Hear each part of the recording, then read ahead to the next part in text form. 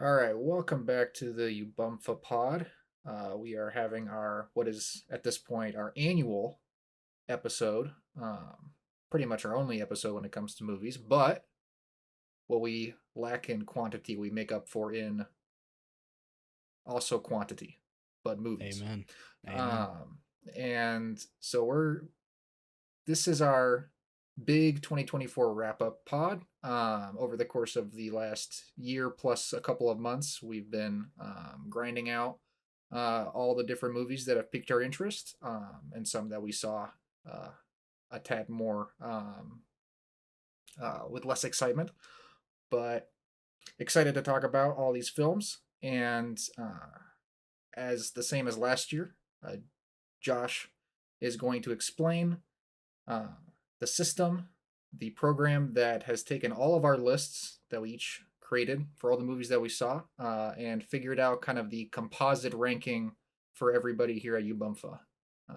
And as I forgot to mention, today joining me as the same as last year, we have myself, Zach, Sam, Josh, and Andrew. And Hey. so, Josh, if you want to explain the system and how it's all going to work. All right. So basically, what we do is we rank every movie we've seen in the year, from one all the way down to however much it was. Biggest this year was Zach with 91 movies. Yes, sir. Damn. So we rank them all, every single movie we see that came out in 2024. And then I do a modified version of Borda voting, where basically I combine the ballots and chop away the movies that were not seen by enough of us. So if I see, so I was the only one who saw Rebel Ridge, for example, because nobody else saw it. It gets removed from my ballot, and that goes for every single movie that only one of us saw. So this year is a little bit different because Sam only saw 20 movies. We just Only. only 20, so we decided to just not count Sam's ballot in the voting because it would skew it a little bit. But you will see Sam's um, rankings overall, but not the Borda point value, which is shown. And I'm going to put up a little diagram so the people can see exactly what the layout's going to look like.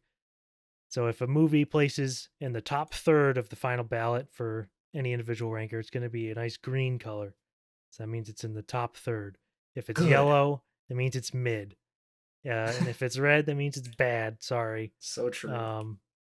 Of course, we like most of the movies we see. So even if it shows as red, Yes. doesn't mean it's bad. Just means it's in the bottom third of the ranking. So you get a good visual of maybe where there's some disagreement.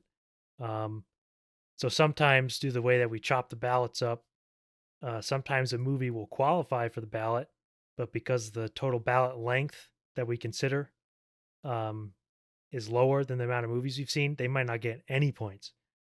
So some movies just get 0 points and do not participate in our rank because they suck.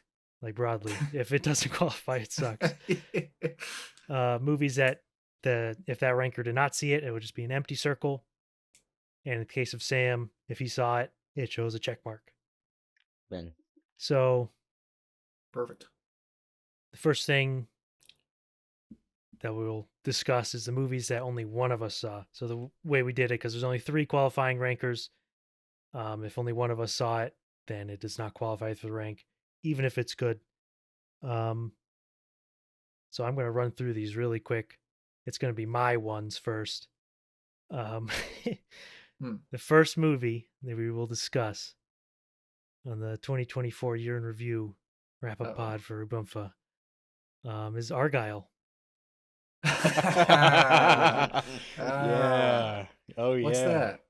I said it was the first one that we'll discuss, but we don't have to discuss it. I will say that it sucks. And beyond that, there's not, because compared to the other ones that I have very lowly ranked that only I saw, I think the problem mainly with Argyle is that it just sucks on every single level, and it doesn't It's the main compare, issue. and it's just boring. It's ugly, and that's all that needs to be said. And all the stuff in the trailer was like a very small amount of the movie, right? Yeah, Yeah, it's just like stupid and dumb and a waste of money perfect. for Apple.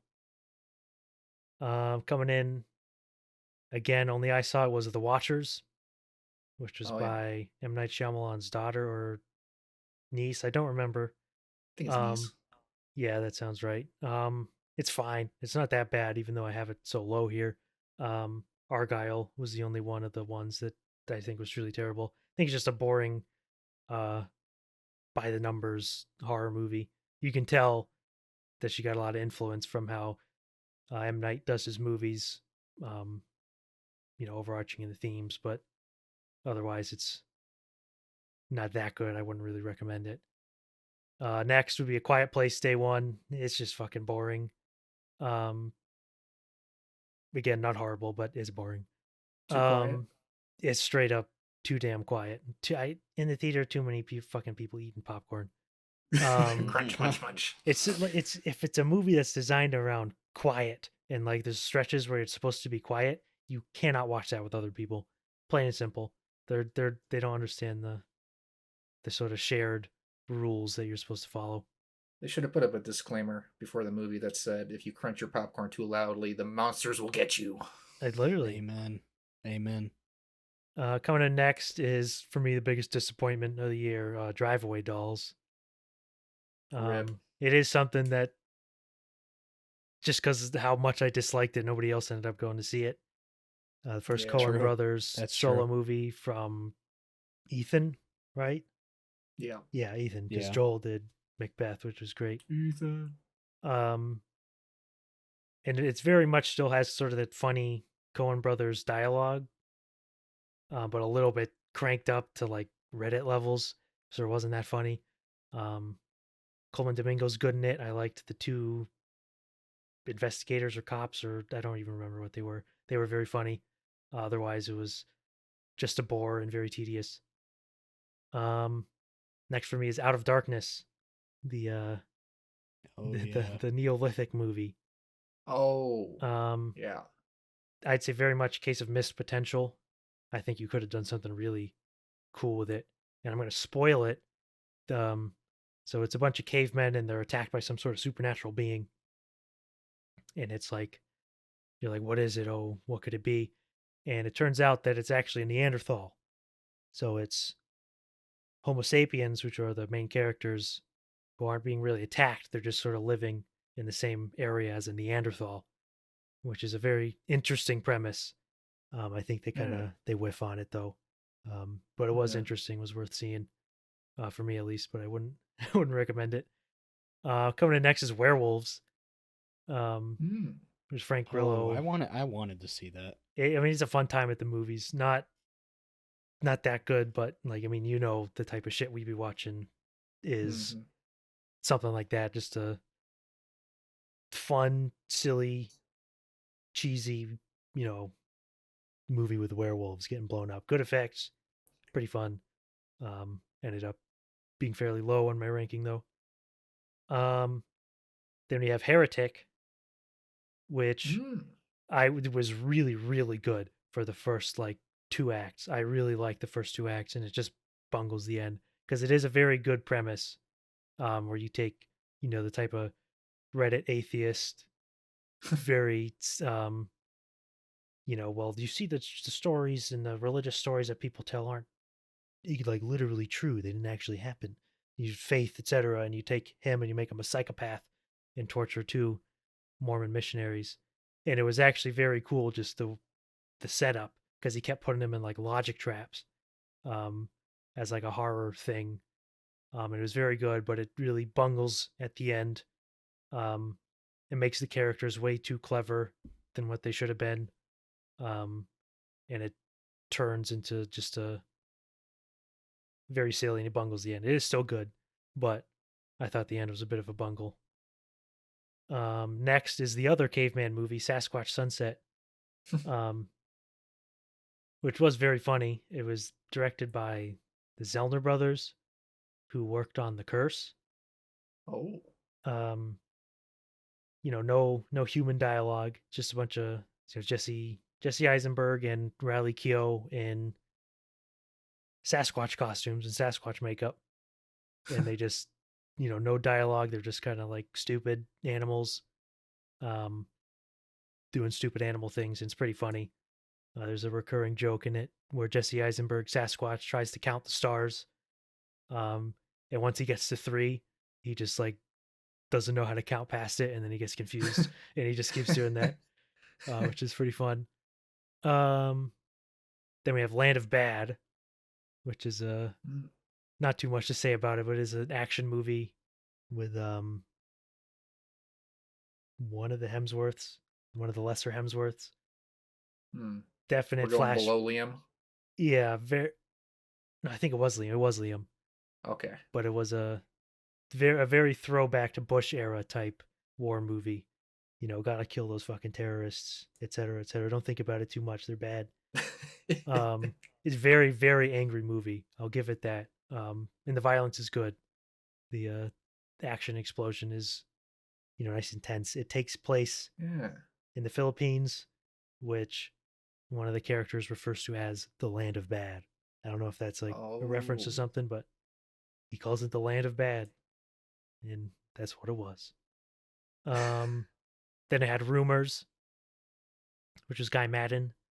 I thought it was very interesting that it was showing at AMC. I had never seen a Guy Madden movie, but it showed up at AMC, so I wanted to go see it. I drove to AMC to go see it, and the theater like room that they were showing it in was busted, and we couldn't see it, so I had to leave. I got a refund. Brutal. What a shame. What a shame. Yeah, it's a very funny sort of satire on a bunch of world leaders getting together to, issue a statement on a crisis. And, some silly stuff happens to them. Somewhat of a horror movie. Very much a silly, kind of goofy horror movie. I did like it. I thought it was pretty funny.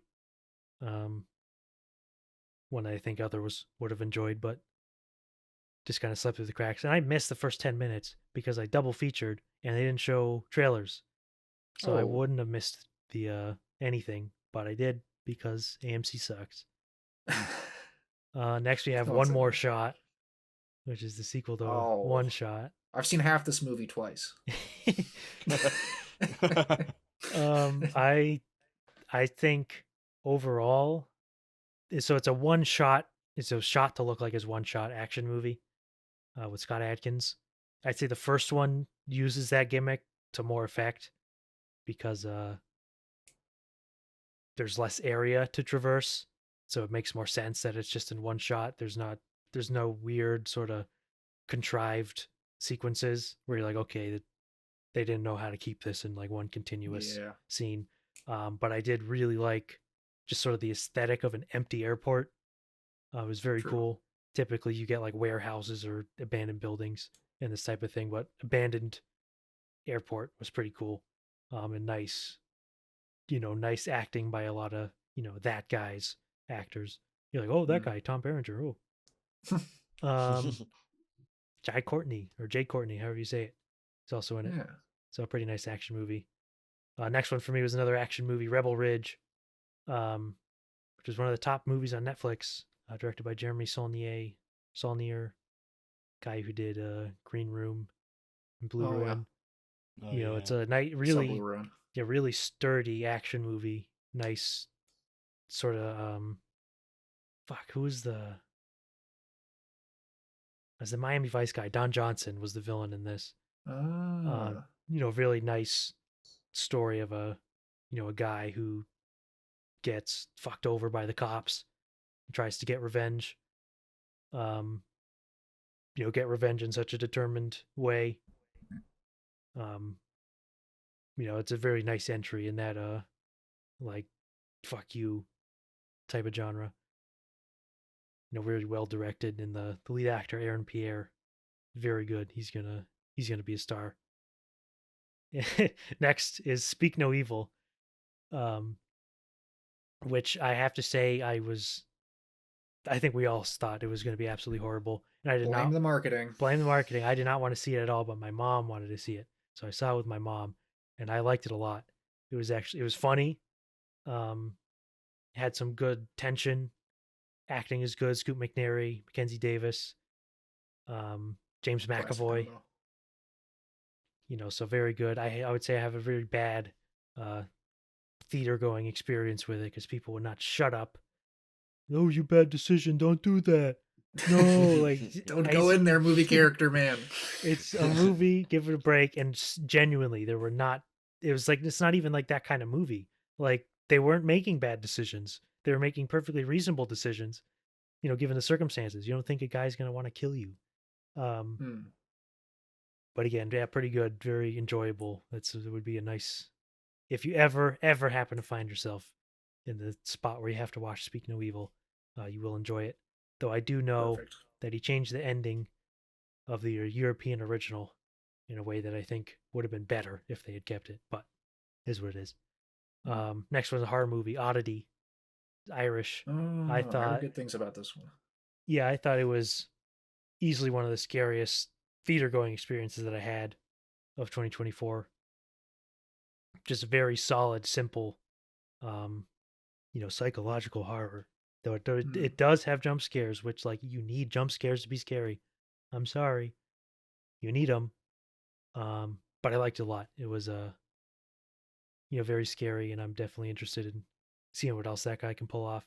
Then I had the second act, which was by Quentin Dupieux, basically a spoof on like algorithmically generated content or like studio shit where they just pump out garbage and put it up, and it's the spoof on that. Has the funniest opening joke of the year. It starts with the Netflix logo, the dum. Not a Netflix movie, but it starts with that, which literally made me lose it. And very funny. If you're familiar with Quentin Dupieux, definitely worth watching. Baby Assassin's Nice Days is the third movie in the Baby Assassins. Great movie. Low budget, great action, funny. Characters are all fun. Everyone involved is clearly having such a fun time. Just a great action movie. Tons of fun. Hard to talk about it because it's the third one, but all the three Baby Assassins movies are relatively different. They're all very, they're very much a continuum, but I'd say each of them they have a lot that's different about them that makes them all, unique. Following that up with another action movie, Life After Fighting, which is like, the final fight in Life After Fighting, which won at the Vulture Stun Awards for Best Fight of the Year. It's incredible. Like you have a real MMA guy, Bren Foster, who stars and directs in this, just absolutely beating the shit out of dudes. Pure, absolute. That's what we like to hear. Hand-to-hand combat massacre. It's amazing. First half of the movie's, first I'd say 2/3 of the movie is pretty boring because it's the plot is pretty simple. It's a Sound of Freedom type deal, but not in like the Sound of Freedom way. Right. It's just like a way to give it a plot to give them a reason to want to beat people up. And it has a side plot that has literally no connection to the rest of the plot that I thought was actually kind of a cool presence, even though it was just kind of stupid.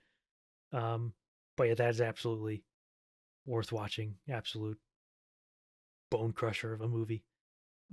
Then I have Smile 2, which I really like. Smile 2. I think it's incredible in terms of pure horror. My favorite horror movie of the year in terms of being scary. It has like great scares, great little moments. It's funny, looks good. Lots of fun little filmmaking tricks. I was surprised because when I watched Smile beforehand and I liked it, it was pretty good. It had some good scares, but not as maybe exciting as you would hope from a movie. But Smile 2 just blew it out of the water. Very scary, very cool. Great effects. Has the best jump scare I've seen in years. Just great visuals and all that. I was really surprised with Smile 2. And then the last movie of mine that only I saw and the highest one that I ever ranked was Better Man. Um, yeah, Yes. I loved Better Man. You know, anytime I'm in a situation where I'm going to watch a musical or I'm thinking of watching a musical, I'm like, give me a break. I do not want to watch a musical. But um, anytime I watch a musical, I'm like, damn, like this is movies. So true. And I'd say the fact that he's, because Americans don't know who Robbie Williams is. Nope. The fact that they made him a monkey, even though from the creative point of view, it was like, because Robbie Williams is like, he's wacky, he's weird. I'm gonna make myself a monkey in this movie. Yeah. It works so well for me watching it. I imagine other Americans is that he's just a monkey, so he's just a total like blank slate. Even though it's Right. based on a true story, it's like I'm not like projecting any sort of preconceived notions of Robbie Williams on them because I had zero. I don't recognize this monkey. Who is this monkey? Yeah, and he does cocaine, and it's sad. Yeah. But it It's sad. is, you know, very cool. And it has a lot of amazing sequences during the music. The I don't remember the Just name saw of that sequence on Twitter of like they like walk out of that door and he like that woman gets slammed in the head by the door, and it's like that's all I've seen in the movie, but it's so funny. She gets destroyed, and they're all just like walking down the street dancing like nothing happened. It's pretty funny. Yeah, and you get a lot of different sequences in the movie, you know, where you know the camera will be moving around a space and then like the lighting will change and then you're in a new space. And they do that a lot in the movie to like really good effect. It's not gimmicky or sloppy at all. So the director, Michael Gracie, who did Greatest Showman, which I didn't like, he clearly Nope. has the juice. So I don't remember what else he's doing next. I remember it was interesting then when I saw it, but he's got it. And I'll say the sequence in Better Man, I don't remember the name of the song. I think it's called She's the One. It's where he meets his love interest. I thought was a great Hmm. scene that almost made me cry in the Hmm. theater. So that was all the ones that only I saw. Um, Dang. so actually, in the calculations for this, I do not have the list of the ones that Sam saw that none of us saw. If you have your list up and want to talk about those, I think. Let me pull it up Which ones actually. did only I see? That's a great question. Actually, for you, it was only the cats of Gokoku's shrine. If you want to talk about that, If I can briefly. mm-hmm. Go for it. It's really sweet. So it's a documentary that looks at a small, like kind of rural coastal Japanese village and the stray cats that just live all over the community. And it starts off by following many of the cats themselves, like the individuals, just sort of watching them stroll around. Some are really young, some have been there for a while.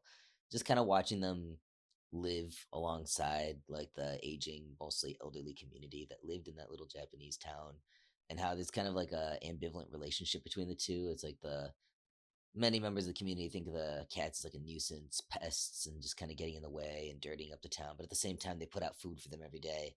They help like capture the cats at certain points of the year to get spayed and neutered, that sort of thing.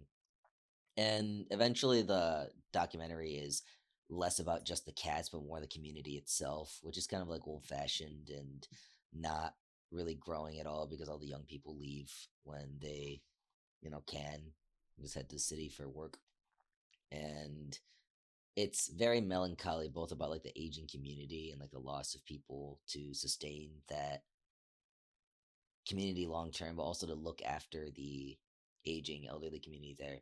And then, of course, the cats themselves who don't really live very long because they're strays. There's just so many things out there that put them in danger. And yeah, it's beautiful in how much it loves both the cats and the people living in that village. And it's also very sad, just kind of looking at their circumstances. Hmm. Nice. That's all I got. Yeah. All right, pretty good. All right, now we got the ones that only Andrew saw. It's an interesting list. We got Borderlands. Oh man, Eh. I knew that one was coming. It's as bad as everybody says. It's like nothing else worth talking about in this movie. It's a giant piece of shit. It's like irredeemably bad. Yeah, that's not surprising. After that, you have Bob Marley, One Love. That movie also I thought was not very good either. I think like the performance, Kingsley Benadir is like pretty good as like Bob Marley, but nothing else happening in the movie is very interesting. You don't learn anything, about him. Not that you always have to, but it just kind of like meanders and nothing really happens for an hour and a half or whatever. And even like the sound design and like the music that's in the movie is like pretty uninteresting and kind of bland. And I was like trying not to fall asleep watching it in the theater. Kind of a shame. We got the trailer for that movie for so long. So long. It's hard, easy to forget now, but we were getting that thing for like a solid 6 months straight, it felt like, getting that damn trailer. Yeah, we were. All right, next is Wolves. Oh, Wolves is all right. It's like, I mean, you have George Clooney and Brad Pitt, and it's like fun watching them act and do their thing together. But like, the reality is like the script and what they're given is just like not that interesting or that funny. They're like doing, I think, the best they can with it, but it's just kind of a pretty boring, kind of uninteresting movie where, they're two like guys working undercover that fix up crime scenes and they run into each other and they gotta work together and they don't like each other, but then they like each other at the end. And they it's kiss? like, whatever. They should have. Damn, but they didn't. And this is also John Watts, the guy who directed the Marvel Spider-Man movies, and you can just like kind of tell, and that's like, I'm saying that in a derogatory way. Like it's like pretty annoying at certain points. Yeah, not better than the other two by a decent bit, but still not very good. All right, and this is the highest ranking for Andrew that only he saw, Problemista. Wow, all these are not very high on my list. I like Problemista way more than all of the other ones as well. It grew on me a little bit. It's like an interesting debut for Julio Torres. It's like some interesting stuff happening in it, and Tilda Swinton's like having fun, but just like most of it didn't really like stick the landing with me, and the humor wasn't very funny to me. And it's kind of one of those movies I was just kind of waiting for it to end. I'm not gonna lie, but I don't know. Some people really like it, and I like kind of get why, but it just like didn't do much for me. All right, so now we're going into Zach's. This is Zach's lowest rated movie that only he saw, the Garfield movie. Oh, trash. Let's hear it. I was kind of pissed that I was the only one who ended up seeing this movie, but I know the reason you guys didn't see it is because I walked out of it and said it was garbage. Yeah. And yeah, I mean, it's the kind of kids movie where I was the only like solo adult there. It's a bunch of kids and families, and the kids were all bored, and none of them were laughing at the jokes, and I wasn't laughing at the jokes. And I think I saw it in 3D, but clearly it wasn't very good 3D, and it's not good, and it's all bad. And yeah, I don't even want to talk about it. It's just bad. It's just a disappointment. Yeah, I wanted to see it because they were giving out free plushies, but you had to go on a Saturday, and I'm not going to see a kids movie on Saturday, so I didn't see it. There was one. I remember sad. there was exactly one like sequence that was maybe like a minute long where they're at this like dairy farm and there's like this cheese making factory that Garfield is like navigating like it's Attack of the Clones, and that shit at least had some like creative animation to it. Everything else in the movie was like completely mind-numbing and bad. That's a shocker. Tough. So the next movie for you is Touch. This movie's also garbage. This was though an interesting garbage because like, remember getting the trailer for this movie that you would just get at like different dramas that you would go to see at AMC, and it like the marketing very much plays it as like your foreign independent drama that's gonna tug at your heartstrings about an old guy who's trying to reconnect with his past before it's too late. It's also interesting because it's like one of the first like explicitly COVID movies where it like takes place and he's trying to like navigate international travel like as COVID is ramping up. Now you might think that would be like an interesting thing that plays into the movie in a meaningful way. You would be wrong, because nothing interesting happens in this movie. There's no like, there's a couple scenes where this old guy is like Yeah, and he's kind of trying to reconnect with his past before he like potentially bites it. And he like goes to like a sneaker shop and gets these like new kicks, and that shit's cool. And he gets like a tattoo. Those are like the best scenes in the movie. But it's like just one of those movies that masquerades as like good independent foreign drama, and it's just completely hollow and unremarkable in every way. And it seems like a lot of people were duped into thinking that it was substantial in some way. Which I guess maybe if you like connect with the story on some fundamental level, like maybe it'd be easier. But I did not, so I thought it was bad. Here's another movie you might have thought was bad. Wicked. Wicked. I'm not going to talk too much about Wicked, for maybe obvious reasons. Well, obviously, a lot of people really, really like it, and I'm happy for them. I could not get behind it from a filmmaking standpoint. I don't like. I think Ariana Grande is very good. I think Cynthia Erivo is very good. There's some funny jokes. Occasionally, there's like some decent choreography, but it's just everything else aside, it's like it is half a movie. Like it just is. There's no arguing with that. And so it's just kind of wild. The emotional release that people are experiencing from half a movie is fascinating to me, because I definitely walked away from it feeling pretty like, yep, that was half a movie, all right. Yeah, it just not for me. Also, too many songs. It's 2 hours and 45 minutes, and there's so many songs, and most of them aren't even particularly good in my opinion. And so it's just like tiring over after a while. Even if I like the songs, I'm pretty sure I'd find it tiring. All right. The Dead Don't Hurt. Oh yes, this is Viggo Mortensen directed it. He stars in it. I think he did the music for it as well. So just kind of his baby. And I think he does decently with all of those things. I mean, obviously he's a great actor. It's also Vicky Krieps. She's great in it. Yeah, it's a neat little western. It's like not incredible or anything, but a little boring at times. But it looks pretty good. I did really like the music. Yeah, good performances. All right. All We Imagine Is Light. Oh damn. Yeah, this was really good. I saw this recently. Yeah, just a cool story. Looking at kind of when you have these like different cultures that have a bit more kind of tradition and structure to them, as far as kind of what women are allowed to do, what men are allowed to do, how religious tensions, all these different things, and you kind of see how older, especially at this point in history, like how people who are just a few generations older than others who are in the same place kind of are dealing with like relational issues, marriages, work, all these different things differently, and was also shot really well. Great music, great performances, really good. All right. National Anthem. I really like this. I thought this was really good. This was high up on my list for a while. Yeah, I think I want to say it's a directorial debut. And yeah, just I felt like a movie that is very much just about kind of coming of age, coming into your own, exploring queer identity, actually finding kind of a safe space to explore that in a way that's just kind of surreal, and you just kind of get washed away into it. Just very joyful, I felt, for the most part, but also has some sadness to it as well. Well shot, well acted.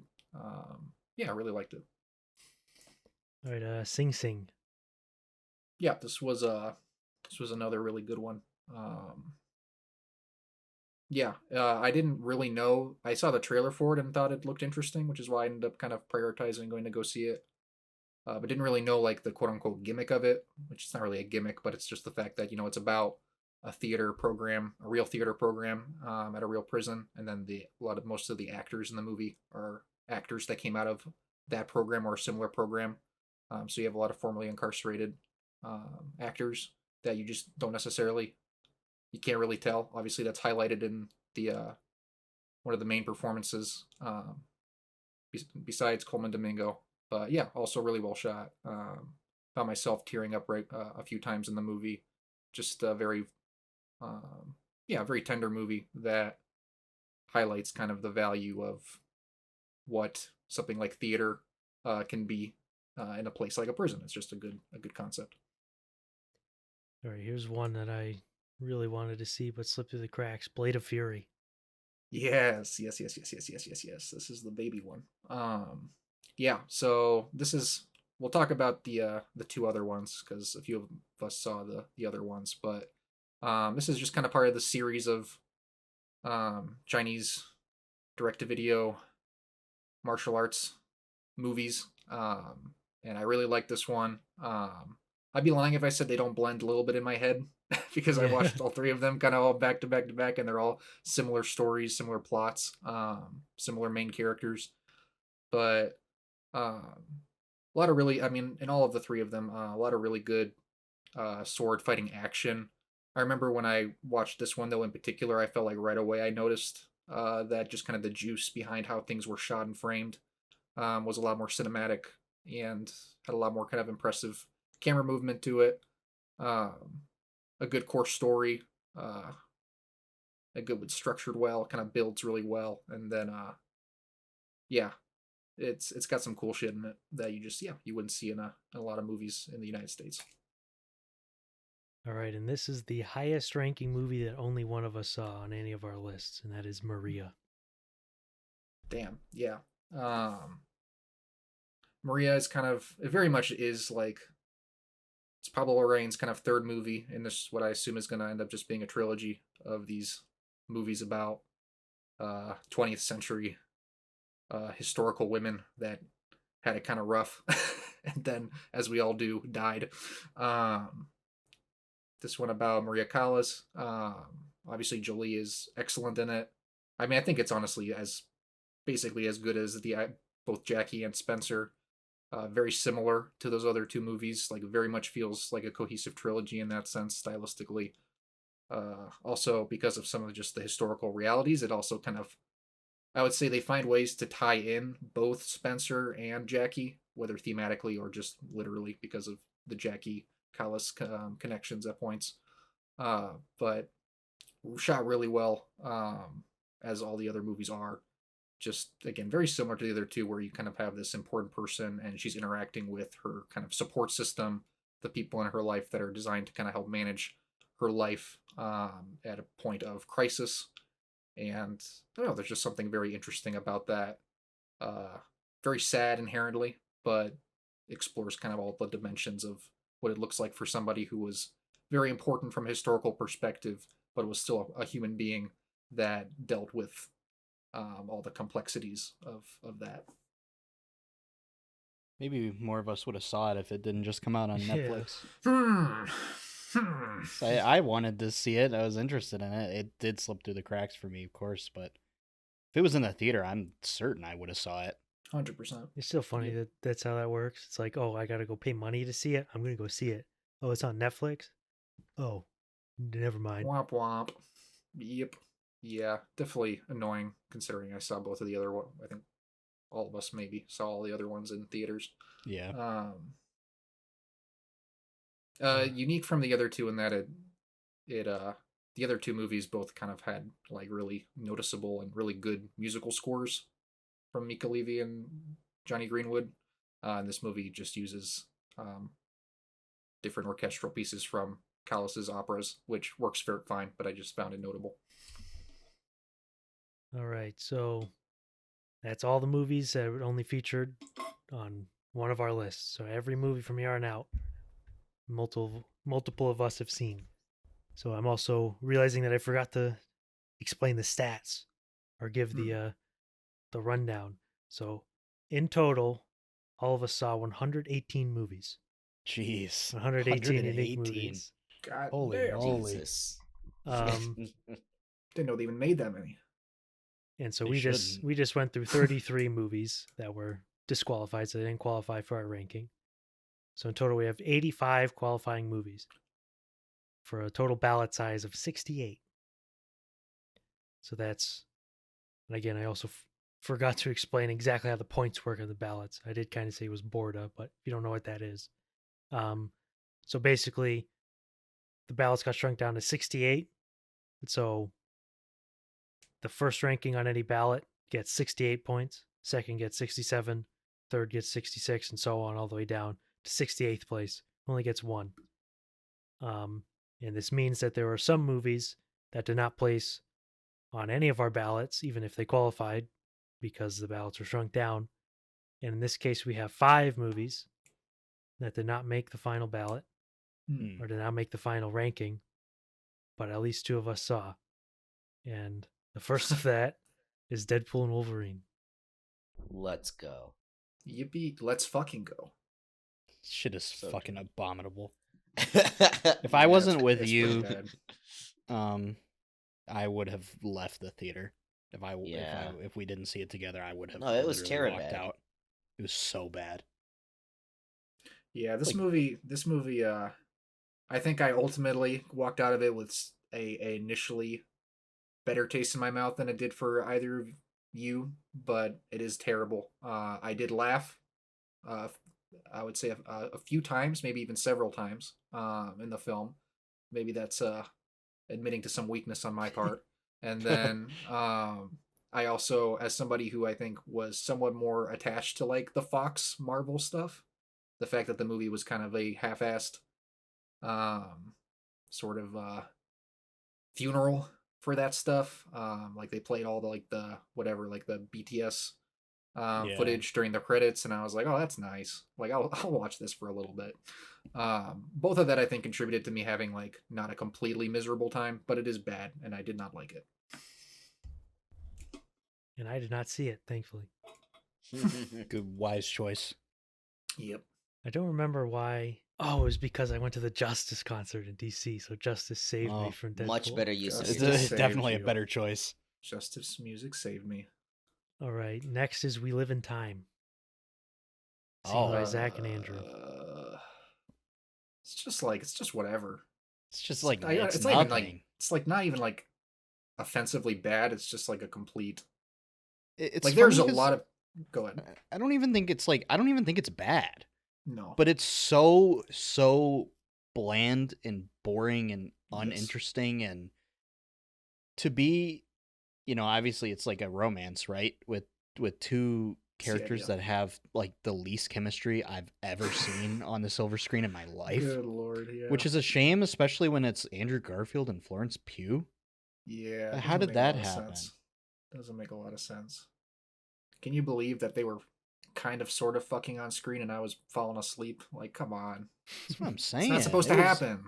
It was so lame. It was so Yeah. lame. There's obviously I think a lot of people at this point that are like who basically want this movie, that just want this paint by numbers like modern romance drama comedy thing that just like is unremarkable, just hits all the beats, and they'll sit there and they'll cry as they did in our theater.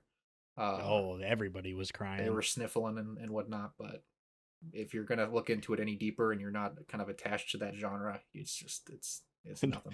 Meanwhile, we're sitting there, and she's at like the culinary competition, and Yes. Levels by Avicii starts playing, and we start Dun. laughing. We're like the Yeah. only people in the theater Couldn't that help have a it. reaction to this. Couldn't I'm like help sitting it. there trying not to lose my mind because it's so God. funny. Yeah. But that's the most remarkable part of the entire movie is the Levels needle drop. Yep. Tough one. And next, also with 0 points, is The Last Showgirl, seen by Zach and Andrew. Yeah. This is also just kind of like I'll stand by. I did really think Pamela Anderson was very good in the movie. Yeah.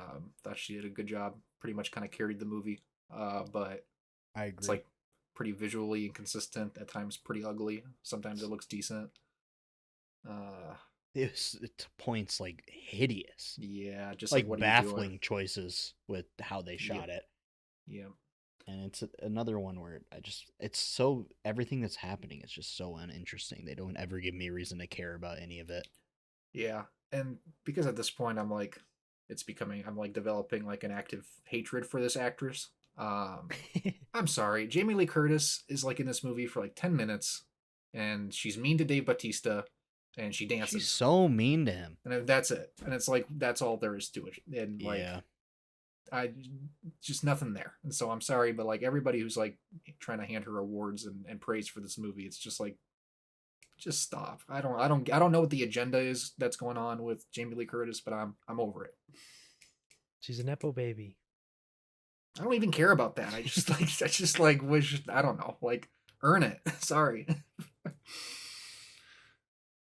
All right, so we got a movie coming up that I really wish I saw, so I could have given a contrarian high ranking. Here, seen by Yeah, I was Zack and Andrew. surprised you didn't see this, because you Yeah. definitely would have given a contrarian high ranking. I have almost no doubt. Oh God, I like this. Didn't like this movie at all for the Yeah, most part. it's just I like just it's just like, I mean, the camera doesn't move until the end, until the end. and it's just like every single little vignette that they show us is like, you know, different period in time of another uninteresting couple doing uninteresting things in this uninteresting space. And just feel like it like handles some of the like subject matter and material like really, really, really poorly. Yep. Like some of it I think is like, I mean, like straight up like offensive, like how they portray like the story in terms of like Native Americans that live on this land and like a black family that moves into the house. Yeah. It's like at the end. it's really like really poorly done and like in bad taste. Yeah. And yeah.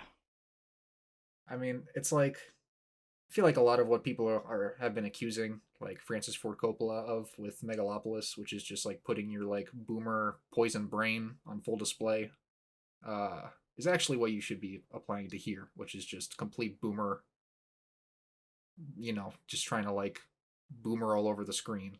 And Yep. it's too much. And it's as we have established by 2025, boomer brain is not welcome anymore.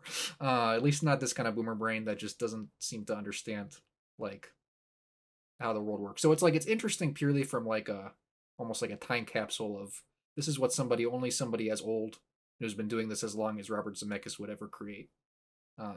But yeah, I don't think it's done very well. No. Right, and the last of the movies that did not score any points. I genuinely thought this was going to be the number one movie of the year, but I guess not. It's Red One. Oh, this movie's a banger. Yeah, That's it's the fun. thing. It's also like it's terrible, but absolutely horrible Christmas movie. It's like a horrific Christmas movie, but I'm not gonna sit here and say I didn't have fun the whole time I was watching it. That's the thing. Is it's like if it's a movie where you only go to see it in theaters with your buddies, and giggle throughout at what they cooked up for this militarized Santa movie. It's like just complete military industrial complex Santa. Yeah, he's great. getting escorted by like by like The Rock and like blackbirds, and it's like talking to like the CIA and like all these like you know that kind of stuff, and it's like so ridiculous. Yeah. J.K. Simmons as Santa is like the worst depiction of Santa maybe ever in a movie. It's like the least likable Santa probably ever, at least that I've seen. Yeah. He's literally just like a military general. He's like fit and like buff. he's pumping iron. And he's like almost like kind of just like an asshole. Yep. And not, you know, in a funny or interesting way. Just like a rugged dude. And yeah, it's not very good, but it was fun, I guess. That's the best thing you can say about a movie. It was fun, I guess. It's true. It's true. Man, pass the test. All right, so we are now heading into movies that actually scored points. Yippee! Finally. The appetizer is over. So I want to say before we get into this,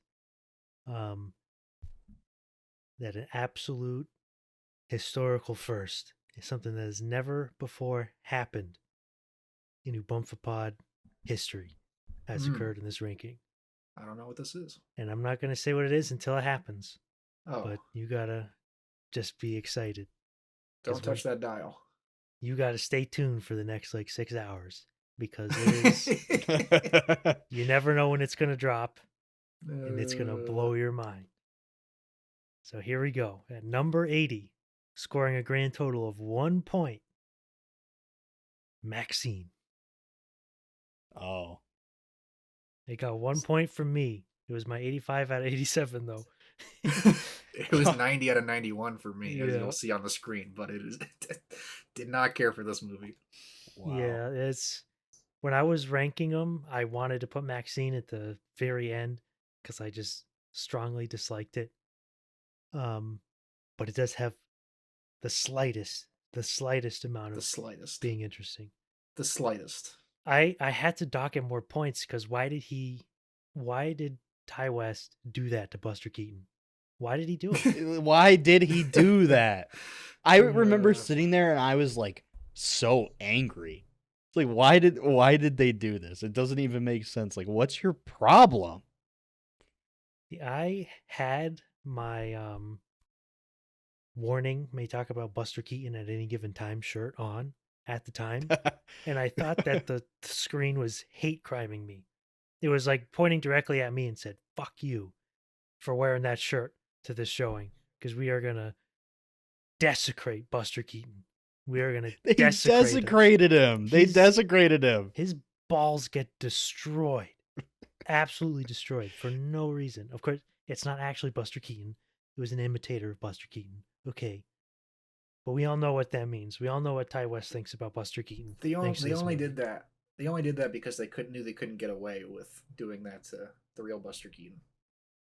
Literally. Yeah, you're right. Yeah, that movie's it's just I don't know. It's like it's not good. It doesn't do anything very well. Not scary in the slightest. It doesn't even attempt to be scary. No, which is like crazy because X has like got some decent little scares and whatnot in it. I mean, X is like a pretty solid movie. Yep. But it just like got more diluted the further, these went on. But this one to me is also like significantly worse than both X and Pearl. Like it is worse. Pretty bad. It's trying to imitate like so many different things. I mean, a lot of like nostalgia bait, but it doesn't do any of it in an interesting or thoughtful way whatsoever. There's almost like no intentionality behind any of the decisions in this movie. It feels like. Nope. I just want to talk about very briefly like just how not scary this movie is. Yeah, literally. At moments when it's trying to like very much message you that it should be scary. It's just like you have the scene where she's getting the mold made of her face, and like in theory, if something actually was happening, it could be a scary like setup for a scene, but then nothing happens, and there's never any indication that anything is going to happen. So you're just like, okay, when's the scene gonna end? when is everything gonna be fine? And then like she's also like running away from this guy on this movie set, and it's like it's broad daylight. She's on a movie set. Like there's people everywhere. Like and then somebody bails her out because of course. Like it's just like not scary. Like it's waste of Kevin Bacon, waste of everything. Like it's no good. And I will say that we just kind of slandered Maxine because it's not number 80. It's actually tied for number 79. Also with 1 point, we have Despicable Me 4. That movie is so much better than Maxine. It's night and day. It's so much better than Maxine. This is the circumstances of the ballot because Zach and Andrew have a bunch of movies that they saw together that I did not see because I don't live there. So it ends up slipping through the cracks. The classic Despicable Me 4. Not enough minions. I think these movies should have more minions in them. I agree. For sure. It's definitely the worst part of it, but there's so much minion on the poster and then they're hardly in the movie. Yep, exactly. Or are they? It's the core issue. But otherwise it's perfectly fine. Yep. Like not besides that, I feel like there's like just nothing to really complain about. It's like a good kids movie. Yes. I don't know. I like Gru. I like his family. I'm not gonna lie. I like all of them. I enjoyed my time with everybody, and it made me laugh. And these movies always look good. And they do. That's all I could really ask for. Yes, sir. All right, so we've got a milestone here. This is the first movie with all four of us have seen it.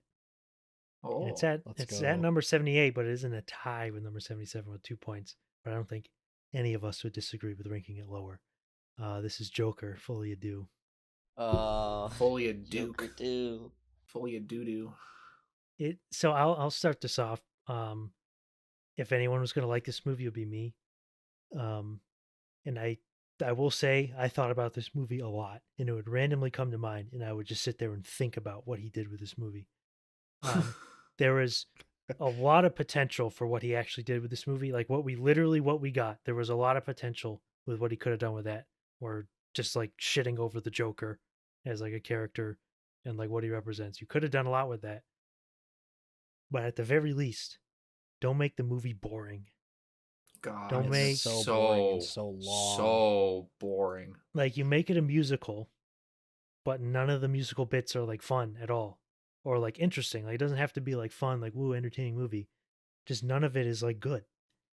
I wish the movie was built more around the musicals, and yeah, like you Exactly. say, they had just tried harder Yep. with them because they're not great. But I also thought they were generally the most interesting thing in the movie because everything else around it is just droll. And none of Oh, it's it's a core original. Yeah. Like none of the songs are original. Like I don't think any of them were new. So Nope. it's stupid and like, Lazy. I think Lady Gaga sucked in it too. I mean, she didn't really get anything She that wasn't she could have even- done any like do. She wasn't even as visible as I expected her to be. Yeah. Yeah. Nope. She's just kind of sitting in the background and frowning for a lot of it, which I get that's the Yeah. point, but also, come on. It was a shame because I feel like she could have played the character like pretty well.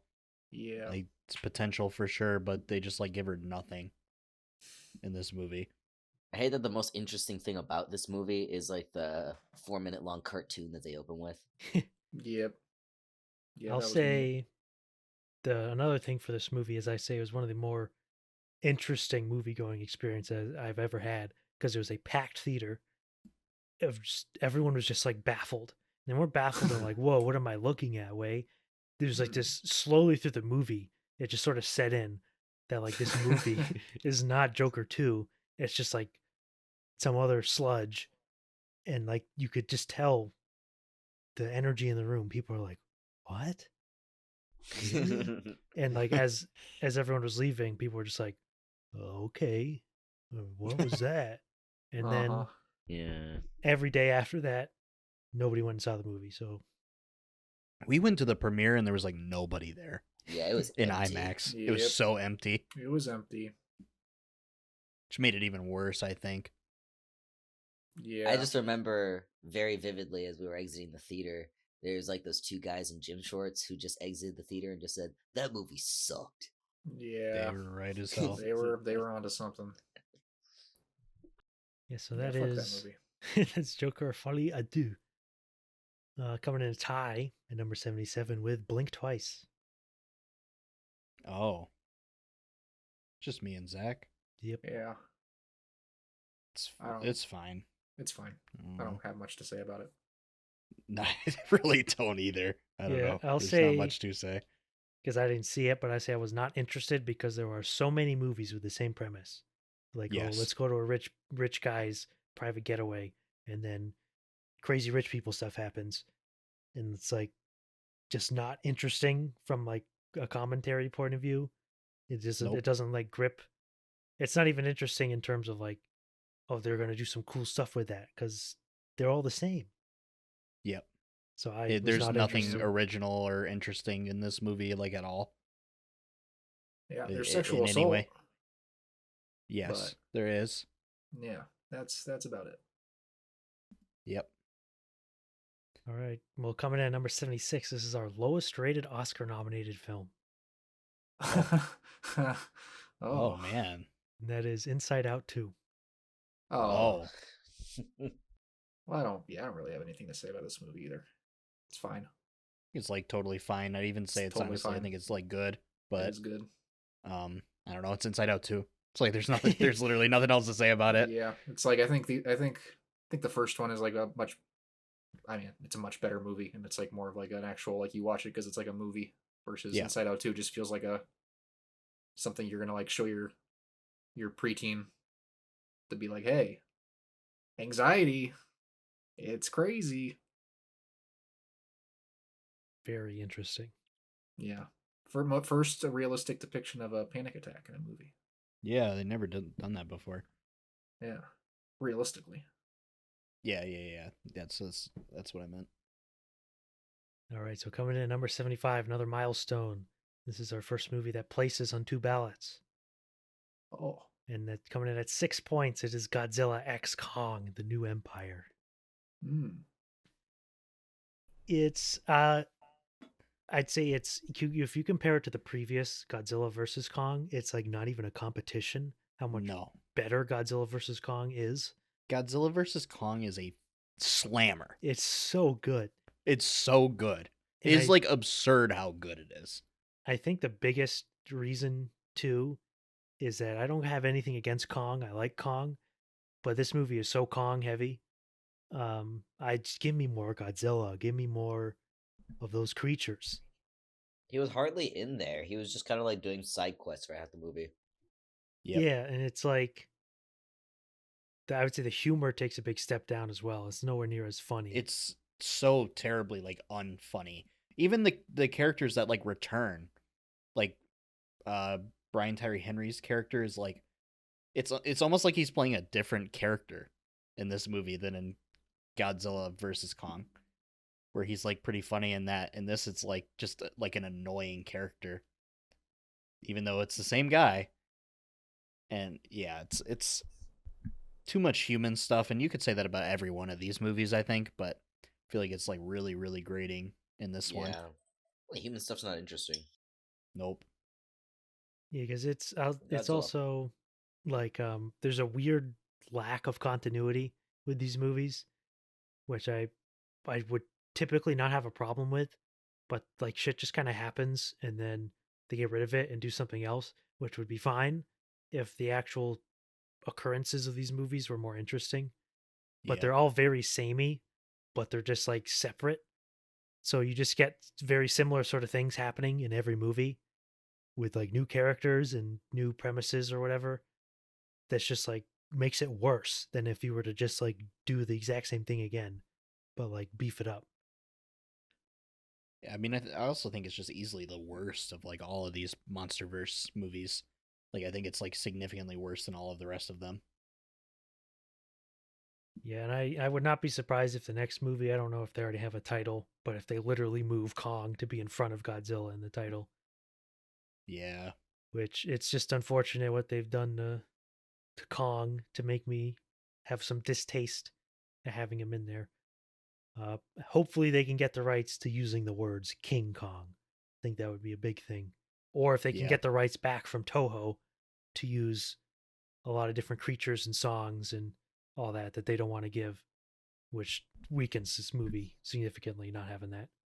Yeah. Getting Toho to agree to that. Yeah, literally. Yeah. Well, and it's why even like Godzilla King of the Monsters, which like isn't a great movie and has a lot of the similar issues with like just trash human characters and boring dialogue, but you have like all of these giant set pieces with like Godzilla and like Mothra and Ghidorah, and it's like so sweet. It's like so cool.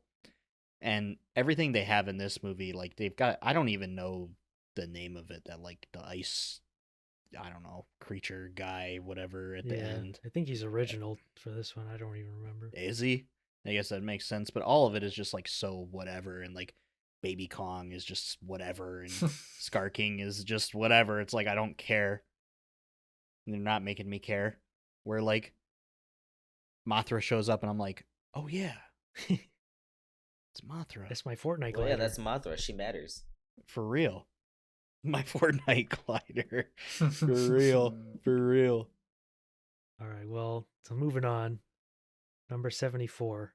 7 points. This is Love Lies Bleeding. It's kind of another movie. It's interestingly is only gets points from me. I wasn't expecting that, but this is a movie that it did not mesh with me when I first saw it. Grew on me slightly. I still don't like it that much, but it grew on me slightly over time because it does, it is out there. I just think it kind of like many movies that try to be like weird in like this sort of way. They just wait until the end to make it weird. Yep. Like the whole movie is just, it's quirky for most of the runtime, and then at the end it's like, okay, now we're gonna make her really tall. Like you should be doing that regularly throughout the movie and keeping that up rather than like doing it as some sort of like reveal to like a 100%. holy shit moment. This movie just got crazy. Like the movie should be crazy from like the get-go if you're going to do that. Or if you're not going to do that, yeah, you need to find other ways to make the story like a bit more interesting and engaging. And they don't. Nope. And but it's fine. Yeah, it's I mean, it's definitely enjoyable. You know, funny, good performances. Yep. Yeah, performances are definitely good in it, like across the board. It's just a case of a movie that takes a stab and then it, you know, misses. So yeah, happens. It is what it is. I'll probably see the next movie that the Rose Glass does. Like, hopefully, you know, it'll be better. Yeah, she did Saint Maud, which I saw, which again I think suffers from the same problem. It waits until the very end before it starts going crazy. So hopefully she makes the next one crazy from Act 1, which would be very exciting. Coming in at 73. So I mentioned that there would be a historic first.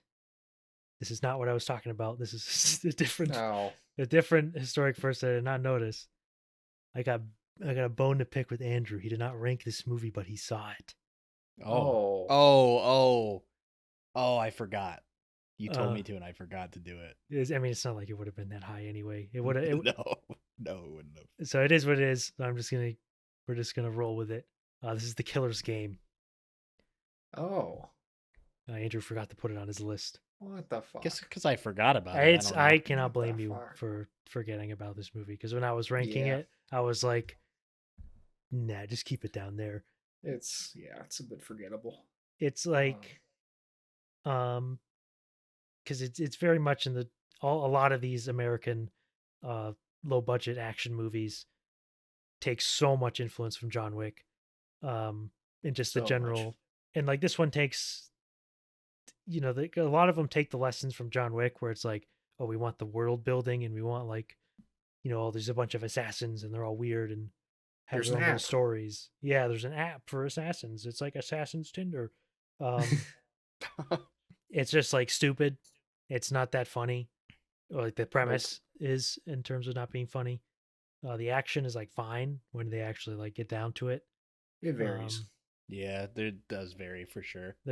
I will say that this movie I would probably just outright dislike if it wasn't for the extended like wedding sequence or the church sequence, which again, I can't even really tell you the specifics of what happens in that scene, but I do remember when it goes to the church and it veers into much more of a like goofy comedy, where they don't take any of like the lore that they've set up seriously at all, and it just pivots into being like a just screwball anything goes type humor. Yeah, it was pretty funny. The priest and everything. And exactly. But other than that, it's just like, I did not buy Dave Bautista and Sofia Boutella. That was right? No. Those two? Yeah. I did not buy that at all. That's correct. No. Nope. Yeah, it's not great. It's a waste of Scott Adkins. Yeah. Oh yeah, I remember those two characters, the Scottish characters. Yes, they fucked up. This is my problem with this is, so they're in thick Scottish accents, right? So they not thick enough. They give them the subtitles, you know, so you can hear it, and like that's the joke. Oh, it's thick accent, thick Scottish brogue with the subtitles, but you can very clearly tell what they're saying. It's not a thick Scottish accent at all. So what it could have been was you had them going full on Scottish, just full on Scottish, where you can't even tell what the hell they're saying, like Lemmy on steroids. And then in the subtitles, you know, you make it like, I don't know, some like really like posh, some very normal standard, like posh British or just normal. Like you could have done something like that, but it's like a halfway point type of joke, where they just whiff on it, and it made me mad. It's very disappointing. I had the same reaction. I was like, what a waste of a joke. Like you can't half-ass something like that. You got to commit to it. In fact, you should like intentionally make them like unrealistically difficult to understand, if anything. Like you can't not get past that threshold and try and do that joke. Yeah, so mid. Not even mid, really. Number 72 with 15 points. It's The Room Next Door. I thought this was good. Yeah, I did like it. Well, I actually have it pretty low, but I did like it. in just like this very weird way, you can very much tell that this is dialogue written by a non-native English speaker. Yeah. Yep. It's just very stilted and not natural. It's kind of funny. Not the only, but I've seen three Almodovar movies. Oh, one was a short. It was the Pedro Pascal and Ethan Hawke thing. Oh, Strange Way of Life. But two of them were in English, and only one of them was in Spanish, Guess which that's is a little same for me, funny. Yeah, I'd say for The Room Next Door is like kind of, it could have been pretty interesting, like what they were doing with that. But you can't get really any empathy with the characters in terms of like actually thinking of them as like people and not just vessel to say words. Yep. Like that's like all this movie is. It's like impressive that you get like a bad performance from Tilda Swinton and Julianne Moore, and it's not their fault. It's just they have nothing to work with, nothing to do, no sort of real character to play. They just kind of read these stilted lines so the conversations never land. So it does have like sort of an interesting effect where it's just like bizarre watching it. Like I find it felt weird watching the whole movie, but it ultimately didn't really cohere. Yeah. Bought this pill in the dark web. Yes. Well, this is we should probably note this is our first appearance of Mr. Mr. Rhino. Actor of the Year, Alessandro Nivola. There it is. Yes. That's important to know. Probably the best part of the movie. Easily. Easily that one scene is like easily the best part of the entire movie. Yeah. Easily the best performance. So I wanted to note that, and then I will say, like, I personally felt that Tilda overcame the stilted dialogue to still give a pretty great performance. Julianne Moore did not. Yeah, and I think it takes two to tango. Especially when all the scenes are them talking to each other. I think it helps too that like Tilda has worked with Almodovar before. Yep. And like I do think like the human voice, the like short that they did, is like actually really good and pretty interesting. Yeah. And doesn't suffer, I feel like, from the same like issue with the way it's written. As this one. Monologue. This movie is also, I'm just gonna say it though. I just think it's boring. It's boring. It's a boring, like long-winded movie. Where sometimes what they're talking about is interesting, but a lot of the time for me it just wasn't. I was just kind of ready for it to end. And I think back to like other Almodovar movies I've seen, and like visually isn't very interesting. He like still is making everybody, you know, wear cool like outfits and things are colorful, but like shooting on digital, and it just all gets like lost, and all of his old stuff is like so full of life and like colorful and like high energy, and it's just like all lost. And I don't know, I didn't see like Pain and Glory, and I didn't see Parallel Mothers, which I know are two, you know, of his newer ones, and I know people like them, but yeah, this movie just didn't do a lot for me. Wait, I remember I brought this up when it like when it came out and we were talking about it. But I remember because I was thinking they were probably location scouting and they just really liked the house. Which is a good house. It's a nice little house. But I think he was like so drawn to this house that it just sort of neglects the fact that the way the house is built is that there isn't a room next door. They're separate. The rooms are separate. So like they literally even say it in the movie, it wasn't the room next door, it's the room down there. Which I feel is just like funny. Like obviously I have no clue what they were actually thinking, if they were planning on actually having the room next door or whatever. But like it just seems like silly and funny that she doesn't actually like, you know, die in the room next door because like she was supposed to. She dies in the room on the other floor. Which is just like a kind of funny, weird thing, but it is what it is. Here's a milestone coming in at number 71. This is our first movie that has points from 3 of us. And that is The Ministry of Ungentlemanly Warfare. Oh, yeah. It's a good, fun movie. Yeah, it is. It's like pretty low in my list, but I liked it. Like, just fine. Yep. It's like pretty funny, good action. It's just like, I don't know, it's a Guy Ritchie movie. It's like, I feel like it's the best way to describe it. It's Guy Ritchie's Inglourious Bastards is literally just like a perfect description of what the movie is. And it's weird too because I mean, allegedly there was conflict in this movie, like allegedly, but our heroes never fail. There's like no setbacks. Like there's hardly any Yeah. setback. Any setback is just like whatever. They'll just deal with it, and they just succeed, Yeah. and just like save the day, which is like kind of funny.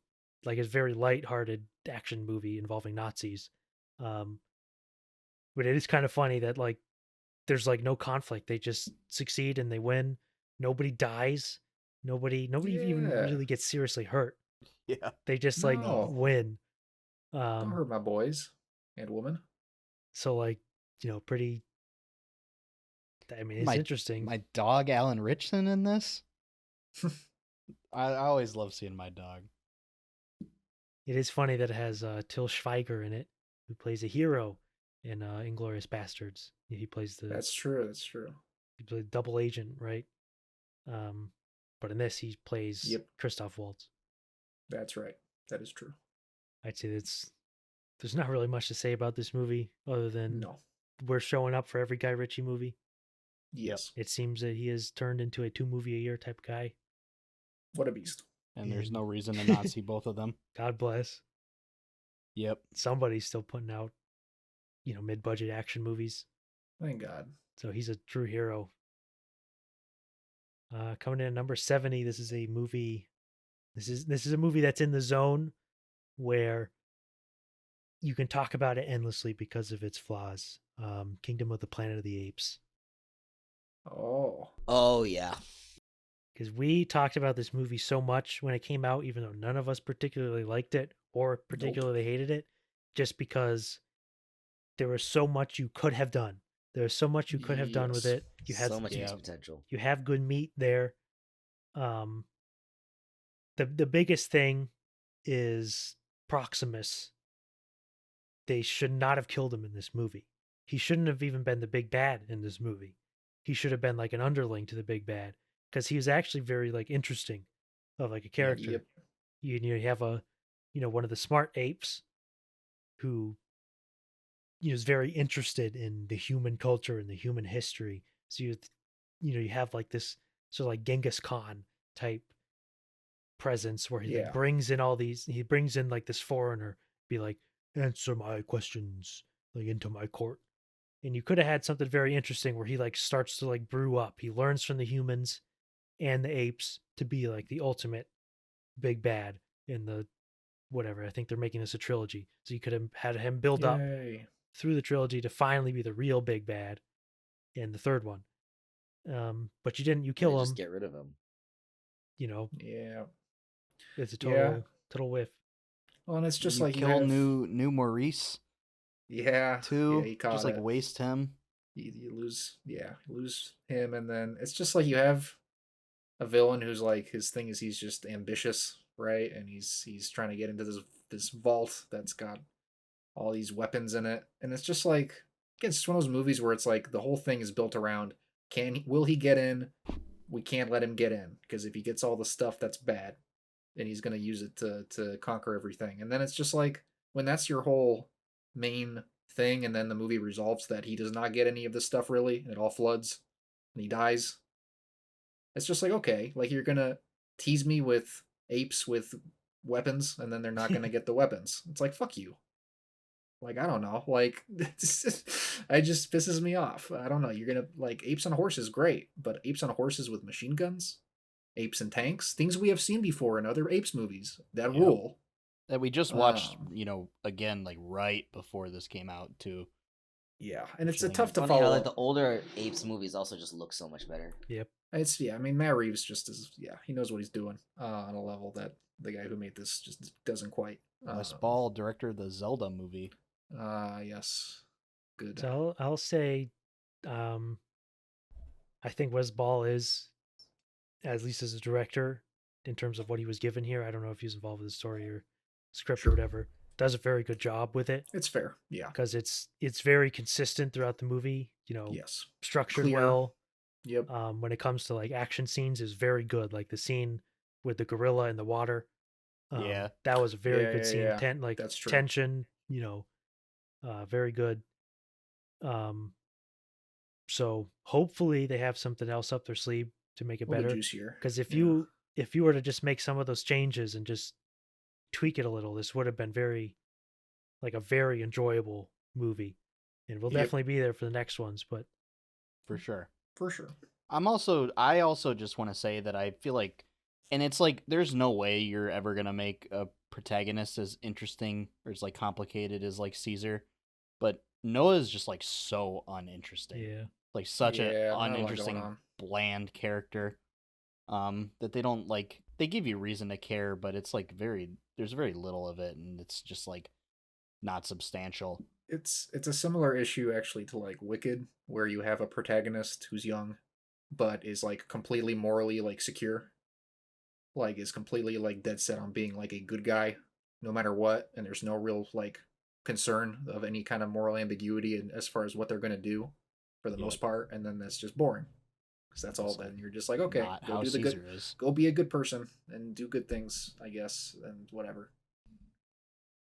yeah. And another thing, um, like obviously you're veering more into the fantasy, more focus on more appeal to younger people with this movie.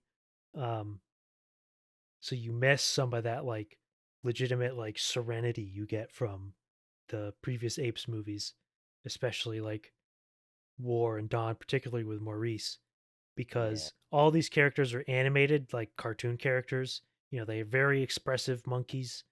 Um, they talk very, cartoony, which is appealing more to kids. But compare, the chimpanzee, or not the chimpanzee, the orangutan we got in this movie to Maurice, and it's like night and day how like incredible Maurice is. Yep. Speaking with sign language, the very gentle and like blank face, whereas the new one is like he's constantly smirking and smiling, he's cracking little jokes. He doesn't move like, the gentle orangutan. So I think it's a whiff that they don't have any of that sort of serious grounding to this movie. You think No. about scenes like the one where Maurice is reading that comic with that kid in the woods in Dawn, and that's like one of those scenes where, like you say, he's just able to carry a scene emotionally without having to emote very much at all. You realize you just can't have something like that in like Kingdom of the Planet of the Apes, because Yeah. that's just not what they're going for. Yeah. And I hope they return to that at some point in this new trilogy, Yeah. but I don't know if they will. Yeah, it's tough because you don't even really have the potential because the characters are so bland. They're like, other than the ones they killed. Yep. Womp womp. So it is what it is. Number 69 Nice. with 19 points. Never gonna forget you, buddy. This is Venom: The Last Yeah. Dance. Yeah. Yeah. And the memories bring back you. This movie's sweet. It's a good movie. It's like, thank God I did not see the first two, because Exactly. that final scene where he says farewell to Venom with a little highlight It's reel so good. would not have hit anywhere near as good as it did with me having So never good. seen the other Venom movies. Absolutely inspired decision. I think the whole movie is inspired. I don't know. It again, having not seen the other two at all, like it just feels like they knew what they wanted to do with this movie and they did it. And I'm it's happy. so like lean and like no Yes, no bullshit, fluff, and it's no and it's bullshit. just so funny and endearing, and Tom Hardy is so good in it. And it's like Tom Hardy or Eddie, Eddie and Venom, it's just like those are the boys. Those are the boys. It It's is like like gang for life. it is like, I know, like people who are gonna like, really talk about these movies, these comic book movies, and like compare them to each other and all that shit. It's like, it is very funny that there's basically like a villain that's introduced at the start of this movie, is not present for the entirety of the movie, and then is like teased in like the mid-credit scene of the movie, and so you don't really have like a actual like villain. Yeah, like, there's no villain. with a presence. There's no villain. It's just monsters chasing Venom and Eddie through the movie. I will say, like, I did think the whole like Shredder thing they had going with the monsters was cool. Yeah. Like they eat them and they shred them out like the back was kind of sweet, like a cool design choice. you get, the different characters all get their venoms, and so it's kind of one of those like, oh, all the different characters have different colors and venoms and styles and all that, and that's kind of neat too. It was cool for just sure. like loose, just doing whatever popped into their brains. Like you get the sequence with like the whole stuff with them and the family and the van, and like It's in a great. different movie that would be so grating and annoying, and in this movie it's like handled very well. Yeah. There's just like a feel to these Sony Spider-Man universe movies that like everybody hates and calls absolutely terrible, but it's like perfectly cooked to just like eat. It's like Domino's pizza. Like I'm gonna eat it. You hand it over. I'm gonna eat it. And it's another slice. Yeah. I'm never like I genuinely cannot remember ever having eaten a Domino's pizza and being like, "Damn, I wish I didn't eat that." Even if I'm never eating Domino's pizza and being like, "Damn, get me some more." It's like compared to like the Marvel, like the regular Marvel stuff, that's just like there's just something like sludgy about it. It is that sludge. like because it has the whole baggage of being bogged down. Have to support all this garbage. It literally feels like it's just like trash. Like it doesn't even taste good. But like with this, it's like you get the grease and the sauce. And there's some herbs and spices in there. Yep, some stuff that maybe wouldn't pass a health inspection, but it doesn't matter. It's made with love. It's not slop. It's chow. It's chow. You're right. It's chow. The villain also. I'm just gonna like say it that motherfucker not just like Sephiroth. It was literally Sephiroth. It seems crazy. Like 3 out of 3 of us thought it was Sephiroth, independently. So, what can you do? Baffling. It was such a strange choice. Maybe in Venom 4 we'll see if he has a long ass sword. Please give us Venom 4, Sony. Please. But Venom's dead, so I don't know how it's gonna happen. I'm sad as fuck that we're never getting any more of these. Yeah, it's just depressing. Like bring it back, Morbius, please. All right. This is interesting. Number 68 with 21 points. Only places on my ballot I had it high-ish relative to everyone else. The Fall Guy. I had it at 57 out of 87.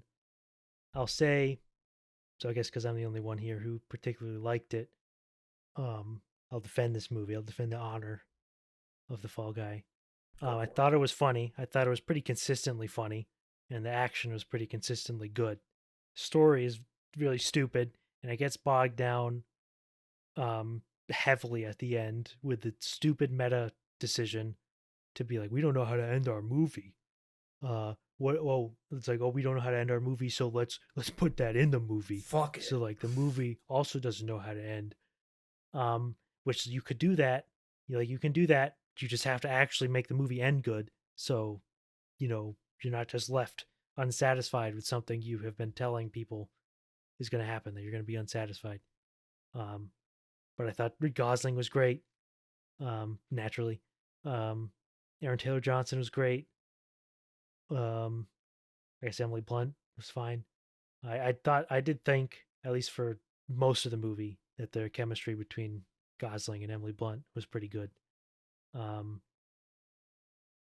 say I was just pretty consistently entertained. I liked it more than Bullet Train. And I made a decision with my ranking this year that when it comes to those goddamn, full of themselves art movies, I got to take them down a peg. I got to put in these brainless action movies, and I got to say I got to say what's what. Sorry if your movie's not entertaining. Get the fuck out of my face. It needs to be entertaining. I've had enough of the thinking in my life. No more thinking. No more thinking. No more thinking. Give me the Fall Guy. Give me the Fall Guy. It was weird because I did not expect it to be very high on my list at all, and it wasn't very high. But as I was ranking, I was just like, you know what, I fucking enjoyed the Fall Guy. I had a good time with the Fall Guy, and I moved it up, so it ends up being up here. I'm not going to mount any more defense because There's not really that much that needs to be said other than that I liked it and it was fun. That's what I think about the Fall Guy. I had to defend its honor briefly before the slander comes in, even though you guys didn't even have it. I'm not gonna leap to the Fall Guy's defense. Yes, I'm not gonna say that much negative about it, except that I'm just clearly not a David Leitch guy. And absolutely. That's all there is to it. It's just not for me. I also definitely like what you said about the ending, like not knowing how to end the movie. Like really, I remember being like angry in the theater. I was like, we have to sit here for another like 20, 30 minutes. Like, you can understand isn't this why thing they over? Do it, you can understand why they do it, and it still sucks. Yep. And I will say, even though we got that trailer so often, the first trailer that we got, it was literally an incredible trailer. Like I think good trailer. It seems very stupid to even like care about that. Oh, the trailer was very good, but the trailer was very well structured. The jokes were funny. It had some good moments, and is very much a trailer, so it has pop song edited to whatever. So that more so shows that the ending was a big bungle, because the trailer had more of a structure, and like story that was satisfying than the actual movie. But yeah, that's the Fall Guy. If anyone else has anything else to say about it, I think for me, I was just a little put off by the humor. I just didn't think it was actually extremely funny, but I thought the action in it, like the actual action sequences, are really fun. I honestly, it was just one of those situations where I wish there was more of that and just less filler talking. But yeah, for I like what it's doing most of the time.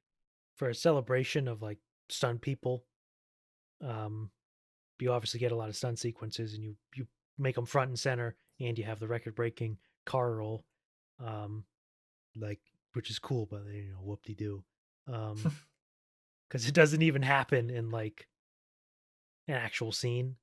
It's being filmed in a movie as part of the scene. Like they didn't even have a way to work that in to the movie. But yeah, I do. Yeah, that's the Fall Guy. Let's fucking move on. Here's another milestone. This is the first movie with a yellow ranking. It placed in the middle third for me, and that is In a Violent Nature. Oh, yeah. I see. So for In a Violent Nature, this is really riding on that one kill.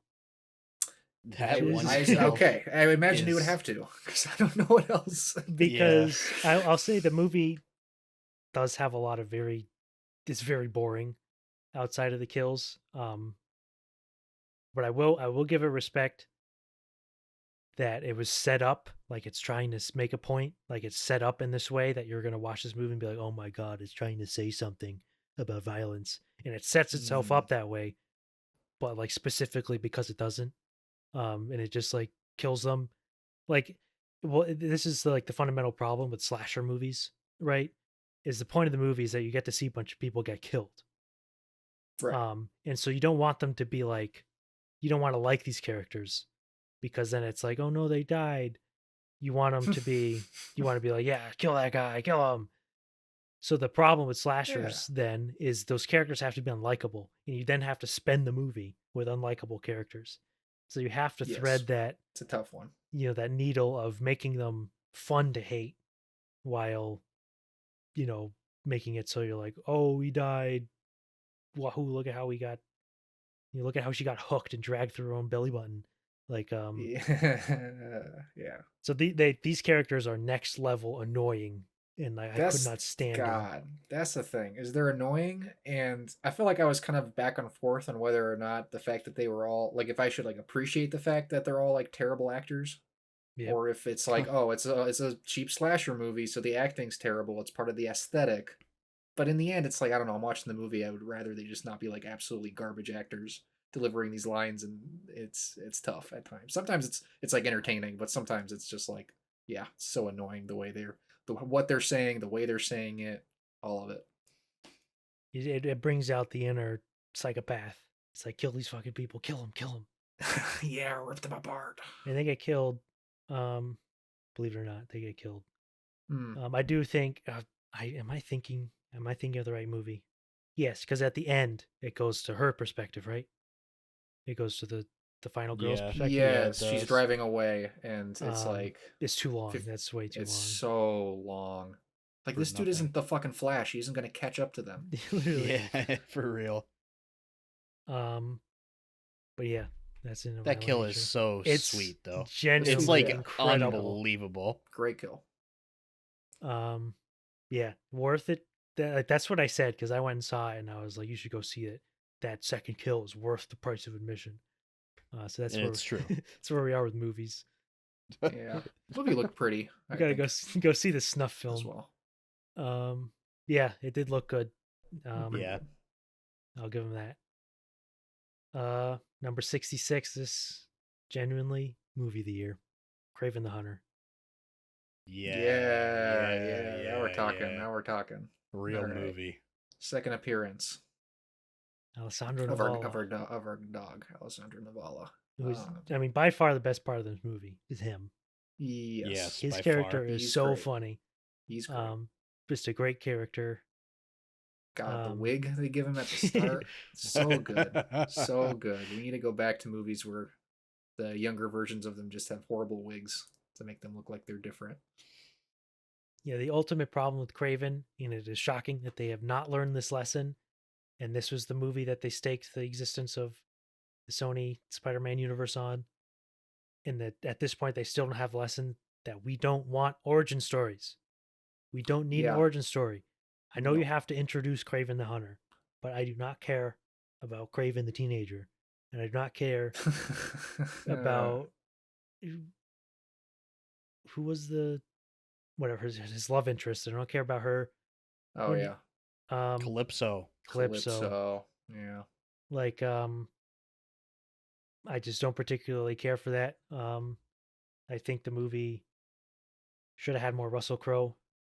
I know Russell Crowe's in his era where he just wants to talk. He just wants to be a talker. That's all he does in this movie. Which, whenever you have a movie where you just need him to talk, that's great. But he's I so think good at it. You really, I really wished that he would have been more interesting in terms of what he had to do, or like what they gave him to do. It's very, very one note kind of paint by numbers guy who only values strength and is, all about attack, and you can't show any weakness of any kind, and it's just that. It's just that guy. We all know that dad. Like, very common movie dad. It is funny because there's a funny Letterboxd review, which I think it's a meme, but the review is just raw. Next question. Yeah, if you're gonna say that about anything, it would be Kraven the Hunter. Yeah, I mean, there's a lot of things, like, obviously, to the origin story piece of it, you don't get him in his actual, like, Kraven outfit at all until, like, the end. Yeah, and not even like the end sequence, like the end of the movie. He never gets his big spear or whatever the hell he's holding. You never get that big cool spear. The stuff, like, I think I kind of assumed, when I saw the trailer, for whatever reason, I thought Calypso would be like a more active agent in the movie. Instead, she's just like there, and she's a lawyer, and I guess her being a lawyer is supposed to be useful to him, but they don't really play with that very well at all. Also, supposedly she's supposed to be his love interest. That's not even a thing in the movie at all, because the kids these days don't want smoochy in the movies anymore, I guess. I will say, with the origin story, like him being a teenager part, I did like that dope ass fucked up lion that they shoot. Just the scarred up giant lion. That shit was cool. But yeah, Rhino is sweet at the end. It's just kind of funny that throughout the movie they just have him like half transform a couple times just to show off the effect. And it's a cool effect. I think he was never supposed to be full Rhino. Like, he was never supposed to be. Thank God we got full Rhino. Yeah. And they test screened him. They did the test screenings, and people were like, well, he just gets like beefy arms and what? I want a super villain. And so, like, good on the focus groups. He made a good decision, at least on that part. Yeah. I will say, because I have been literally hyped for this movie because of J.C. Chandler, the director, and this was supposed to come out like January of 2023. I think was the original date it was supposed to come out. And I remember just following the production of the movie. They had a script and they hired J.C. Chandler to direct, and they didn't like the script, so they had J.C. Chandler write a script. and he was going to direct that. And then eventually they didn't like that, so they got another script that he did not write. I think they should have just let him write it because he's a good writer. He knows how to structure a good Yeah. movie, and the movie is, I mean, decent. It's like well structured enough. There's not really Yeah. any problems with the structure as a narrative. But I think if you had just let him do what he was going to do, you could have had a much better story. Like, who knows what he was trying to do, but For sure. I think it would have been better served, obviously, like objectively, because the movie bombed and people didn't like it, and now you're not making any more of these. Yeah, it's a shame because all anybody like says now is just jokes about how Craven like killed the the Sony universe, and it's like, I mean, it did bomb, but I don't know. Again, it's a good movie. Also, shout out to Christopher Abbott as well. Just Oh, doing yeah, little that's goofy, right. goofy, weird little roles. So good in that movie. Also, yeah, shout out to him. Shout out to, I don't remember the actor's name, but the guy who's in Gladiator 2 and Nickel Boys. Fred Hetchinger. Plays the chameleon. He's good in the movie. Yep. Would have been funny to see him play that character going forward, because they do a crazy reveal with that character towards at the end of the movie, where he goes full chameleon and even has his like comic accurate chameleon head. It's funny, but yeah, good movie. Yeah, I do think even if the movie was well received, it was not gonna be a success. I think that was just it for Sony. People weren't gonna like it. I mean, it's just the thing. I don't know. Not the type of movie the average person's probably gonna enjoy as much as we are. Yep. So, rest in peace, Craven. Yeah, tough one. I'm craving more Craven. Crave against the dying of the light. All right, coming in at number 65, 28 points. This is fairly even across the board for us. Baby Girl. Yeah. So She I'll was say a baby girl. Yeah, for Baby Girl, it was very funny for the first two acts. Yeah. Very funny. The premise is a really good premise. It's topical. People be talking about this type of thing. It's true. The age gap. She's cheating. Yeah. But it was very funny. Harris Dickinson is very funny. Nicole Kidman is good. She plays that sort of obviously troubled girl boss very well. Yep. It's got some good needle drops. Looks good. It's funny. And then you get to Act 3, and they have to resolve it. And they toss. And it's just like boring and stupid. We have to resolve this. Oh no.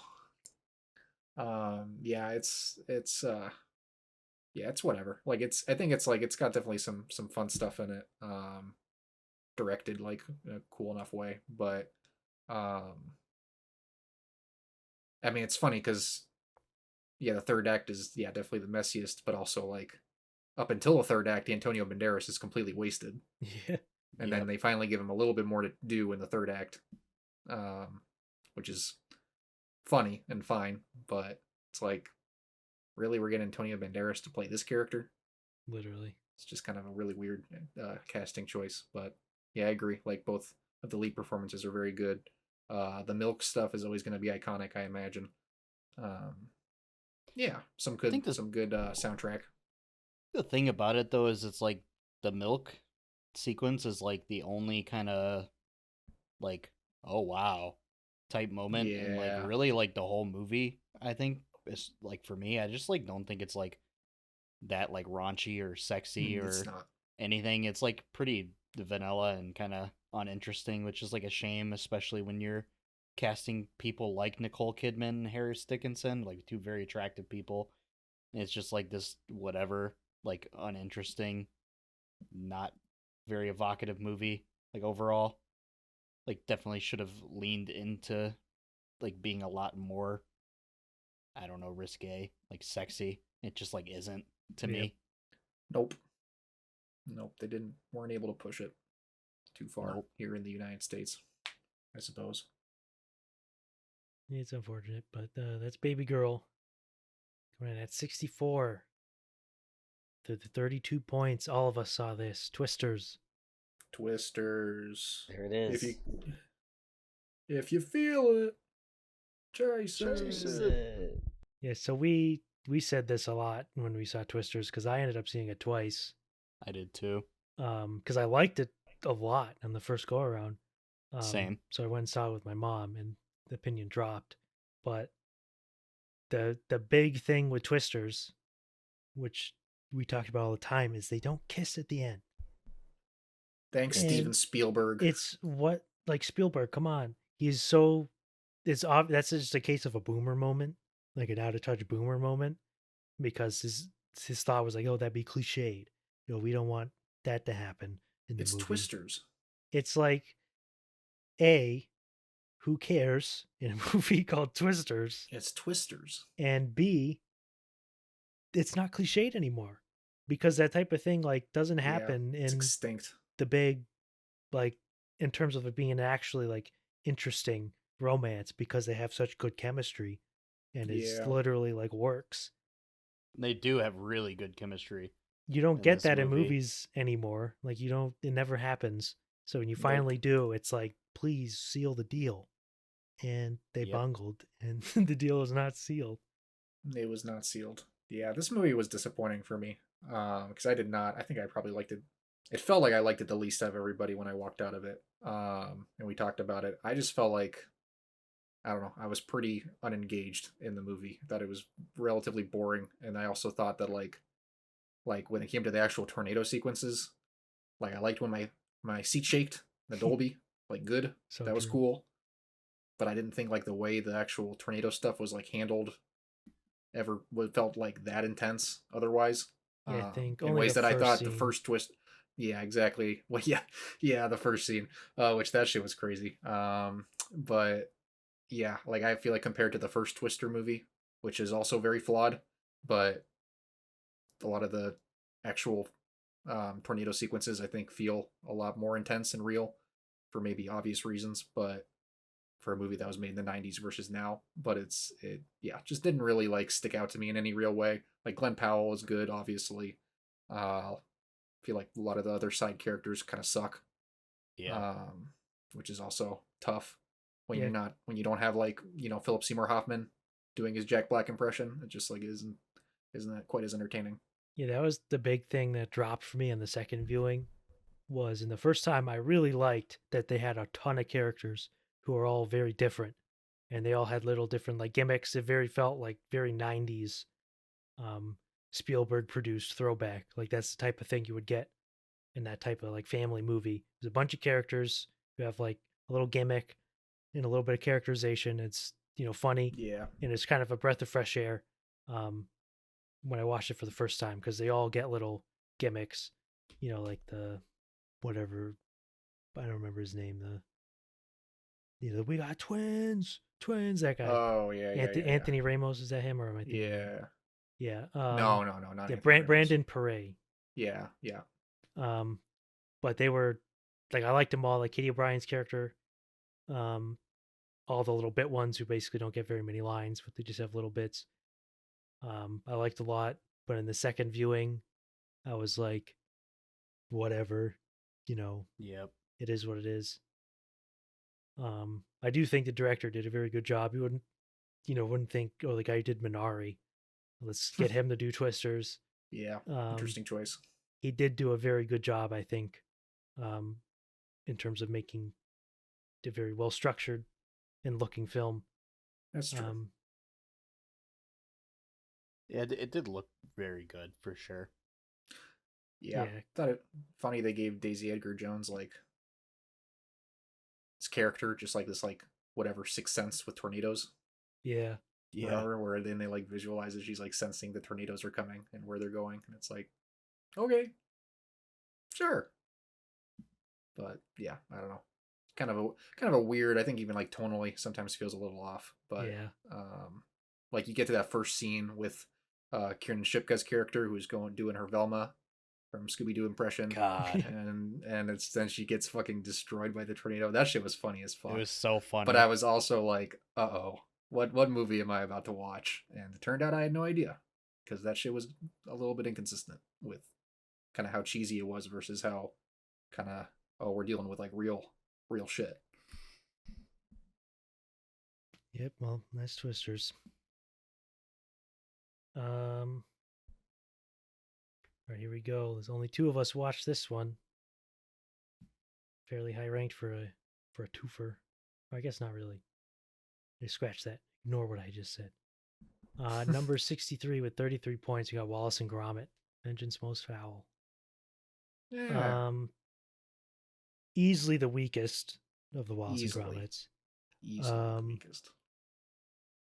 I think the biggest problem with this movie is you just make Wallace mean. He's just like mean for a long stretch of the movie, where he's just like, "Oh, Gromit, what do you What's hate your bloody my problem, you gnomes?" dumbass fucking dog? Yeah, and it's also very topical and of the day, where it's about AI and overdependence on technology. Yeah, and it's just kind of whatever, because it's a kids movie, and a kids movie is not really the avenue to talk about that, because in a kids movie all the characters need to either have, the villains need to have comeuppance, or they go good, right? They have to have a good turn, they have to have redemption, and all the good guys need to have happy endings, etc., etc. So if you want to talk about the AI and like the gnomes, it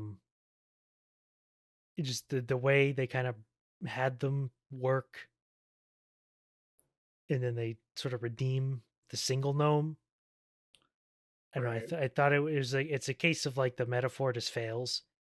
Yeah, a little bit. Because you have to redeem the good gnome. Because when Wallace was doing it, he was good, and then he gets hacked by Feathers McGraw, and he goes bad. Yeah. It just becomes a case where you're trying to say a message, but then you have the need to tell an engaging story with, character arcs and narrative arcs and everything, and it just crushes the metaphor and it doesn't work. I think it's just hard to. I think it just speaks to, like, if you're going to resurrect basically something like Wallace and Gromit, right? Well, then you have to have a reason, right? You have to have like a good, solid like premise that like is you can pitch to people, and so you can just tell it's like you can't just have like a little fun little Wallace and Gromit romp. You have to kind of have this kind of purpose behind the story that, like you're saying, ends up kind of betraying it in the end. But it's fine. Like it's good. Like it's not bad. It's funny, and it's it's cool to see all the claymation stuff again and all that.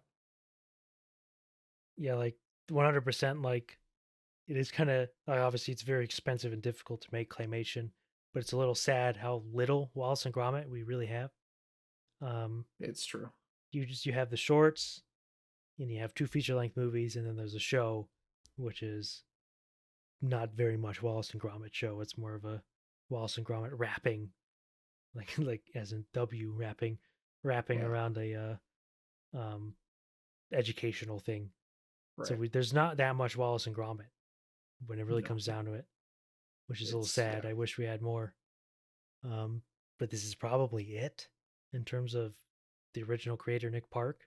I think he's getting up there, so I don't think we're going to get another one from him. So this, for all intents and purposes, this is the last Wallace and Gromit. Swan song. Yeah. So is what it is. Unfortunate. Yeah. Rest in peace, Wallace. Rest in peace. What's his face? Tim. I don't remember his name, dude. But the voice actor of Wallace, who died a few years ago. I don't know. And so he was not here. Rest in peace. Which, that's another thing. The voice acting of Wallace, there were points in time where it was like so good it was uncanny, or not even uncanny. It was literally just perfect. But whenever he had to whenever you would have to strain his voice, like scream or anything, it fell apart. And I was like, oh, that's not Wallace. It's a tough one. Which there's nothing you can do about that unless you use AI. There you go. They didn't use AI. It's topical. It's thematic. Oh. Yeah. Number 62. Cuckoo with 34 points. As seen by me and Andrew. I like this movie.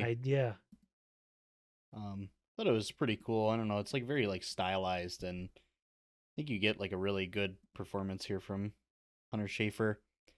I just feel like it doesn't all come together in like a very interesting way at the end. Yeah, and this is the criticism I always give to any any sort of movie is that it should just be more entertaining. You should focus a lot more on having the thing be entertaining. And this movie never gets like serious. Yeah. It's very much, an odd, quirky, wacky horror comedy, or not really wacky, but um, honestly, I don't remember I can't remember anything about this movie, in terms of like what it was about. Yeah. I'm It sitting here also kind of racking got my lost brain. with like Long Legs, like came out Yeah, at the like same time, and like I don't know, there was a lot of other horror I think coming out at the same time, and like I mean clearly based on the list so far, like Long Legs is a better movie than this. Um, but yeah, I like don't remember like that much really about the whole deal either. yeah, I it's I got don't a know. good Dan Stevens performance. Yeah, it does. It does. Yeah, that's Um, it's kind of funny. I have this so high because I did like it. And I liked it pretty much when it came out, but it just kind of exited the brain. Um, it does have interesting things in it. Um, Anyone listening to this discussion of Cuckoo is going to be like, "What the fuck? What for is this? What real. is the movie about?" Well, the movie, just to think about the word cuckoo. If you know what cuckoos are, you'll get the Yeah, Oh, the kind gist. of spells it out. Yeah. So Cuckoo is actually in a tie with number 61 at 34 points. You have Dee Dee. Oh, DD. Dee Dee was good. That was good. That's one of the ones I have to watch because it's about somebody who's my age, or like a year older. Than me, but yeah. Yeah. That's the thing. It's like I think one of the things the movie does very, very well is capture that time. Yeah, It like the person who made this movie, like, there's no faking here. They get it. They lived Yep. it. They understand what it's all about. I keep 100%. forgetting how different that era of the internet felt compared to today until I just really sit and think about it. It's like, Yes. Yep. Yep. And you right. watch it and you're like, oh my god, like this is Pre-apps. insane. Yeah. I mean, I like this movie quite a bit. I thought it was like pretty. Um, again, like as a sort of just capturing the essence of this era of while also trying to kind of deal specifically with like video making and some YouTube stuff and the intersection of that with just social relationships. And I mean, obviously, like a big part of it is just coming of age, uh, people at that age being shitty. Obviously, dealing with the unique elements of that being Asian American boy and dealing with the at the time more permissible in quotes racism that you were allowed to just throw out at people apparently so it's yeah, some of that is like I think again captured very well.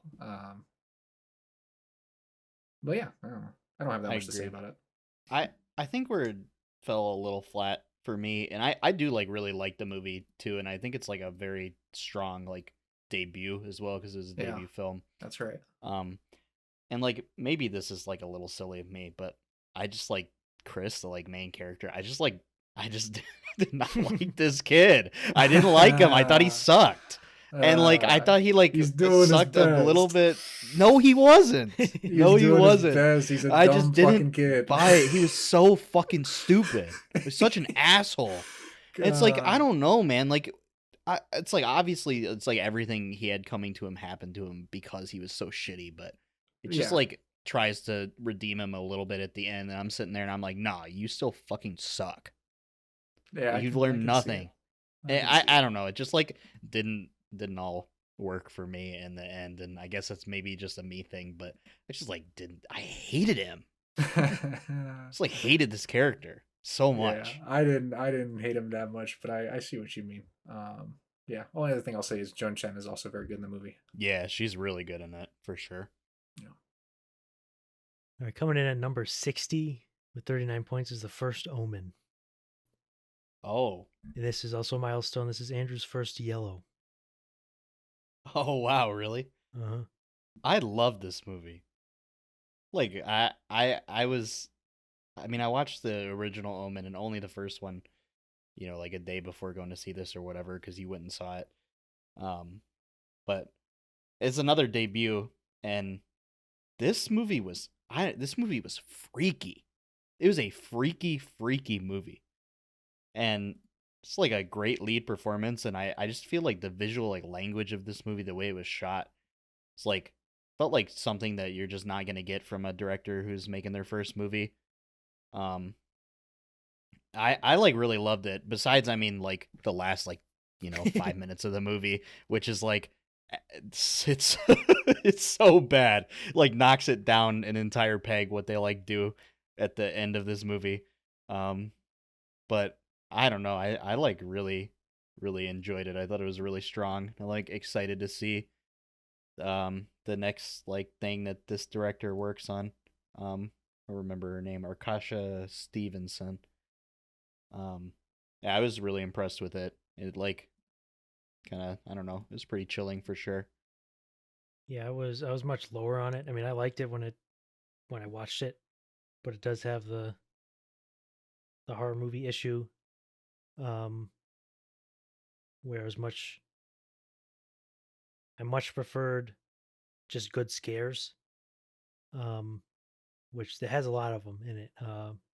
Thought the opening sequence It's so freaky. with Ralph Ineson was very good. It's kind of funny the character that Ralph Ineson was playing. There's no physical resemblance to the one in the original Omen, even though it's the same character. Ding. It's also got that like curtain like jump scare in the beginning that is like genuinely terrifying. Oh yeah.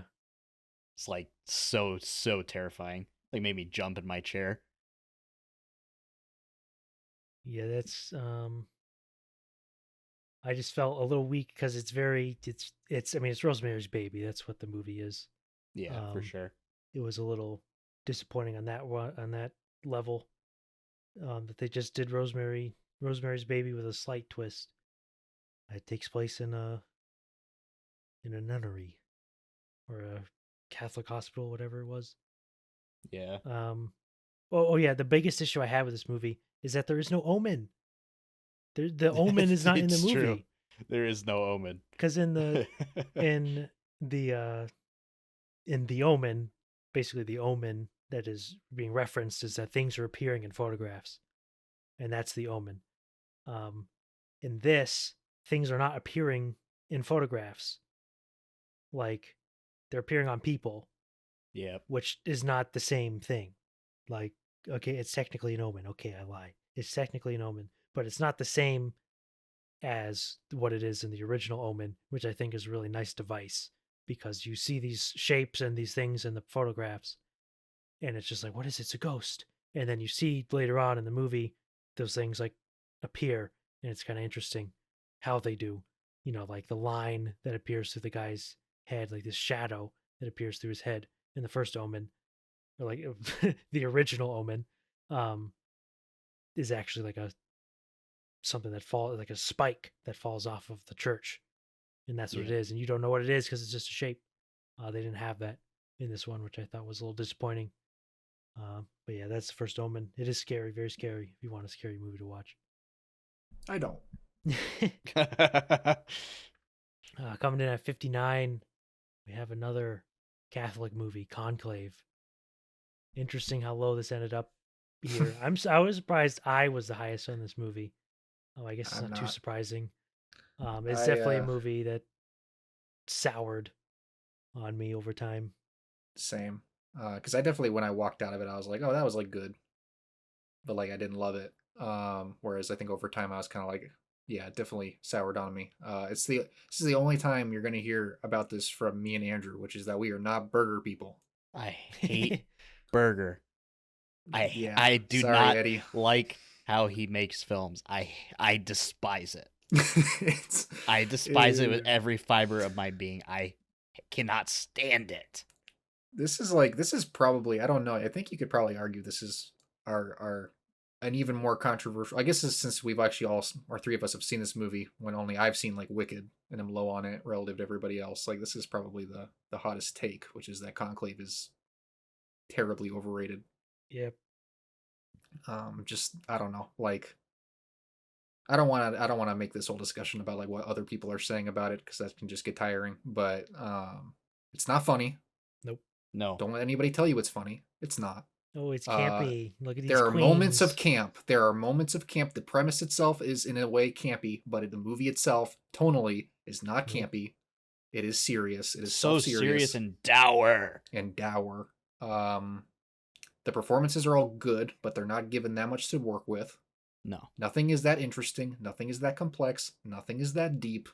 It doesn't have, like, the message at the end of the movie, if you want to say there's a message, is like good and like, you know, something everybody kind of has thought about at some point in their lives, I imagine, which is like, this whole religion thing probably needs to become a little bit more flexible, no? But outside of that, it's just like, oh, you're trying to tell me that like these religious people in these high stations smoke and gossip and vape and Whoa. have crises of faith and have politics? Wow. No way. They're just No, like no us. shit. No shit. No fucking shit. Like, I don't know, man. I just don't get it. I also just hate how Edward Berger also, like, I hate the music in his movies. It's so like loud and annoying and contemporary. And I mean, I know this movie like takes place like now, but even in like All Quiet on the Western Front, it's just like booming and loud and annoying. And he's just such a like, oh, you know, we got to make all these shots just look perfectly like symmetrical, and everything's got to be balanced, and it's got to be like picture perfect, and it feels like a robot makes this fucking movie and made All Quiet on the Western Front.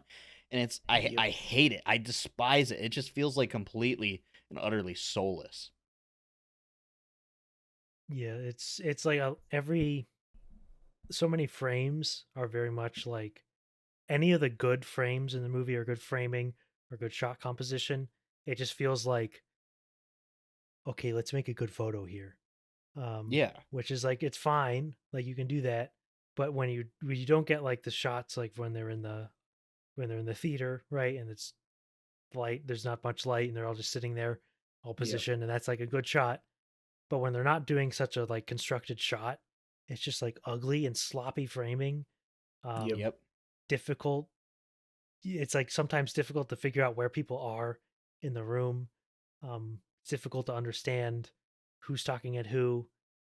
You don't get a good lay of the land, so it's just like sloppy. Berger is a hack. He's a hack director. He's a TV guy. You heard it here. He's literally a TV guy. You can tell. He's clearly the type of guy who is very good at taking a script and making a movie from it. Yeah. Good for him. That's why guys like that are very good at TV, where you have 8 hours of shit you have to make for cheap. So you get a guy like Ed Berger. But for an actually good movie, get someone else. All right. Coming up, this is back-to-back years where we have a movie called The Killer. Yeah. So true. So true. Not The Killer's Game. Nope. There's no gameplay in this one. Yeah. Not just kill. Nope. Killer. Talk about that later. The Killer.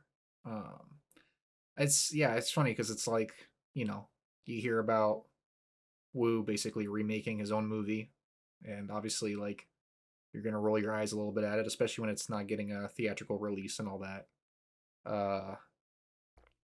But yeah, I don't know. The movie's pretty good, all things considered. End of the day.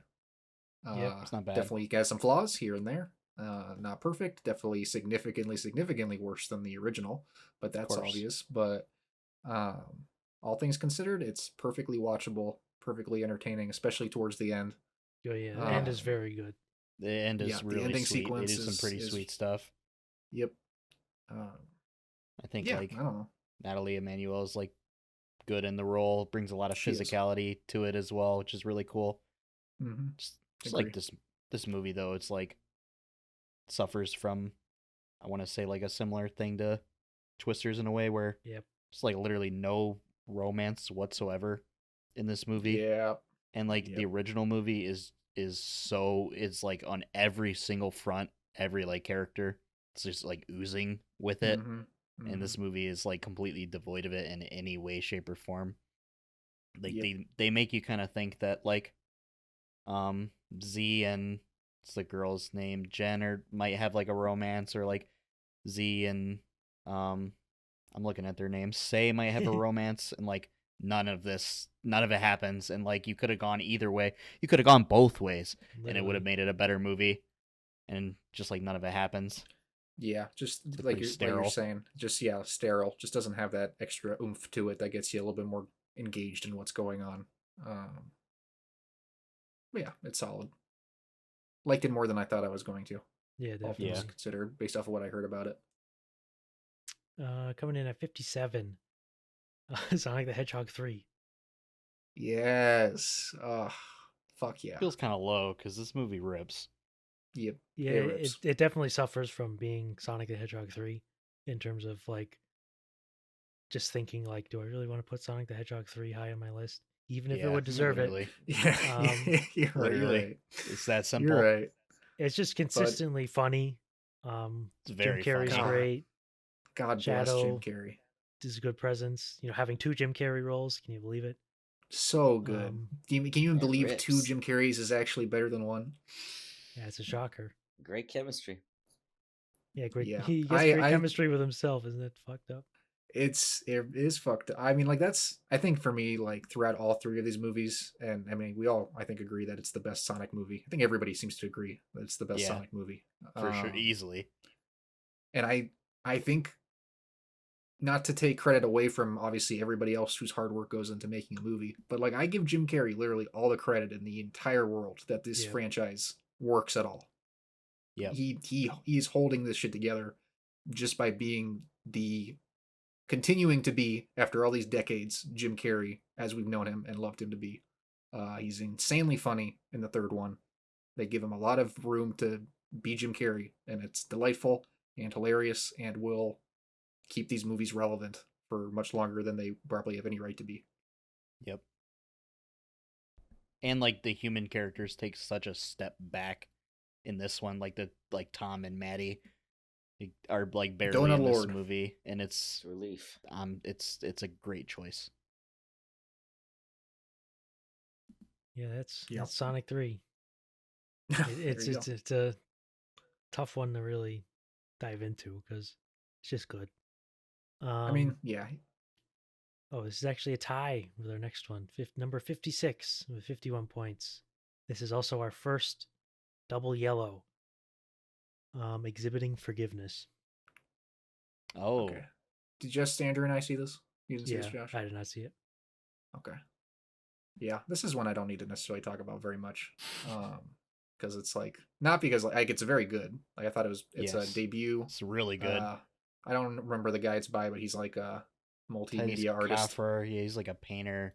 Yeah. Like went to art school. You can like really tell. You can really tell. And that's very much a compliment. It's a compliment. There's definitely some things about like how it's shot or like how it's directed that feel very like first time director.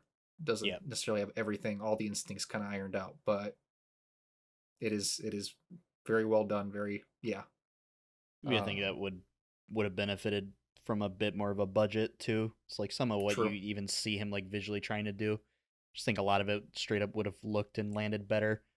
There was just like more that was able to be put into it. It's kind of was my thought. No, I agree. But yeah, it's ends up being a pretty heavy movie. You see some pretty tough stuff. But I think it's all done pretty well. And you're dealing with some just tough shit. That it feels pretty real and grounded, but it's still very much like, because he is an artiste, he's able to communicate it in some pretty interesting ways. Yep. Yeah, the only thing I'll say about the movie is that I just think the title is ugly. Exhibiting Forgiveness. It's just it doesn't flow off the tongue. I know, it's like art exhibit. It's just, that was what I thought when I saw it in like the AMC app. And that's kind of what it is. And that's what it is. I do not want to see a movie with that boring of a title. Number 55, here's a banger. Fury 12 Hours. Yes. So I guess because only me and Zach saw it, and I really don't want to spoil this movie just because, I mean, it's not like anything super crazy happens, but like, if you just don't know what it is, it's just such a surprise because this came up, it was released and was available to pirate, and I saw it, and I was like, "What is this? Seems interesting." And I checked it on Letterboxd, and there were no logs. Nobody had Nobody's seen logged this it. shit. Nobody on Letterboxd had seen it. I imagine a lot of people in China saw it, but nobody in America had seen it. So I was like, I got to be the first because it's an action movie. Sure, it's got to be fun. It's got the guy from Black Hat in it. So let's watch it. So I download it and I watch it, and it is bonkers. It's bonkers. They have, like, just an example. The town that they're in is called Coors, and the reason it's called Coors is because they had a Coors Light sign, and that's what they used to dress the set. And Coors Light's not a thing in China, so they just use it as like the sign for the town. It's just called Coors. You get crazy characters doing wacky stuff, great fighting. The fight, choreography, the action is so good. Physical. It's very, very violent. Yeah. Whenever the English speaking characters speak English, it's always so funny. Yep. Because they have to speak very clearly and use less complicated words, so that if any of the Chinese watchers know English, they'd be able to understand it better. So it's just very funny, like the way they swear too. Like they'll say like "fuck" and the subtitles will say "shit." So it's just funny. That's just a banger of a movie. Great time. Biggest surprise of the year because I had zero preconceived notions about what it could have been. I just decided to watch it on a whim, and it was worth it. It was. Follow this up with another banger, The Beekeeper. Yes. A banger. This is the first movie that we will discuss that is going to be getting a Timo Tjahjanto directed sequel in the coming years. Yeah, I love The Beekeeper. It again, it suffers from the John Wick problem, where the world building is a little bit cheesy, but I think it's so hard carried by Statham. Just Statham's great. The perfect portrayal of it. It's not like he's never goofy. He's never like oh, look at how stupid this is. Like there's moments where he's goofy, but it's because of the line that he has to say or whatever. So that's how you have to do it. You have to have someone as stone cold as Jason Statham saying, when someone says to be or not to be, he says, I choose bees. I think I'll choose bees. So good. The action is great. That final fight towards the end. Final fight is insane. With the one guy is good. And it's good action throughout. Yeah, the way it brings in the the John Wick character assassins is good because it just drops them in and they're pretty interesting, like in terms of their costuming and how they act and how they're nicknamed. No need for an explanation. Just put them in because you know how it's going to work. Yeah. Josh Hutcherson is fun in this movie too. Yep, he is. Yeah, he's fun. And in Jeremy contrast, Irons. Jeremy Irons does his yeah. Did he have a weird accent in this movie? I'm trying to remember. I think he just has Jeremy Irons accent. Is it just Jeremy Irons? Okay. But yeah, it was something that I think, to the credit of the premise, not that this is like terribly hard to do, but like in contrast to something like with John Wick, they do it like, oh, they kill his fucking dog and steal his fucking car, but mostly kill the fucking dog, and it makes you just immediately hate them and everything associated with them. In this movie, they play on something that everybody kind of gets, that everybody hates, which is scammers. Yep. Everybody hates those motherfuckers who prey on boomers who don't know what they're doing and takes all their money. Like, that shit sucks. And so, like, making that kind of the inciting incident for the whole movie is just a good idea. And they obviously play up how unlikable they are, and play up how ridiculously that's like the most cartoonish part of the movie, is just like how insanely unlikable the first main guy who runs the scamming operation is. But he gets his comeuppance. What gets you again is why the movie kind of works, is it has a good setup. Yeah, they rob a grandma and then she kills herself. Yeah, which is like tough. Like that's tough. It's so tough. Yeah, that's The Beekeeper. It's just a banger of a movie. Yep, good fun. It's in a tie. It's actually in a tie. With number 53. Also at 58 points, you got Monkey Man. That's funny because they're right next to each other on my list too. Yeah, it's I'd say Monkey Man is. This is kind of funny that it was Monkey Man, but in all of my life, ever going to the movies, I have only ever fallen asleep at Monkey Man. No. Which is no like, way. No way. It's just very funny. I'm also the only yellow here. You two are red, so I actually have this higher than you guys Oh, do. really? Because Damn. yeah. This is just a consequence of the system because we all have No. it at, like, you have it 54, 56, I have it at 53 overall. Yeah, I have it a bit higher than the Beekeeper. Because I thought Monkey Man for me was just like a bit more of like I don't know, just like the action, as far as I guess especially the action, like you're getting a little bit more like, I don't want to say effort, but they're just going for shit that's a little bit harder in Monkey Man. Yeah. And shit that's just a little bit more technically difficult, and For sure. do a lot of it really well. On top of the fact that I think, I mean, there's definitely like, yeah, I'm sure we'll talk about like it gets bogged down story wise towards the middle. That's the biggest problem. That's definitely an issue with it, but overall I thought it, like, the story is pretty good. Yeah, and the action is very well done, and just kind of a cool premise in general. I think a lot of the reasons people talked about it and kind of what it's trying to kind of introduce more to American audiences is cool. But yeah, impressive. say- Another impressive directorial debut, all things considered. Like Yep. by Dev Patel, wasn't it also like a $10 million movie or something? Yeah, pretty cheap. Really cheap, which is impressive. Yeah, kind of bombed, so I don't know if he'll get another chance anytime soon. that's Which a is shame. unfortunate, but Monkey Man 2? Monkey Man 2? Monkey Be Man? there. That's not going to happen, unfortunately. Monkeys Man? Yeah, literally, he's going to be Monkey Man. Oh, this is literally what you said. Never mind. Says the other guy's joke louder. Number 52, 61 points. Janet Planet. Yeah, don't have to probably talk about this one too much either. No, But- it's definitely pretty decently. It's in a decent spot in my list. I like the. It's high up on mine too. Yeah. Yeah. It's very good.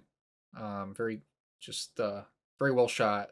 One of those movies where you're, I don't know, it's like always hard when you're trying to like approach a movie as like taking on the kid's perspective, and it's a kid that's like not very verbal, so you're like, it's a very like laid back, chill, slow paced movie where you're just getting these kind of little scenes with the kid fucking around and the mom doing her thing and just kind of that.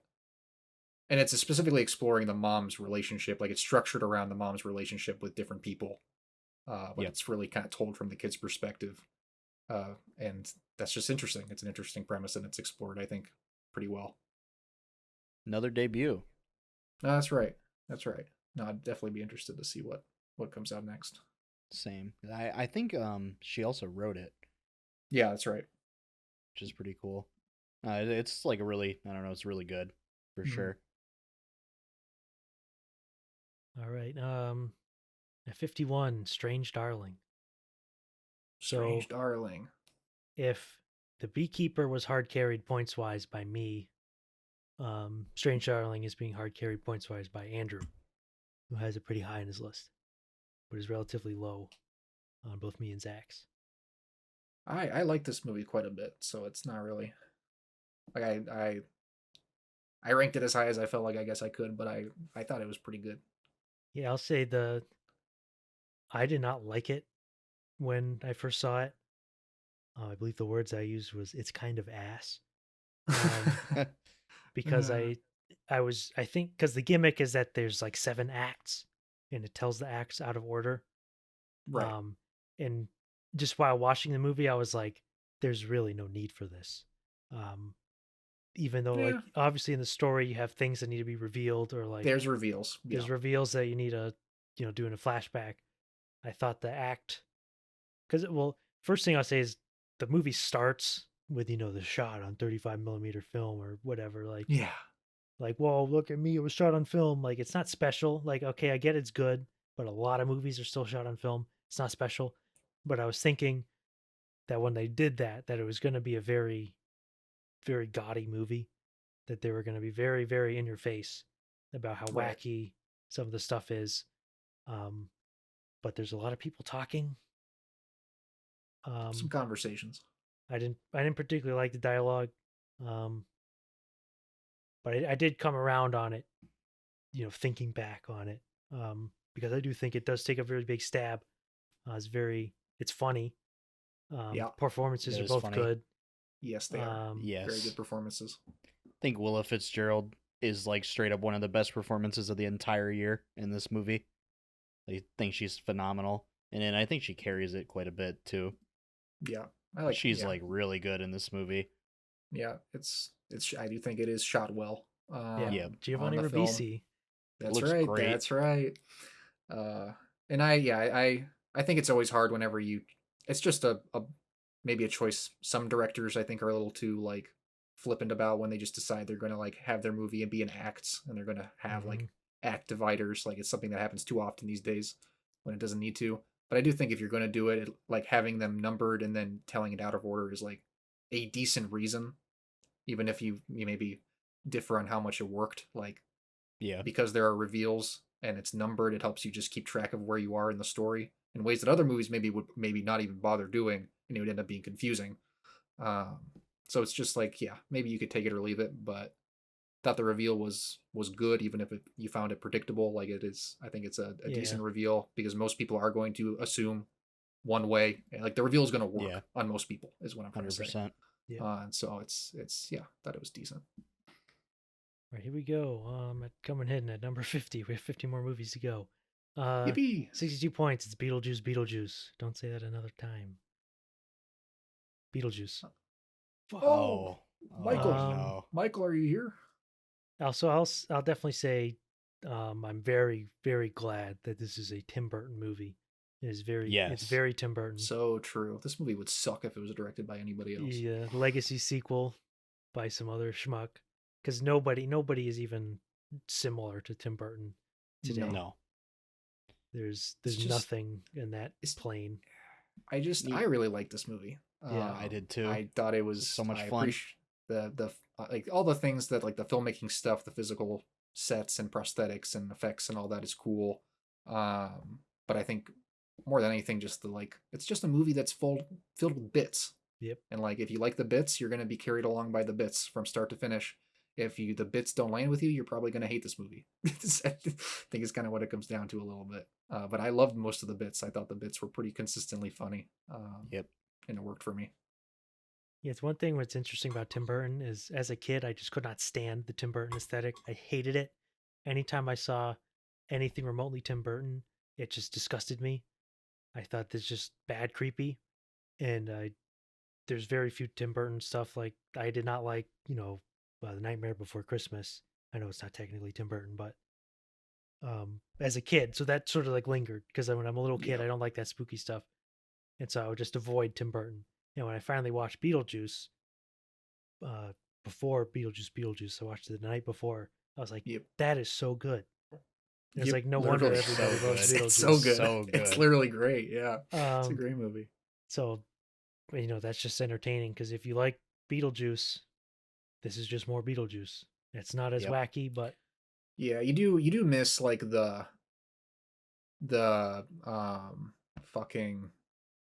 Baldwin, Alec Baldwin, and what's her face, Gina Davis. You do miss Gina Davis because they are very like again the first one's great and they're a big reason why. So you do miss them, but it's still it still works fine with the characters that they introduce and have already. Yeah. Yeah. I also honestly feel like for this kind of a movie, like having like Jenna Ortega in it was like perfect casting. Yep. As well. It's like a kind of great way to, continue to introduce another younger character like in this. Like thought her and like Winona Ryder together was like really great. Yep. Willem Dafoe. Little so good. Creepy role. Good. Yep. Okay, so let's move on to number 49. This was number 1 on my needed to watch list that I did not get around to. A Different Man. Ah, yes. Andrew and I just watched this. Yep. Put it pretty high in my list, like all things considered. It's good. It is really good. But it's like pretty morbid and pretty funny and Yep. this is gonna sound kind of cringe to say, but I did kind of think when I was watching it, I'm like, because this is an A24 movie, I was really thinking this feels like early A24. Like it felt like Oh yeah. back when A24 was like a thing that you would like track, and there'd be like A24 movies. Like to me, A Different Man very much felt like that kind of movie. Yeah. In a good way. Like, oh, this is just like a neat little concept movie that actually has something decently well thought out. It's well directed, great performances. Yeah. Just a little weird movie. Yeah. Yeah, Sebastian Stan and Adam Pearson are so good in it. Yeah, they are. They make I don't know, how do you say her name? I don't know. The worst person in the world. You'll know what I'm talking about. They made me feel like she was the worst person in the world. I was like, she's God, fucking there annoying. are points in that movie where I was like, I fucking hate you. Like you were the worst person in the world. It was awful. It was awful. Like made my skin crawl. It was tough. But yeah, good movie. All right, we're about to go on a mini streak of movies that are carried by my rating. Uh-oh. Number 48 at 68 points. Carry On. I wanted to put this higher. I'll be honest, but yeah, it was. I think it probably benefits heavily from the fact that I just watched it a couple days ago. Yeah. And I just loved it so much. It ends up very, very high on my list, 28 overall. Dang. I just think it's like that's the point of Netflix. Like get rid of Netflix fully realized. Like that's what Netflix is for. Is like guys like that get to make a movie like this, and everybody on the planet gets to see it. And like that's the whole point. Is you make a very simple premise, but the actual story is like very engaging. There's a lot of twists and turns. You don't know what's going to happen. It's true. The characters are engaging. The performances are all very good. Yep. Yep. Like the only reason this is like low is just because of what it is. Yeah. Like yes, it's a popcorn movie, but you don't get to see it in the theater. Yeah. Like Jason Bateman's villain is very interesting. It's good. The real weakness of the movie is the Danielle Deadweiler side plots. Like obviously you need to have that happen because someone needs to come in from the beautiful law enforcement to save the day. So true. This is such a propaganda movie. It's like unreal. It's a TSA agenda movie. Yeah. He graduates. Imagine trying to rehabilitate the image of the TSA specifically. They tried their best. Yeah, they really try in this movie. Yeah. It's crazy. Like you need them to stop the toxic, evil Russian nerve agent because Russia's going to kill us all if we don't have TSA. I mean, that's the thing is they do really set it up again, like you're saying, like the premise is just like it's like how is he going to get out of this? Like it's a genuine bind that he is in. Mm-hmm. The villain Jason Bateman is like designed to be this kind of like you can't really appeal to his humanity at all. Like he's completely like you have nothing on him. You're just like, oh, he's just a middleman. He's just just like a guy for hire who gets this stuff done for bad people, and he doesn't care as long as he gets paid. And you're just like, okay, how do you deal with that? Like a guy who's determined to get this horrible thing done, but has like no personal investment in any of it, and is clearly kind of doesn't care about what happens to people. It's good. Yeah, because you have to outsmart him. Yes. You can't like because Jason Bateman's character never like fucks up in like a really stupid way. No, which would make you like would detract from the movie. Every little thing that Taron Egerton, named Ethan, by the way, doing a great Tom Cruise. He's doing so many Tom Cruise runs through that airport. Yeah, he is. He like it's very like good in terms of everyone's making like good decisions. Everyone is acting perfectly within how they should and smart and intelligently, and obviously it's a movie so it's not realistic. Who cares? But it is very well made, and the direction is like incredible. Yes, it's very sleek, very like all the like phone UI stuff is like sweet, and everything's communicated very well. Like very tactile. You know exactly what's happening. Super lean. Anytime it comes down to doing action, it's very good. The payoff is great. Payoff is really good. Yeah. Just we need Netflix make more than one of these every 2 years. Like you need to get Joan Colette's era and start pumping them out. Like we need more of these. Yep. And put them in theaters. Also, be even better. the sequence on the highway in Yeah. the car with the with cop. Daniel Deadweiler, that is like some of the sweetest shit literally maybe of the whole year. That shit was sweet. And it's kind of a shame that it's like the only thing even close to being like that in the whole movie. But that sequence is insane. It is crazy. I was sat there and my like jaw was on the floor. I like could not believe it. I was giggling watching that show with my parents. Yeah, so that's Carry On. Very, very good if you're looking for something to be entertained by. If you don't have your head up your ass. Christmas classic. Literally, it's a decent Christmas movie. Coming in at 47, here's a milestone. This is the first appearance of a green. It's from me. You might think in your head, oh, what could it be? What could it be? That's what I'm thinking. That's what I'm thinking What right now. Possibly could he have put a green that Zach and Andrew put as a red? Oh no, what could it possibly be? A red? A red. So coming in at 62 for Zach, 51 for Oh. Andrew, 21 for me is a complete unknown. Oh, Yeah, I was you literally like- you thinking like that might this. be it. Yeah, you like this a bit more than we did. Which I didn't hate. I didn't dislike it. No, me neither. This is very much a case similar to Carry On, where I was just engaged the whole time. I have no prior knowledge of the Bob Dylan story, and I like Bob Dylan. I don't listen to Bob Dylan, but anytime I have to listen to Bob Dylan, I'm like, that's a talented guy. But I think it's just a perfect display of acting, and just a well-structured product. I think just in terms of, the Bob Dylan character, I thought was just very engaging, right? Because I don't have knowledge of the story of what was true and what wasn't, so I'm just gonna think about this mostly as just a movie. I just thought the character and the way he like interacted with everybody, because he's clearly full of himself, but he's also very talented, which is a very dangerous combination. Indeed. And you have the two love interests, Monica Barbaro's Joan Baez, who, if I were doing awards, I would have given her supporting actress. Joan Baez. And Elle Fanning. Yeah, she's really, really great in this movie. For sure. Ed Norton. Ed Norton's very so good. And of course, the hidden standout is Scoot McNairy. Yes. Who never says a word is Woody Guthrie. Scoot McNairy, that's right. He's very good.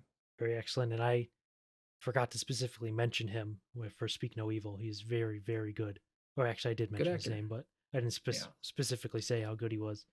And what's his fuck playing Johnny Cash is also very good. Oh, yes, Boyd Holbrook. Yeah. Yeah, Boyd Holbrook is he should have been in the movie more if you could have squeezed him in. But yeah, so for me, it was very much like, thank God we still have movies like this. I know people were making fun of the joke where someone said Hollywood just doesn't make these anymore, and people were making fun of it. He's kind of right. He's kind of right, because they're not good. I don't know. They're not good. I mean, that's true. And like the thing is, like, I like this movie overall. I thought Mangold did a perfectly fine job. Like, but I do think some of it was just fatigue of.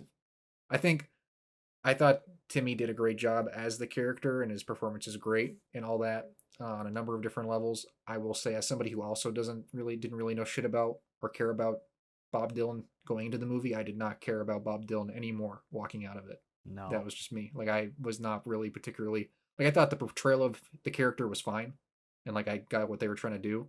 It just didn't like make me like the whole like artist who's kind of an asshole and full of himself. It's like, that's not like that original and this whole like this type of movie is not original. It's a biopic, and like it's above average maybe for this type of movie, but it's like, I think I was just kind of over this type of movie in general by this point. And yeah, I don't know, it's fine. Like I think it's good, but unremarkable in most areas for me. I'm gonna say it. Y'all already know probably what I'm gonna say. Yeah. I just like, for me, I don't really like Bob Dylan's music that much. I just don't. And there's simply, for my taste, there's too much of it in this movie. But the biggest problem is every time that man puts his harmonica around his neck, I'm ready to cover my ears. I can't stand it. I can't stand it. And it's like 2.5 hours of him playing the harmonica. And it grated on me so bad. It feels like it was like rattling my brain. I couldn't handle it. You're not giving it the award for best sound at the Oscars? No, on Sunday? No. I'm You're not giving it worst sound. Worst Bob Dylan's sound. harmonica. Specifically the harmonica. God damn, man. Yeah, so for me, it was just like crack. Like just watching it, I was like, thank God that like this didn't suck. It's got like an enjoyably chill vibe to it that I appreciated. Like it just does take you along. Because that's like the big criticism of the movie, which is that it doesn't, like, obviously it gestures at all the stuff because it takes place in the 60s. It's Bob Dylan, so obviously you're going to get little news reports of, oh, JFK got shot, Martin Luther King got shot, Freedom March, etc. And it doesn't touch on this in any very deep way, which I understand why people don't like that, or why they don't like that a movie just kind of sidelines that stuff or says like, oh, don't think about it, which is like completely fair. For me, it's like I can kind of just think about that myself. Like I don't really need the movie to do it. You just need sort of to put the characters in that background. And I can do it myself. I have no problem doing it myself. It would have been worse if James Mangold tried to preach at you. No doubt. It would have been like, because you already know what he's going to say, so he doesn't need to say it. You're onto something. So yeah, that was my defense of A Complete Unknown. It was basically an introduction to Bob Dylan for me, which I liked, and discovered that I really like Bob Dylan. Yeah, that's A Complete Unknown. Very much a fan. 46, we have another Oscar-nominated Best Picture, I'm Still Here. So one thing, I'll say this is going to be kind of tough to talk about because we're not Brazilian. Indeed. Yeah. And I literally had zero knowledge that this was a thing that Brazil had to deal with at that point in time. Either. Yep. Like, I definitely probably would have been aware of it in like the abstract. Like at some point in time, Brazil was under a dictatorship, but I just was not aware. So that's ultimately just the fault of not being Brazilian, where even though I really liked this movie, I liked it a lot. And like pretty much every facet, it just misses that connection because I'm not Brazilian. But very, very incredible performance from Fernanda Torres. Yeah, she's phenomenal. For sure. I would pick her as my pick of the Oscars. I think that's fair. I think that's very fair. I think for me, I was like, I think it is a, very good movie. Very, obviously kind of, it makes perfect sense why the story was told, all those things. I'll be the asshole who says there was definitely a point towards the end of the movie or the last third of it where I was just bored. Yeah. And I was over it. I was over the premise. I was over like, we get it, he's gone. It sucks. Like and like, I don't know, there's just some of those like kind of in it's a movie and I get it. And again, like because of the type of story that's being told, it has to be this way, but you just get that stuff at the start where it's like, man, this guy really was the perfect dad and the perfect man. Yep. And then you're like, oh man, all this bad stuff happened to him. And it's like, maybe he was, and great. But it's just like when I'm watching a movie and like you're saying, not having any of that personal connection to it, you're just kind of like, okay. Yeah, and I didn't even know it was a true story until the credits started to roll. Yeah, because it's based on I don't remember her actual name, but it's like based on like her memoirs, I believe. I think it's based on a book written by Marcelo, so the kid. Yeah, that's right, because they set that that's up right. at the end That's of the right. movie. That's yeah, right. That he's writing the book. Which that stuff also at the end, I think, already having been kind of bored, I was kind of like, okay, and we're doing all the stuff where it's like you're all the characters grown up, and we're like really blending, like more contemporary like real stuff that happened and we're portraying it in the movie. And then at the end of the movie, of course, they show you how it's like, oh, these are like the real things we based this off of, and that stuff sometimes makes my eyes roll as well. But it's very good. Yeah, and one thing too is I always said that the absolutely most powerful tool that you can do with a film is montage. And this film has plenty of it, and you can do anything in montage, especially like a nostalgic montage or like showing somebody's life through a montage is literally just sad. It's just sad to see it. The scenes where they're showing her films is very good. Yeah, it always makes me like tear up, like especially thinking the one that's in like Synecdoche, New York. Yeah, just literally anything where it's just like a montage of someone's life, no dialogue, just music and footage. Is literally just sad because like when you die and when you're like when you're like whatever her name was, and you have Alzheimer's, like that's all you have. It's just those fleeting memories that are just fleeting moments of lucidity that suddenly hit you and then they're gone, and it's just always been very touching in movies. Yeah, that's I'm Still Here. Going at 45, only me and Zach saw this. Cloud. We both saw it yesterday. Oh, I just watched it yesterday. Really wanted to watch this one. This was a cool movie.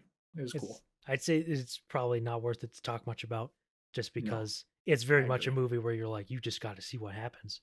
Because it is, you just don't know. You don't know what's going to happen. It's very, very good. In the way that like only Kiyoshi Kurosawa can do is how you take like technology and modern internet in particular and how that relates like to the way people interact, and you take that and you put it into like a genre movie, like as horror or whatever Cloud is, psychological thriller, whatever. I mean, I think over the course of the movie, like I think at first I was like so on it, and then it kind of just gets you when the turn really kicks into gear.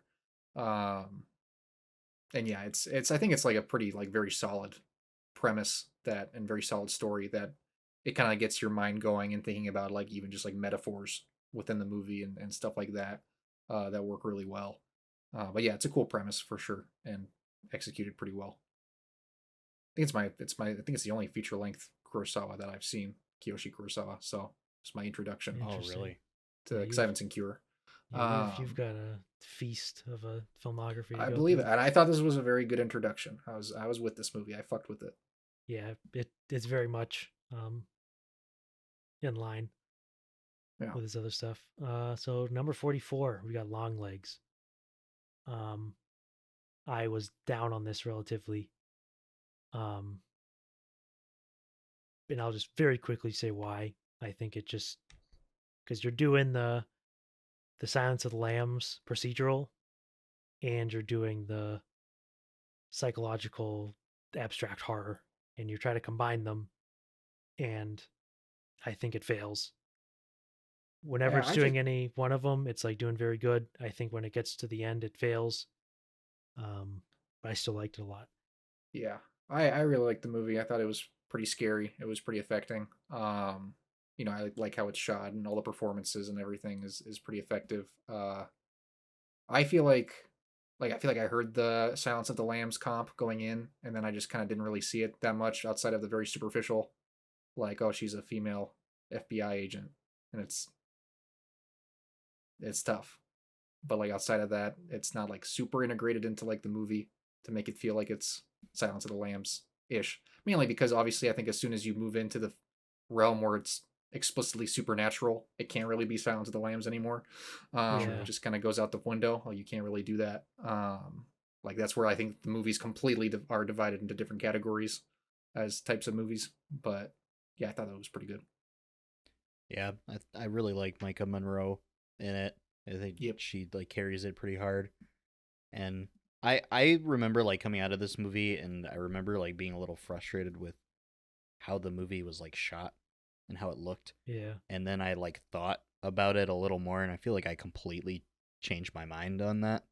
I remember just thinking like watching it, and I think it's because I didn't kind of realize exactly why they were doing this at the time. I was like, man, can't we like move the camera like 2 inches forward? What's with all this open space and all these shots that we're Just like lingering on? it like just like frustrated me. Like Yeah. head's like real small right in the center, but then like I don't know, you think about it more and you see the stuff about how there's like so much like all the devil imagery and like the backgrounds of like lots of the shots, and Yep. it's especially effective when like she first I think like goes back to her house and Yes. you know like Longlegs is like in her house, and that scene is like is so riveting. And Yep. it straight up would not be the same if like the camera wasn't as far back as it was, like it is in most of the movie, where you can like see the entire, you know, kitchen through the open door behind her and like all that kind of stuff with how it's framed and how it's shot, which I think is like really effective. Yep. I agree. Um, That shit freaked me out. it was pretty freaky for sure. Also, and I go ahead. I was just gonna say Nicolas Cage is good, obviously. Yes, That's all I was gonna say. Very good. But I don't know, Osgood Perkins has got some juice. Like no doubt about it. Gotta see the monkey. Oh yeah, the monkey is great.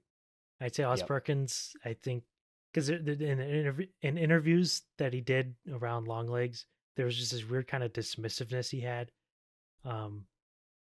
towards just like the art form, which was like off-putting. I think just based on the monkey, which we have to zip it on until a year from now. I think he's much better suited for horror comedy than I do agree. this. Even though honestly I think Longlegs is better, but I like do agree with you. I think it can just get like he can just get better at that kind of thing too.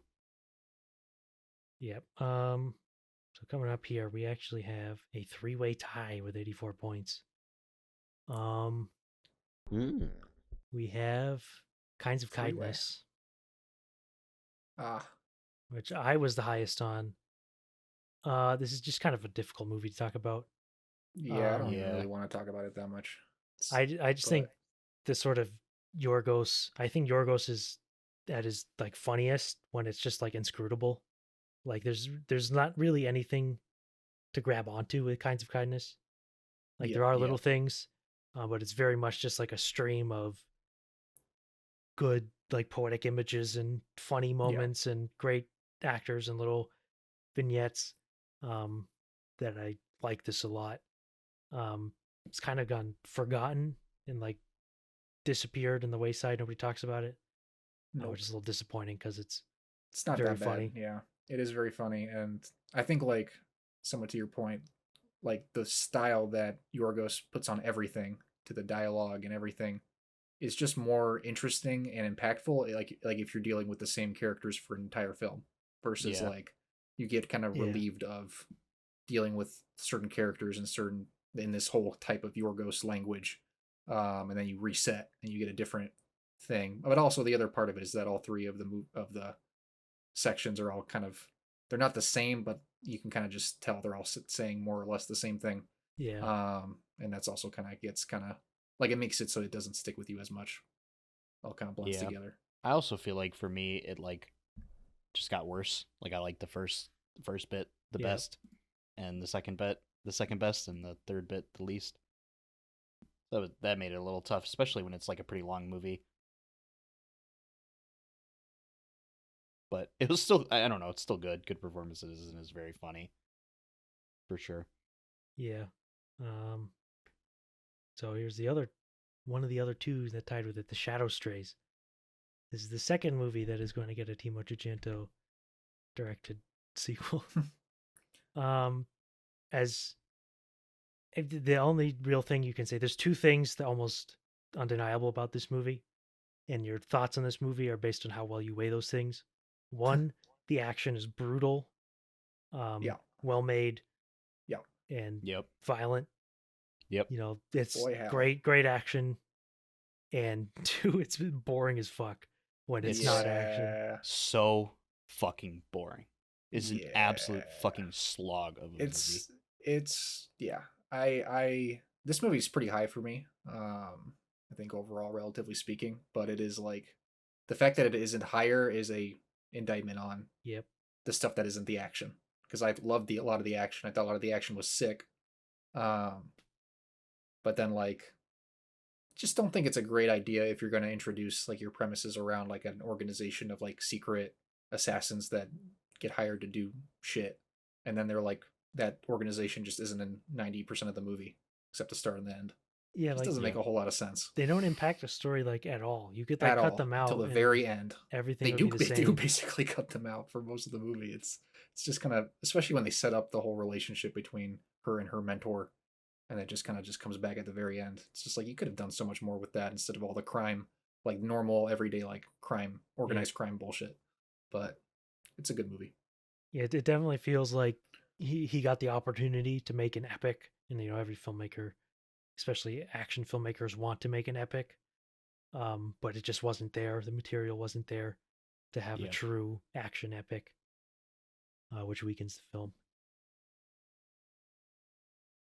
And this is the final one of the tie. This is the first movie since number 57 that Sam has seen.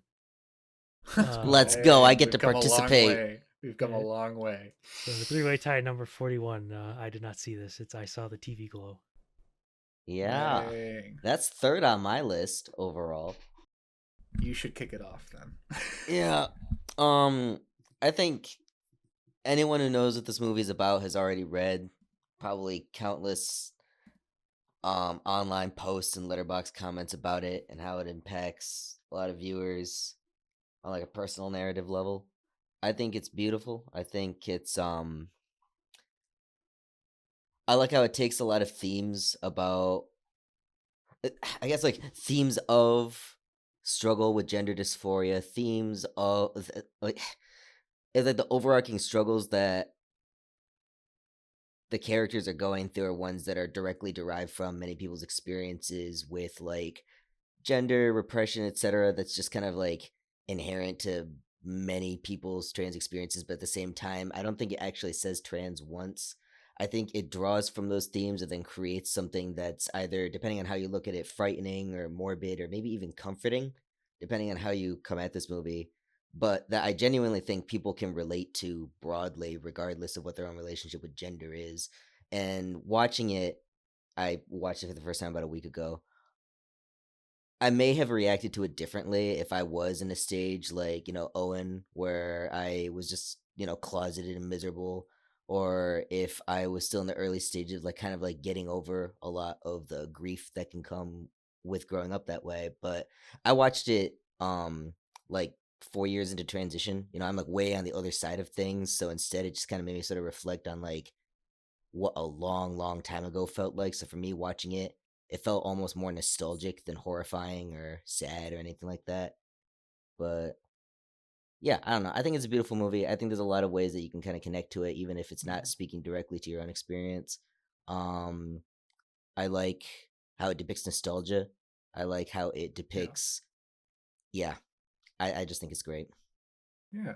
No, I mean, I think like to your point, like it's obviously something that like, the trans community is very much resonated with, and there's definitely a lot of intentionality behind that. But I remember when I was watching the movie, I was like walking out of it felt like I felt it captured a feeling that I resonated with very much at that point in my life, for completely different reasons, but also like I think that's the magic of the movies. A lot of different people are connecting with it, because go ahead. It's a reminder to me that those like experiences that we go through aren't actually that foreign or that hard to understand. It's actually very easy to connect with it. I also every once in a while I just pause and remember that this and like what's the other one called, Amelia Perez, came out in the same year. Right. And I wonder, why is that one getting accolades? Why that Good one? Lord. Yeah. The one that not a single transgender person likes. Good God. Yeah. Nobody here has seen that movie, so if anybody was watching this hoping to hear about us talk about Amelia Perez, it's not ranked higher on the list. It's not that we haven't gotten to it yet. Really? I had it at my number one. I didn't even wait. Yeah, but no, I saw that TV Glow it's also just cool as like obviously just like as a movie, like the different effects. I thought it's not like necessarily a scary movie, but it's a movie that's filled with a lot of dread. That's why I think it gets a lot of the Lynchian label to add it to it. And it's like genuinely a rare movie where I think you can straight up actually describe it as Lynchian, and you're right. Or I feel Yeah. like that just gets like tossed around like so much, and like that's actually how this movie is. Yeah. No, I mean, Andrew and I both saw Jane Showburn's previous movie. We're all going to the World's Fair, and I think we both really liked it as well. Yep. And yeah, I think she's doing some really cool, unique work, and excited to see what comes out next. Also, a great soundtrack. Yes. Yeah, I think they said that like those two works are like part of a trilogy. Oh. Yeah, or at least conceptualized that way. Interesting. At least that's what I read previously about TV Glow. Perfect. Yeah, excited to see the third. For real. All right, so now we're into the top 40. Here's another milestone. This is the first one that is 3 yellows. Wow. These are 3 yellows. 3 yellows. Broadly well liked by us. Yeah. This is Alien Romulus. Oh, a controversial one. It ended up being very similarly ranked in all of ours. Point on our final ballots was 42 for Zach, 41 for Andrew, and 39 for me. So we all had a very similar position. There's really not much you can say about this, because I'd say the biggest criticism that I think that like actually I care about with this movie is that it's like Alien theme park ride. Yeah. Because I don't particularly care about the CG. Ian Holm, like it's whatever. Like his family doesn't care. Sucked. It's like it's bad. But I think it artistically sucks. Like I think it's not well done. I don't think it's necessarily like the whole like resurrecting the actor thing is whatever, but it's all like the callbacks is just it's the way that they brought him back specifically to just say a bunch of lines that he said in the original Alien is just stupid. Like Lance mindlessly stupid. Lance Henriksen's still alive. You could have just used him. I guess because he's not an alien, so this is a sequel to Alien, not Aliens. Yeah. That's broadly that's pretty much what you can say. That's it. It's like pretty good otherwise. It's an Alien theme park ride. And if I lived in like Orlando or whatever and the shit was at Universal, I'd probably regularly want to go. Like it's pretty good. It looks good, shot very well. It looks great. It looks great. Amazing. The effects are amazing, and it's so much practical effects and real costumes and real things and real sets and little computers, visuals, but also all like the exterior shots. And space also looked great on IMAX and great sound as well. I think I don't remember if it was us talking about this, but like do think it is kind of eye rolly, obviously, that like they're all just basically kids, young adults. Like that's probably another thing that I think you just kind of wish that you were dealing with stable-ish adults or something along those lines. But it's fine. That's the problem, because it was supposed to just be for Hulu. It was supposed to be a little thing. We just want to make a little alien movie for Hulu, and then they were making it, and they're like, "Hey, we actually got something really nice here." So they pivoted, and thank God they did, because it's pretty good. But I'd say I really loved the creature at the end. Absolutely, it is like sweet. Unreal. It is terrifying. That thing is disgusting. When it first cuts to it, I was like, oh yeah, like this is good design. Like very rare that you can actually pull something like that off and like actually be like, oh, what the hell am I looking at? Yeah, it's so nasty. It's so freaky. All right, it's like, get it away from me. That's Alien Romulus. Pretty good. Number 39. Only Zach and Andrew saw this. Look Back. This is Andrew's first screen. No, it isn't. Is it for Andrew's first screen? I don't know. Yes, it is Andrew's first screen. Yeah. I had it pretty high on mine for sure. I don't remember where I had it on mine. I had it decently high. 32 overall. I think I probably took it. I wasn't willing to put it past a certain rank just because of the length, I think. Like, not that that's like a huge deal, but just whenever I'm watching something and it's just an hour, I'm like, okay, not a full product for me. But I love the way this movie looks. I talked to Andrew with it. as somebody who just like loves 2D animation and loves anime, and what got me into anime was just how anime looks and how it can look. Um, and like this is one of my favorite looking pieces of animation to come out like this century. Like I love the way that they approached it. So much cool animation and little details. Just the way that it kind of looks simultaneously, very like obviously like clean the way new animation does, but also very sketchy. I really like that sketchiness look to everything, where it looks kind of unfinished, but Yeah. not to me. And it's a good. Also, as somebody who grew up as a drawer and as an aspiring artist and dealt with some similar things to what the characters deal with, I also kind of personally resonated with these characters, especially early on. Great score. Yeah, I don't know. Good heartfelt story. Yeah, it like rocked me. I don't know. Especially I feel like right now in my life with me and like school and things, just like felt, even more like relevant Yeah. to my life as well. And yeah, it just like hit me like a ton of bricks. I don't know. I like the movie ended. I'm like sitting here like I'm like sobbing, like Yeah. destroyed me. It's a sad one. And for me, like I totally like I understand what you say about the length, and I thought about that too. But I was like, for me, I got like more from this hour-long movie than I did from like plenty of other movies this year that were 2.5 fair. hours, 3 hours That's long. fair. Like, just like felt like a total complete product, and like I said, it was just like a gut punch. And I also, of course, I mean, I loved the way it looked. The music was great as well, but Yep. yeah, no, it was a really good one. Yeah, Look Back was I was gonna watch it today, but I didn't have time because it was only an hour, and I wanted to squeeze another one in, but it didn't work out. So I imagine I would have liked it a lot, so it would have been higher. But Yep. It's cool. shit happens. It's worth watching. Yep. Number 38 is another milestone. This is the first of 4 movies that has a red, a yellow, and a green. Oh my. Oh. Also, the combined length of this one and the previous one is barely even feature length. My. This is Chime. Oh, I see. I had to pressure these two knuckleheads in the rankings Chime, even though it's short. It's feature I length. just don't. It counts as feature length. Yeah. So and I just don't fucking. I don't want to say I don't remember it, because I remember it well enough, but like I don't remember how I feel about it. So I don't have really anything to say about it. yeah, I'd say it's definitely something you would get more if you watch more of his movies, because it's very much in line with like Cure and Pulse and all of these. I liked it. I definitely liked it. Yeah, so for me it was it works a lot. I don't know how it would have worked as like a much longer movie with a more of a story to it, but when it's only like an hour long and or is it like 48 minutes? I don't remember.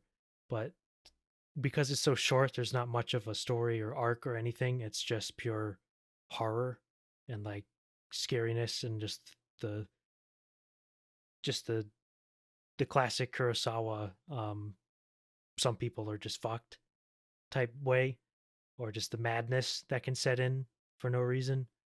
Um I always like when movies take ambient noise and just make it quiet. Like when they you have background noise, like there's the general noise of a room, then it just goes silent. He uses it to very great effect in here. He did it very well in Cloud, even though it was only like once. It was just a single moment in Cloud.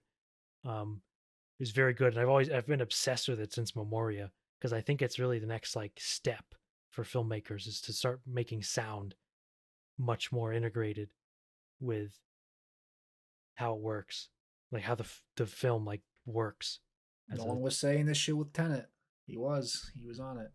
Exactly. And so it's very much in that sort of uncanny, just, he hears a chime and it's, spooky. I think it just worked insanely well for me in how it's just, to the point, even though there's not really like a point. It's very short, and just unsettling and scary. I liked it a lot. Also, one thing I'll say about Chime and Cloud is they're both shot in the true Champions aspect ratio, where it's slightly narrower than the 16:9, which is just great. I literally every time I see a movie, I'm like, yes, they made it a little narrower. That's what I'm talking about. But yeah, I like Chime a lot. It's something that's hard to talk about. You just have to watch it, which is what made me like it so much. It's not something that lends itself very well to analyzing, even though you can certainly analyze it. It's very much something you feel, which is my point, in my opinion, is the entire point of like cinema is that you get that poetry that's inexplicable or indescribable. Yeah. Yeah, that's Chime. It's actually in a tie with number 37, A Real Pain. I'd say the one thing this movie is just there's not really much to say about it other than that it's good. The performances are good. So true. It's very much, I thought it was very relatable in terms of like relating to like the Holocaust, even though, I'm not Jewish, but like just like think about it because the whole point of the movie, right, is they're so far removed from the Holocaust, but their ancestors died in it. So like how do you even like comprehend that? Like you're just walking around, in a concentration camp as a wealthy New Yorker with a very cushy job, very cushy life, and like, oh yeah, if you were born a century ago, you'd probably be dead. You probably would have just been killed for no reason. So it's like relatable for me because there's such a distance between that type of thing because I don't have any sort of connection with that. So it's just like an odd feeling whenever you are like exposed to like Holocaust or genocide in any event. You're like that's fucking heavy, and I have no relation to it. So no it's frame really of reference for it. So like your understanding of all that stuff being bad is very like intellectual because you just like you recognize that it's bad. Like obviously it's bad, but like I'm detached from killing. I'm detached from war. I'm detached from serious poverty. I'm detached from like any sort of that type of like insane suffering that you get, and that used to just be like the default for humankind. So I just thought or you go ahead. I was just gonna say it's like I agree, and I think it's like that is the compelling thing about like I don't know if everybody thinks about this, probably not, but just I think that's just a very I don't want to say topical, but a very present world also thing that the idea of losing our humanity as we become more detached from the present moment out of almost necessity. Like people used to have to be present or dissociate to cope with living in general. And now we have this kind of middle space where we don't need either for a lot of people. And so, yeah, that kind of question of, okay, how do we recapture, that desire to feel again that Kieran Culkin is trying to kind of present with and without necessarily fully romanticizing the way he's approaching it. It's definitely a very interesting point. I also thought that I was really impressed with how Eisenberg wrote and directed a lot of the dialogue, especially the dialogue with like the little tour characters. I thought they were written very like naturally and like very like just like that's how it goes. Like that's how people interact with each other and are awkward and are trying to like be themselves but don't know how to be and all that stuff. I'm a fan of the just like the title of the movie. I just think is like a clever double entendre. Where A Real Pain is like referring to Kieran Culkin for being an ass, but it's also referring to like the Holocaust. Like real suffering. You're sitting here like, oh, my fucking work is stressful. Oh, whatever, traffic, and then people are getting killed. So like, just put in perspective, sort of what you have to deal with compared to what other people do, and just sort of the insane difficulty it is to sort of correlate being very cushy and comfortable compared to that. So it's very much a good screenplay movie. For sure. 36, there's another one everyone saw. Bad Boys, Ride or Die. It's got 99 points. Hell yeah. Hell yeah. Yeah, this That's a movie's a banger. certified hell yeah. Yeah, It's a it banger. is. I'm sad because it ended up being because of the movie I watched today.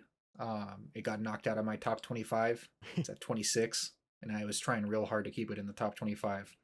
Hey, it placed in your top 25 on your qualified ballot. So there you go. We'll take it. Because yeah, as the person who started the journey into Bad Boys earlier this year, really enjoyed myself, and then watched this movie and thought it completely delivered. And like, I could go on and on about it. I'm going to try not to, but I think that it's like, as far as that, like, you have your kind of great top tier action movies, right? You're getting your Mission Impossibles, your whatever. This is like maybe a tier or two below it in terms of like where you kind of rank the types of action movies you're going to get. But it's like the perfect version of that. Absolutely. Like it is 100% a perfect execution in terms of being consistently funny. You have two leads that have amazing chemistry, who carry anything that they're in. The action is actually pretty good a lot of the times and pretty innovative at certain points. The story is solid, like nothing crazy or mind blowing, but like you get it and it's like good enough. And it's just fun. Like it's a fun movie. It does everything good enough, if not better. And I really loved it. Yeah, and one thing too is because the third one was not very good, but it had Easily the worst. it had some little bits where you could tell it was good, and it's just goes to show how much a director or directors can learn Yes. when they get another shot. Because there's You obviously can- a lot yeah. of stuff they would have done with the third one if they had, more of a budget or more of a knowledge base and skills, and they take that into the fourth one and go, let me go crazy and do what I want to do, and it totally pays off because this is a franchise that needs to be crazy. Yes. You can just tell in the third one they were just still figuring out exactly how they wanted to resurrect this franchise and blending the tones and trying to do something kind of serious and then also be goofy. And then in this movie they just nailed it. The balance of it. When I saw this movie the first time in theaters, because I saw it a couple times, the sequence where Martin Lawrence's character dies and then comes back literally had I was laughing so hard my jaw was literally like pretty much when we talk about like jaw being on the floor, this is probably the most I've ever meant it because I just could not believe what I was watching. Like it was just absurd. And yeah, I don't know, I love this movie. I thought the whole Reggie sequence was unbelievably cool. Oh my god, So that shit good. is So fucking good. that shit. Oh god, the whole fucking Yeah, that was like my favorite part of the whole movie. And it's so funny that he's only in the Bad Boys movies. It's the only Like, that's movies it. he's in. What a beast. Like he's got What a an niche. absolute beast. Oh, yeah, that's Bad Boys Ride or Die. Here's another bit of a milestone. We're into 100 points. This is 101 points in this one. Oh my. Of course, the point value is like changes from year to Arbitrary. year. Yeah. But this is one that all of us saw and would be significantly higher if Sam had a qualifying ballot. It's Trap. Zach had it at 41. Andrew had it at 47. I had it at 18. Sam had it at 6 I have out it of at 20. Out of my whopping 20 movies, I have it at 6. Pretty high. I love Trap.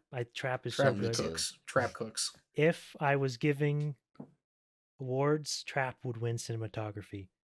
I think that's fair. I think it's like a perfectly wound movie, and the only way that like Shyamalan could do. Like obviously Yes. there's some flaws, and I think whatever the Parent Trap actor's kind of a useless character. It makes you feel trapped. It makes you feel claustrophobic, literally, no matter where it is. Yep. And it's the great because Shyamalan is like so good at this. Is like it's actually psychological. Like it's not just a Yes. premise and like, oh, look at the fun stuff that he can do. Like that is very much a psychologically tortured guy. It's about how does this guy think? How does he approach all of these situations? And you're learning about him as the movie goes on. And of course, or maybe it's just me, but like I root for the guy. You're trying to you don't want him to get caught. I didn't, at least. Maybe after a certain point you're kind of like, okay. But for most of the movie, you're just like, how's he gonna get out of this one? Oh, Oh, he's gonna do that. Oh, I wouldn't have that in my toolbox. So good for him. Yeah. No, Yeah. I love Trap. I thought it was great. Yeah, it's like it's very frustrating how poorly this was received. So frustrating. Just any time a movie gets even slightly off rails, it's like just people hate it. They stomp on it. Um, and like with Trap, I was just like just so impressed. Mainly with the characterization of Cooper Trap. And how it was completely engaging in how someone like that like functions in Yep. society, because he was pretty like relatable in the way that like you just have a certain detachment from other people. If you take that to its extreme, you know then that would mean you would just start hurting people for fun, or you just wouldn't be concerned, because everyone's got a little psychopath in you, like a little bit, where you're like, A little bit. I just don't really care what other people think. So you've got a little bit of that in you. So if you take that, the steroids, it becomes a little scary, and that's why the character is so good.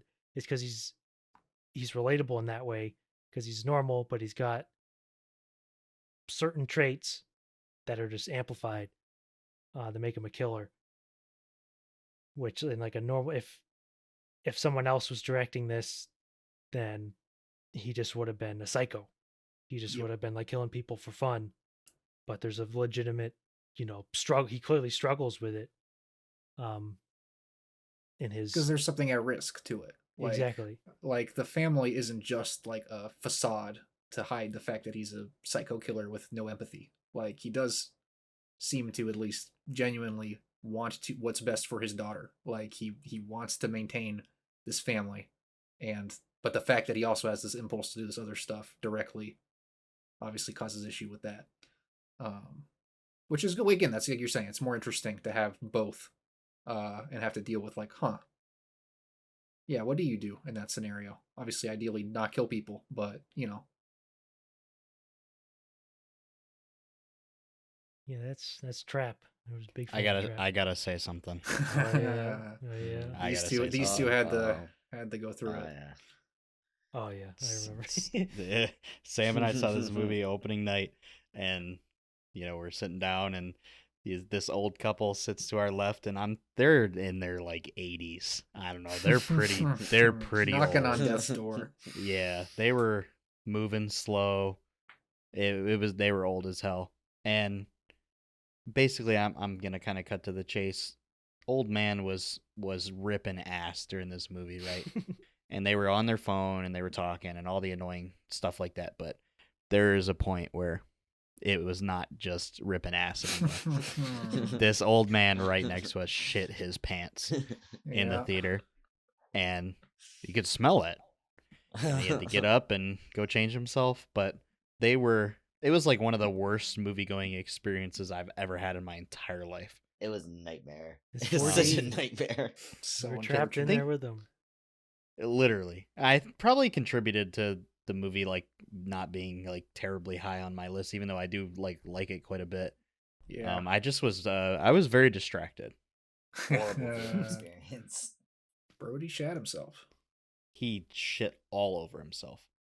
M. Night Shyamalan made him shit his pants. Yeah, something like that. All right, number 34 actually is a tie. Got a tie here with Trap. It's tied with Trap. Gladiator 2. Oh. So this shit is up here for me. This is the second of the red, yellow, green movies. Zach has it at 17. Andrew at 36. I had it at 53. Oh, God, this movie. I was excited for it, but I was pretty satisfied with what I received. I think for me, it's like compared to like Napoleon that we saw last year, that was pretty disappointing, relative to what we hoped for from Ridley Scott. This is like what I want from this era of Ridley Scott. Like if we can get a guy who's just like, okay, I'm gonna take this movie that I made 20 years ago, and I'm just gonna make my new Ridley Scott version of it, which is a lot less kind of, it's a little bit more like high energy, a little bit more um, off the wall, and just make it as entertaining as possible. Just put a fuck ton of action, fuck ton of violence, just well directed stuff, top to bottom, a decent enough story to ground it. You know, just make it about a guy who's pissed. He's just running on being angry, and he's killing people, and he's doing what he needs to do. Uh, I don't know. This movie worked for me completely. I just thought it was incredibly entertaining.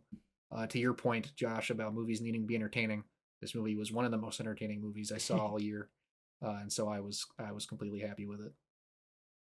And my thought with the movie was, even though the action was good, the action was straight up just better than the first one. It's literally just better. 100%, It's way better. When I watched Gladiator, I liked it, and I was like, "Oh, that's a really good movie." But there's something in Gladiator that just like didn't sit with me, and I couldn't fathom it. And I didn't understand why Gladiator did not connect with me. And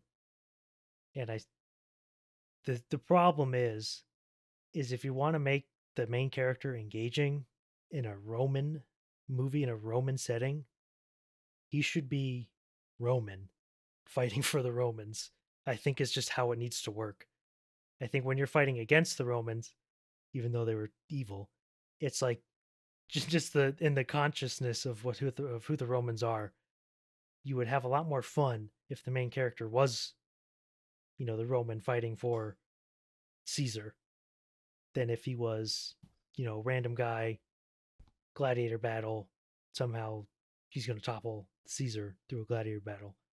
It like, in terms of the subject matter, I would much rather be rooting for a ruthless Caesar than I would be for some schmuck. And my problem with the second one is, even though I think Paul Mescal was great casting, I think he could have been like perfect. I just think his character is bad. I didn't like his character. Just because of how they finagled it with Gladiator 1. How they just kind of cut him out of the blue, like, oh, actually, Connie Nielsen and Russell Crowe had a kid. Yeah, I could have done without that too. I think it's definitely not the most necessary twist in the movie. Like, I think it would have worked better if he was like just unrelated. He just really liked Maximus. Like, he was like really following in the footsteps of, a guy he wasn't related to. He was just like following the example set. And I think that would have been a little bit more engaging. I also thought the movie just kind of ends. Like, it is also another problem with it being Gladiator, is all of the fights are gladiator fights. They're not like actual fights. Yeah, I mean, you get the war sequence at the start, Yeah, which I also thought was pretty cool. Yeah, I like that a lot. Well done. But you're right; it is otherwise all gladiator stuff. But you get monkeys. You get that was you cool. get the ship battle in the water. The you get the whole thing with when Pedro Pascal's character gets taken out, which was done really well. Like, yeah, for me, it was just like, oh, he's doing all these different things. And like, yeah, most of them are all gladiator battles, but different types of gladiator battles, different situations. Even I was so excited when towards the end of the movie when Denzel picks up a sword and he gets his fucking he gets his chance to do some action, even if he just gets his shit cut off. Yeah. Obviously Denzel is the highlight of the movie. Probably gotta say that. But yeah.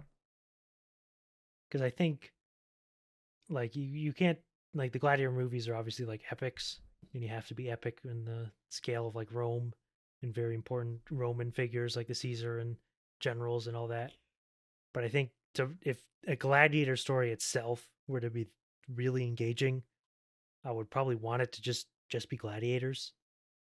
Like, for the story itself to be engaging, like, obviously you wouldn't be able to do giant, war fighting and all that if you stick to the gladiators. So it's not going to happen, and that's not how they would do it. But I think in terms of making the characters more engaging, it would work better if it was like just gladiators, where like the people were, all the gladiators were like very furiously fighting each other over, nothing. I think it would work better to sort of convey the brutality of being a gladiator, because they're just senselessly killing each other and fighting over honor. And obviously you can still work in like the, fuck the crown and all that stuff. Yeah. I think character wise, it would work better if they were just gladiators doing gladiator things in sort of a smaller scale drama, which is not something I usually ever say about a movie like this. But it's just weird that for me, Gladiator, the premise of Gladiator doesn't land, which like it should. If you're fuck, I broke my sweater. Okay, No. yeah, No. it's my fucking deer sweater. I broke the No. zipper. No. Fuck, Gladiator 2 made me do that. Should have been nice. Should have been nicer to be Gladiator 2. Yeah, that's Gladiator 2. So moving on to 33, we have a interesting milestone. This is the highest ranking movie that Zach did not see. So Zach has seen every movie from here on out. Let's fucking go. And that is Dolly. Oh. Told me I need to see that. Wow. What a banger. I had it at 22, I think, on mine, but it was like higher for a long time, and maybe it still should be. I had it at 14. So I'll start because I've seen all of Quentin Dupieux's movies. I think all in all, if you were to pick a single person who is the most influential artistically on the way I view art and make it, is literally Quentin Dupieux, aka Mr. Oiseau. Just in terms of the music he makes, the just sort of nonsense movies he makes. It's every movie he makes is based around one principle: no reason. That's it. It's just no reason. Not no reason, but no reason. And so he's and over the past few years, he's one of his big things that he experiments with is just the sort of non-linear storytelling, or just breaking the typical storytelling format. And he goes crazy with it in Dolly. This shit is like, it's like Inception. It's like Inception. You've got like different actors playing Dolly. You've got like different storylines running in parallel. You've got like the same sequence plays over and over again with slight differences. You've got like, it's just like bonkers and just an absolutely fun way to play with the narrative. And of course, you're using Dali, the #1 representation of surrealism. Yep. It's funny, after all this, there's only one song that plays, which is the Tomas Bangalter soundtrack, baby. It's like a 4-minute long song, and it just plays over and over and over and over again. And it's a banger. It's such a banger. And every actor who plays Dolly is hilarious. The woman who's interviewing, who's like genuinely like the most beautiful person on the planet. Oh my.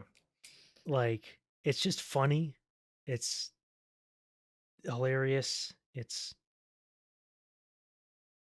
like it's difficult to talk about. It's literally Dali. It's like you watch it and like there it is. It's got what's his face? Am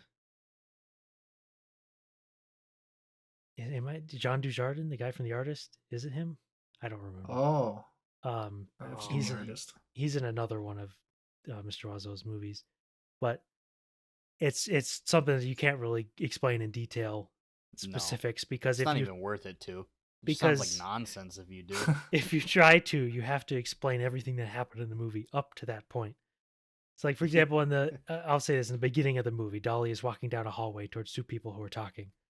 And like they're talking while waiting for Dolly to get there, and it keeps cutting back to Dolly, and every time it cuts back, he's back at the beginning of the hallway, just walking towards him. I'm sitting here, I'm cracking up just thinking about it. It's so funny. That's It's funny. like every single time it cuts back, it's funnier than the last time. I can imagine it, and it's funny. And It's good. Because any other thing in the movie, because what's so good about it is like it's not just random like BS that happens. It's like random BS that builds on all the random BS you saw previously in the movie. So it's like something in the end of the movie is just like what is going on if you were to just drop in unannounced, but it all just makes total sense, even though it's nonsense. So it's like the perfect like structure of like how to structure a movie to feel like looking at a Dali painting does. Yep. And it's just so funny and enjoyable. And he's like one of the Quentin Dupieux is just he's one of the greats in my mind. Even though no one would say it, people, no one would say it, but I'll say it. Yeah, that's Dali. Number 32. This was only seen by Zach and Andrew. It's The Seed of the Sacred Fig. Oh. It's an unfortunate casualty of crunch time for me because it's too long. Yeah, it's a long it's movie long for sure. It's very cool, very good movie. Didn't know what it was about going in. Nope. And yeah, it's definitely, I mean, it's a tough watch at certain points. There's one particular sequence that I remember we talked about after seeing it where yeah, there's a character that gets completely fucked up at like a protest or whatever. And oh my god. And it's like picking out like metal pellets out of a woman's fucked up face. And then her like washing her hands afterwards, and it's just like these sequences in the movie that are like very like almost kind of surreal in how they're shown, that are really tough. It's intercut with real cell phone video footage of different like police violence and brutality, um, and that's also very well done and impactful. Obviously tough to watch in a theater. Interlaced, with like a fictional narrative, which is really interesting. And it's also like almost a 3-hour movie that is like completely, it's like so lean. There's no fat on this it's movie very focused at all. Very focused. Great performances. Really great performances. Like everybody in this movie is really great. Mm-hmm. Yeah. No, it's a great movie. It's horrific. It is also just it's just like horrific. It's a horrific watch. Yep. It's phenomenal. So it's also caught. That's a spoiler. It's also tied with another movie that also Zach and Andrew only saw, Caught by the Tides. Another casualty for me that I couldn't squeeze in. I think you would have really liked this movie. Yeah. This is in my top 10. I mean, this is I love this movie. It's the first top 10. Oh, there you go. Milestone. Milestone ding. For me, it really just came down to the fact that it's unlike anything else that I watched this year. Like, and it's completely in its own category of type of movie. That's just very interesting. It's a very interesting approach to a movie. I was completely gripped by it. It's beautifully shot. Yeah. Uses a lot of different types of footage, including footage from the guy's other movies. Like in these, shoots documentaries and and whatnot. It's just like an amalgamation of like everything he shot over like his entire career. Yeah, and you're as a result, it's a story that goes across like long stretches of time, and I think that's like done really, really well. It's very effective. The jumps in time, which sometimes time jumps are really like prickly for me. Like sometimes I really don't like it when things skip ahead in time too much. But in this movie, the way it just works so well, and it's very impactful. The difference you feel in the energy between stuff that's supposed to be 20 years ago versus stuff that's now, it's very effective.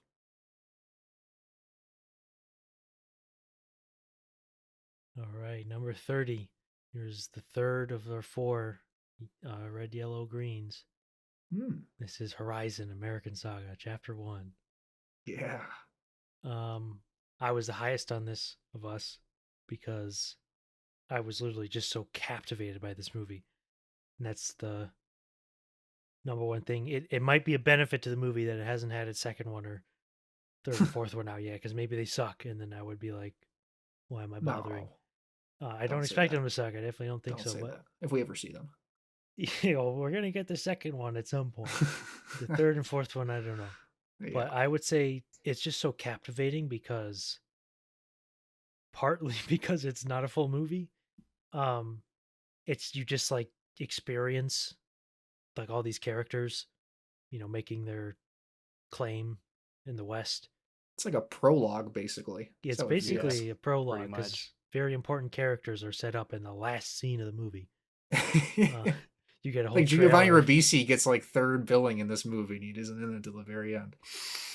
It's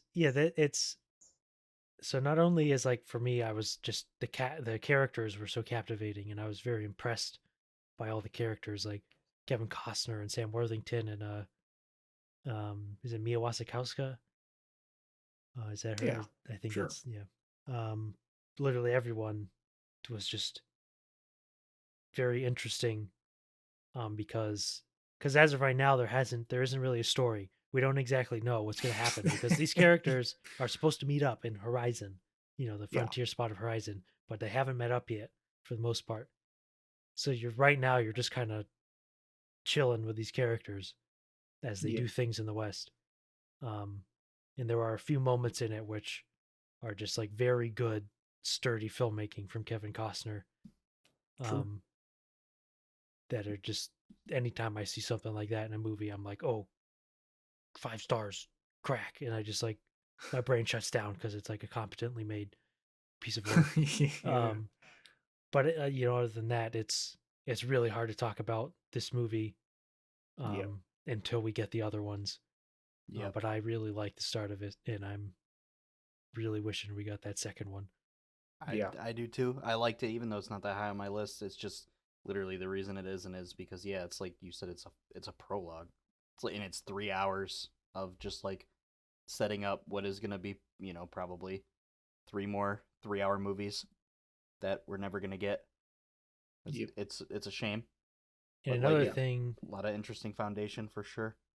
Is like I've always thought that like if you have a really long story that requires a lot of a lot of detail or a lot of things need to occur that you need to see, like if you're adapting a really long novel, nowadays the tendency would be make a miniseries.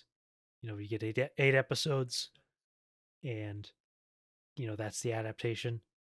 But I've always thought, and very few people have been bold enough, Hollywood has never been bold enough to do it, is just make it a long movie. Just make it a really long movie. And so this is planned to be like 10, 12 hours long, maybe even longer. And it's still 4 movies, but that's like significantly bigger chunks than if you're to do an hour-long episode of a like 8-episode miniseries. You just get way more time with no artificial splits, because anytime you break an episode, it's very much it's like it's artificial. You don't just get to experience the story like you can with a novel. You just get way more into it, and you feel it a lot more when it's just one sitting, no breaks. Obviously you go and piss if you're watching at home or whatever, but it's just continuous, because that's the way I've always just felt the most engaged with a movie. Is if no breaks, no interruptions, just let it run. And that's one of the giant benefits of like the Lord of the Rings, is that it's just you just watch that for 3 hours and it's crack. So true. And so eventually, if we get all 4 movies, just watching Horizon just for 12 hours. Yeah. It's a 12-hour Horizon binge. Hopefully it's good, because that would be that second part. That would be so good. So I'm hoping this is not just a sad, unfinished, what could have been type movie. All right, here we go. Number 29, another Best Picture nominee. It's Anora. I was the highest on Anora. I'm the only one who has it in the green. I have it at 22. Zach and Andrew at 37 and 38. Wow. I'd say just because Anora is Anora, you've heard about it, probably. Yeah. You know, the 10 viewers listening to this. I just love Sean Baker. Yeah, I mean he's great. And you know, the interweaving of all these different characters from different backgrounds that you wouldn't otherwise be familiar with. That Anora really connected with me. Not as good as Red Rocket. No, not even close. No, and I mean, obviously, like Andrew and I having it lower is like the quote unquote, like I liked it plenty, but like the quote unquote contrarian opinion not to have it in like your top whatever 20. But like I don't know, I don't have anything like interesting to say about it as far as like criticisms. It's just like a very good Sean Baker movie that isn't as good as his other ones. Yeah, that's all I really have to say about it. Yeah, it's very much this is a career achievement type movie. That's why I'd say a major part of why it's getting such a connection is that Sean Baker has been building this reputation, and he finally did something that people connect with, so it had so much weight behind it. First American Palme d'Or winner in however long, so good for him. First since David Lynch, right? Or am I stupid? I don't know if it was that long ago. Yeah, I don't think so. I literally don't know. So ignore that. But I think it has been a while. Was it Tarantino? I don't know. I don't remember. I don't remember what the last one was, but I think it's been like 20-ish years or something. Yeah, it's been a minute. But yeah, I'd say because that's just the way to make a movie now or to make a really engaging movie is just have a bunch of characters that are all engaging, and you know, you bring them in, you bring them out, you know, sort of like Robert Altman style.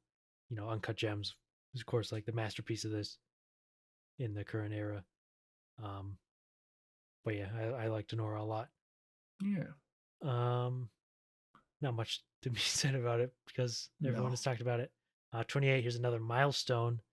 This is the highest ranking movie that Andrew has not seen. Oh. And it is my first top 10. Oh. At 28 with 113 points, this is Hard Truths. Zach put it at 20. I put it at 5. Yeah. Yeah, I'll start. Yeah, go for it. I really, really like this movie. I very much because I'm very interested in just portrayals of people who are just kind of fucked. You know, like it is what it is. That's why I like Trap so much, because the guy is fucked, but like he's a real guy. It's relatable. He's not just psycho, crazy, kill people.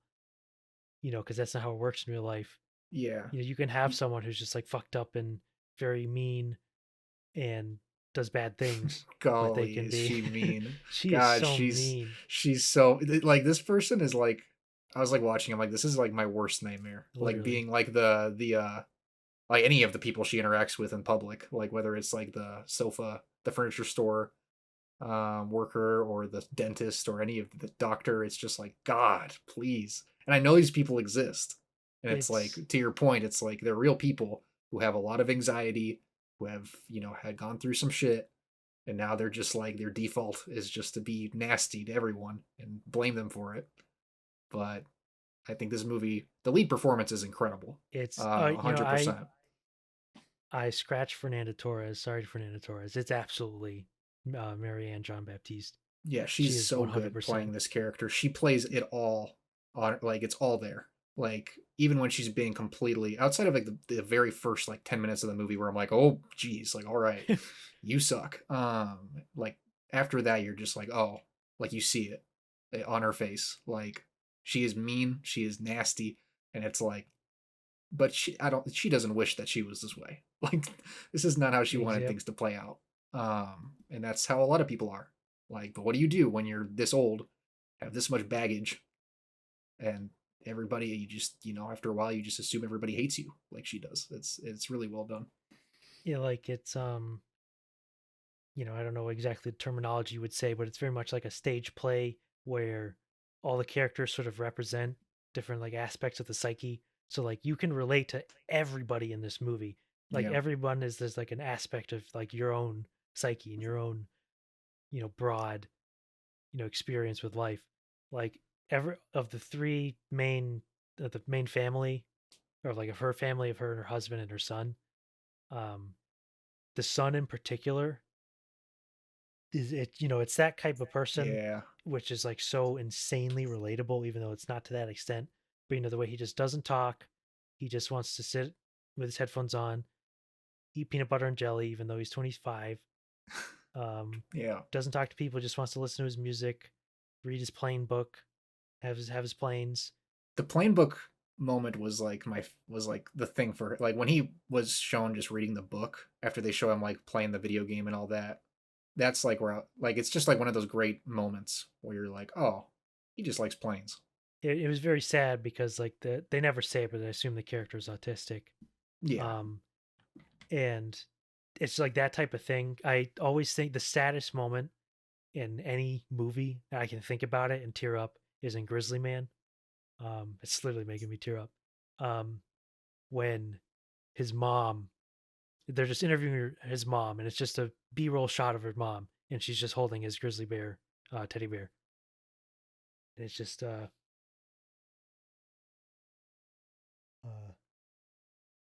it's like very sad. Just that sort of like the way you grasp on to like your childhood. In the way that like he does the son in the movie Moses. Just all of his things are still childish, and it's just like very sad. Yeah. Definitely something to watch. It's no, it's very good. Well, that's a sad movie. Let's move on to a happy one. At number 27, 115 points, we got happiest movie of the year, Nickel Boys. Oh yeah. You were making a joke because that movie isn't very happy at all. You thought we got a string of happy movies here. Oh boy, it's good. Yeah, this is a good movie. So obviously, I'm often when it comes to movies, I'm primarily interested, like formally, in the movie. And there's a lot of talk about the formal aspects of Nickel Boys. Yeah. Which it is very experimental. I'll say that the first person stuff, after a little bit, it becomes difficult. Yes. To sort of, it gets a little tiring because there's only so much you can do with it. Like I don't want to really lead on this movie by like criticizing it like that, but that's the only thing in the back of my head because it's a very good movie, very sad, good. Characters are all very good. It's a tragedy. Yes. And there's plenty of very good stuff whenever the movie takes a step away from the perspectives and goes, more abstract and does little montages of interesting shots and like the trains and the yeah. It's very good. It's the only thing just in the back of my head that I think of is it has the gimmick, and the gimmick gets a little weak at the end. But yeah, I liked it. I think the standout sequence for me was the boxing scene. Oh, for absolutely. sure. Yeah, for sure. That was the best scene in the movie. But overall, I thought the movie was very good. Yeah. Liked how it was approached and directed really, really strongly. And the music, the score was really good. The score is so good. Yeah, it's like fantastic. And I mean, I think even though I also agree that like the first person perspective does get tiring. The movie really does like look so good though. It's true. It's like shot so excellently. I've thought about the bit where everybody is watching Martin Luther King on the TV. Oh yeah. Like and you see like all the people's reflection like in the glass of the store, and it's just like such an unbelievable shot. And literally, it's like so many unreal shots in this movie. Yeah, it's Nickel Boys. All right, we got another happy one. Number 26 at 117 points. This is The Apprentice. I ended up being the highest on this, which is kind of surprising. I could have had it higher. It was it's like a whole string of movies that I had, like Trap and Alien Romulus and Apprentice, were all like the 40s for me, 30s, 40s. I think it was like just tough, but it is very good. You've got two incredible performances. So Incredible. good. So Incredible. There's Like, so good. this movie does suffer from the ultimate struggle of trying to make a biopic of someone that the director doesn't like or that the people watching don't like. Yeah. Is Well, and it's it's no matter what you do, they look good. And even in The Apprentice, it literally makes them look fun, like Wolf of Wall Street. It does. there are definitely points where you like, okay, like I get how you get kind of the basic charisma that the guy has to be able to achieve what he did, even if obviously like he will overstate and other people will overstate his achievements and the degree to which he is responsible for them. There is a basic charisma that Sebastian Stan nails. Yep. That's there, but like it only takes like not even a second glance to be like, well, this guy's also just a complete piece of shit and is detestable. And to your point, like that's the quote unquote hard thing is how do you make a movie about a guy who everybody at this point, hopefully, no, obviously not everybody, but many people at this point with brains can recognize the guy is a complete soulless waste of human life. It's like if you know what you're watching, then you can like deal with it. And even, I mean, I don't even like care that it makes them look good in parts, like whatever. Because my main interest with the movie is just Jeremy Strong. So good. So good. And B, it is I mean, it's like a campy movie. It's very campy and silly. 100%. And just the way it sort of moves through like the eras or the time, sort of like the Brutalist does. Which I thought the movie's very funny too. It's hilarious. It is funny. Except for when it's not. Yeah. Yeah. Except for when it's not. I think about the scene with like where they have the birthday party. Oh my Yep. god. Roy Cohen, and it's like literally So one of the most tough. haunting scenes of like the entire year, I think. There's that. It's like there's absolutely horrific. Yeah, there's that. There's the stuff with his brother. That's so Yep. brutal. And then there's obviously the scene where he rapes his wife, which is also no good. Yeah. Really? Yeah, in my opinion. Not ideal. So yeah, so it's like there's this, yeah, it is a pretty funny movie overall for sure. But then you also get these moments where you're like, oh yeah, don't forget if you can. Remember This guy the three sucks. rules: attack, attack, attack. Yeah. Deny everything, admit nothing. Always claim victory. Rules to live by. I mean, I will say like, yeah, last thing I'll say about it is just that I do think it is a plausible explanation is how I felt walking out of it. Like if we're trying to explain how this guy became who he was, like I'm like, okay, that makes as much sense as anything. Sure. Yep. Which is good. Also, one of 2 movies to needle drop suicide this year, which is really, really funny. A lot of good needle drops in this movie. True. It's a very, very stylish, like extremely stylish Yes. movie, like in every way. I just think it's really well, directed. But yeah, not the only suicide needle drop this year, which is funny. Yeah, so that's The Apprentice. We're moving into the top 25. We finally made it. So it's a milestone for that reason, and it's another milestone because this is the highest ranking movie that I haven't seen. So every movie from here on out is featured on 3 ballots. So my. this is I know what this is. It's a casualty. Another casualty is La Camera. Yeah. Oh. Yeah, it's a shame you didn't get to see this one because I love this movie. Zach had it at 5, Andrew at 13. It's really good. Yeah. Yeah. I don't need to talk about it too much. We could probably just skim through it, but it's like, yeah, I love it. It's like unbelievably beautifully shot. Probably one of my favorite looking movies of the year. Josh O'Connor is excellent in it. One of my favorite performances of the year. Just really solid direction, really like just one of those perfect like movies that I'm gonna love, which is just very kind of slow, like low key, like not really psychological, more spiritual than psychological is kind of the approach to it. Yeah, just kind of blends between kind of dreamlike states from Josh O'Connor's perspective. And yeah, just really loved how the movie felt in the end. And yeah, I don't know. don't need to talk about it too much. Pretty Kind of pretty indescribable. cool for me too, because I had just like taken an art history class, like we Oh, were yeah. talking about Etruscan art like a lot. I like wrote a couple papers about like certain pieces or whatever. It's interesting because people in general don't know that much about Etruscans or like their art. Nope. That was also cool, just like good timing for me watching it. I think a lot of people, you ask them what they know about Etruscan art. It's like most people aren't gonna know anything about it at all. Like, just makes sense, but yeah. Oh, it is really great. All right, number 24 is Hitman. Zach had it at 21, Andrew at 25. I had it at 40. Yeah, I mean, this movie at certain points was a lot higher. Just because it's slowly ticked down just over time. But like at the time that I saw it, I mean, I loved it and I still do. Just like, yeah, perfect Linklater rom-com that just, it's Linklater, so he's going to throw in some kind of like basic philosophical idea to kind of anchor the whole thing, the whole premise.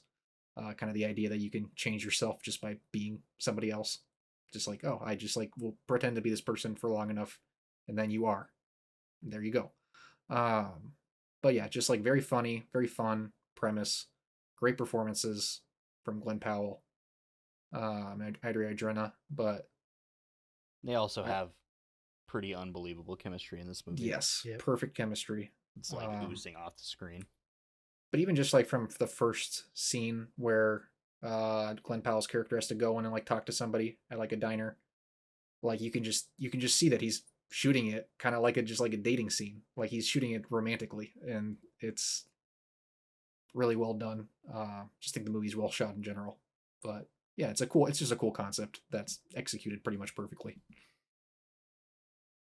Yeah, the only reason I have it a little bit lower is just I think filmmaking wise it was a little boring in terms of the actual film. You see, the script is amazing, the performances are all amazing. That's fair. I do think it's a little ugly. Not like ugly, but boring. But otherwise I really liked it, just to explain why I have it low. Even though it's technically high, because we like these movies. Shoot me.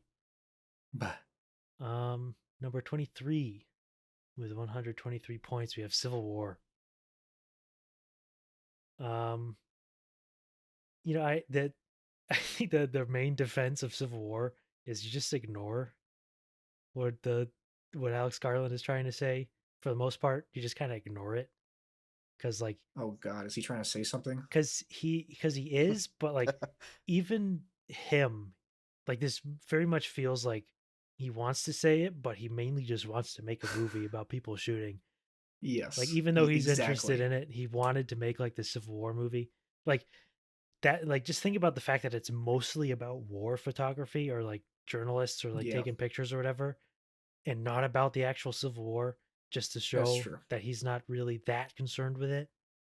Because he, like, even though like when in interviews he said like, very centrist take, like we're too divided in this country or whatever, which is like, okay, if you have that opinion, like whatever. It's obvious that he mainly is interested in just that as a subject matter to put a movie in. Yes, it's just a context. I think that's I definitely like. I was relieved at how stupid the movie ended up being. That's how I felt about it. I was the like, marketing oh, and like God. the trailer was like it was like gross. This movie, it was so gross. It was terrible. I was expecting to hate this movie. Yeah, and then it just ended up being kind of dumb. Apart from some really like dumb, not necessarily in like, I guess I mean it in both senses, but both critical and praiseworthy. Obviously, there's some really great tension in the movie. Like the whole sequence with Jesse Plemons is great. Plenty of great tense moments in the movie, funny moments. The photography stuff I think is all very cool. Yeah, some of it pissed me off, but that's like kind of sense dings type stuff. Yeah, great performances. It's very unfortunate that he wants to take a step back from directing, because like it's and as like a movie going experience, it was so good. Yeah, it was. Like in IMAX, cool. The sound was incredible. The sound design and unreal. the gunshots going off, and it's also one thing I remember thinking after this movie was it's very much like a movie. It's just like imagine in Fantasyland that this country does actually devolve into a civil war, which is not going to happen. But imagine if it were to actually come down to like states fighting against each other, etc., in a sort of war or in like a war movie fantasy type way. So much of the movie is like that's the boys. Like they're getting together with their guns and their little outfits that dress up their colors. Like that's the boys. Like they're the part where I don't remember exactly the story, the point in the plot when it happened, but like they're getting like shot at by a sniper, and there's just the two guys there who they don't even like know what side they're on, but they got like the like paintball stains on their shirts, like they got these little colors, and they're just there with their guns sniping back at this guy, and they're just like cracking jokes. Like obviously that's not what war is, but it's so fun in a war movie when it's just the boys at war shooting each other. And not to give Alex Garland too much credit, because it's not like this is some amazing, mind-blowing thing, especially for somebody outside the United States to point out. But it is very America. That is definitely a devolving of the present American culture that you can believe. This is our other suicide needle drop. I think there's like 3 of them. Yeah, in this he drops movie, a bunch. End credits. Yep. Which, like, good choice. Don't get me wrong. Yeah, literally. It's very much just like don't think about what he's really trying to say, because he's not even trying to say anything. Oh, I didn't. No, he's not. And like you said earlier, it's such a relief when that's what you realize, like that's what's going on in this movie. All right, number 22, we got The Order. I am legitimately surprised that I was the lowest on this. That is surprising. But wow. I love The Order. Order fucking rips. What a great movie. So good. It's like ridiculous. One of those we almost probably don't have to talk that much about and just say that it's a slammer. Jude Law. Jude Law is dripped out of his gourd. Prime Gene Hackman hair. It's so good. He's turning into Gene Hackman. Yeah. Now that he's dead, I'm here for it. We got to replace him. Welcome back, Gene Hackman. This it's shot really well. It's scored. I love the musical score for the movie. Score's great. Great characters. I think that's like a real highlight of the movie. It's like one of Nicholas Holt's many good performances in 2024. He's so good in it. Because the great thing with this, is you can tell just how like troubled the people are who sign up for that type of thing. They're very, downwardly mobile, angry people. Psychopath switch flipped in their head so that you would sign up to do something like that and join the kind of the white supremacist commune. And they all do the very good sort of portrayal of like that type of like they're just a little off kilter. Like you can just tell they're like they're off kilter, and that they've got something in their head that's fucked. Doesn't help when you start off you're already in a cult. And then it's like, oh, what if you get into the cult within the cult? Exactly. Yeah, you're right. Something must be a little off. We're firmly into slammer territory here, so I don't even need to say that this is a slammer. But at number 21, we got Eye for an Eye 2. Yeah, Slammer. Yeah. I mean, the stuff. Slammer. It's similar to the other Blade of Fury, which I saw. It's just very cool sword choreography, martial arts, a willingness to be creative with how you do it. Like the sequence that obviously like sticks out is the flame swords. Like when that shit happened, I was like, oh shit. Pontiff Sullivan. We're allowed to do some cool stuff in these movies. Wow, amazing. Like these movies in general, you're just like, oh, so you actually are allowed to make like cool movies for low budgets in other countries, just not here. It's like I wish that, because there's so many people in America who are good at stunts, knowledgeable of guns, and like right. You could, if like I wish we had it. This was I think it was a Letterboxd review. Someone said of Baby Assassins, where he said like one of the biggest appeals of Baby Assassins is that it shows that you can do this action movie with low budget, but you just have a ton of people who just are so committed to it and they love it. And it's like just like a shining example of like, you can do it. Like we could do it. It's right there. Like you can just do it. I promise. Yeah, literally. And good kid performance as well. Yeah, absolutely. Really, really good. And it's very rare that a interaction whenever you get like, wandering stranger adopts a wandering kid and like takes him under his wing. Very rare that it's ever not just like, oh, give me a fucking break. But it's I like it in this movie. It's not super amazing, but it does. Oh, and I love how long and how intensely at the start he just does not fuck with this kid out at all. He's like, God, get the fuck away from me, you fucking annoying ass kid. Fuck off. And that's the way it is for a good chunk of the movie, which I loved. Eventually, of course, things have to flip, but I'm glad they did that for as long as they did. Yeah, and we should say that the main character is blind, so it adds that's why it's great twist to the action. Yeah. Yes, exactly. So very fun. He's it doubles Zatoichi'd up. Yeah. All right, number 20. First time at 15, we have all seen this one. And we just saw it. It's Rap World. Yeah. Oh yeah. Rap World. What a banger. Rap World. What a masterpiece. That man Connor O'Malley just does not miss. Just one of the funniest guys to walk the earth. It's just unbelievable. I don't. Man, that shit is just fucking funny. That's all I gotta say about it. It's so. All you need to say about it. That's right. That's right. Yeah, it's just consistently funny in that Connor O'Malley way. It's just like throwing a bunch of dude stuff. It's like it's all you need to do.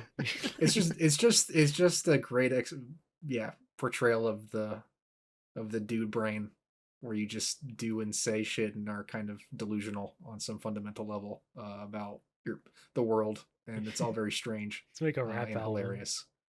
Even though none of us we're just gonna get the boys together and we're gonna make a rap album. None of us know how to make music. We don't know how to record it. Let's make a Toby rap Hana album. on the map. Yeah. Many could say they died, but few full of burgers. That's right. That's so true. Yeah, every time in any movie that's like this too, and they're just like messing around with like the gun. It's so funny, but it's also you're like, oh well, when's this thing gonna go off? You're just waiting like the whole movie for it to happen. Literally. But the way it does is it's so ridiculous and it's so funny. Just a banger. What a banger. It's a banger. All right. We got 19 here. This is an annual segment on the show, it would seem. This is going to be an annual segment, possibly. Less intense as it was last time. Oh my. But Zach has it at 38, Andrew at 35. I have it at 4. This is O Canada. This is the annual Schrader defense. Even though you guys liked it. You guys liked it. So I was about to say, this movie is like actually like really pretty very good. So it's not like Master Gardener, where I had to go to bat for a movie that you guys didn't like because you like this movie. But I thought, even though I'm a little boy, I very much related to that character, Richard Gere's character and Jacob Elordi's character, in terms of just the fact that he's like a coward. Like he just like it was also an interesting part during the movie where there was sort of a pivotal moment that occurs towards the end of the movie where I lost power. And I had to sit there for like 5 minutes after the power came back on, waiting for it to like turn on, and I just was like frozen and I couldn't move. It's the what makes his character so interesting, right? Is nowadays, we look back at people who dodged the draft, right? Maybe we say like why wouldn't you have done it if you could have? Why would you want to go back? And obviously, it was in that that was a long time ago, the Vietnam draft. And nowadays, and the people in the movie, like Michael Imperioli and the assistants, are very much like supportive and talking about how like he was such a brave guy when he was young. He did so much crazy brave things, but in his personal life, he was a fuck up, and he was non-committal. Um, he didn't. He abandoned people and continued to abandon them into his old age. And so in one area, he can be very brave, and when like his documentaries of like the poisoning of whatever, or like the crop poisoning, and the Vietnam dodging, and in one area you can be very bold and brave and something, but there's this big detachment in another part of your psyche from something that is maybe more fundamental, that is like cowardly. And again, it's another movie that deals with senility and being losing your mind when you get older, which is literally just like terrifying. I think that's like the essence of the movie, is just that sense of like feeling trapped with yourself, and you're the only one who really knows all the stuff that is you, and you do get to choose for a certain amount of time to some extent what you divulge and what you don't. And just the idea of that building up to a point in an old artist's life where then he's like, man, gotta get some shit off my damn chest before I bite it, because this is too much. I can only say it. I need the camera. I can only say it in front of the camera. And I need my wife here, my fifth wife or whatever. Yeah. And another thing I liked so much about it was because they would do the cuts between all the different the different timelines.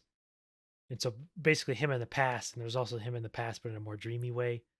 And it would sort of swap between those. And I thought the way they like interwove when he was being more lucid and being more, wispy, and, remembering things in more of a, romantic way of how he lived his life, and the way they, that would like morph together by the way it would swap away Jacob Elordi for old Richard Gere, just placed into that old spot.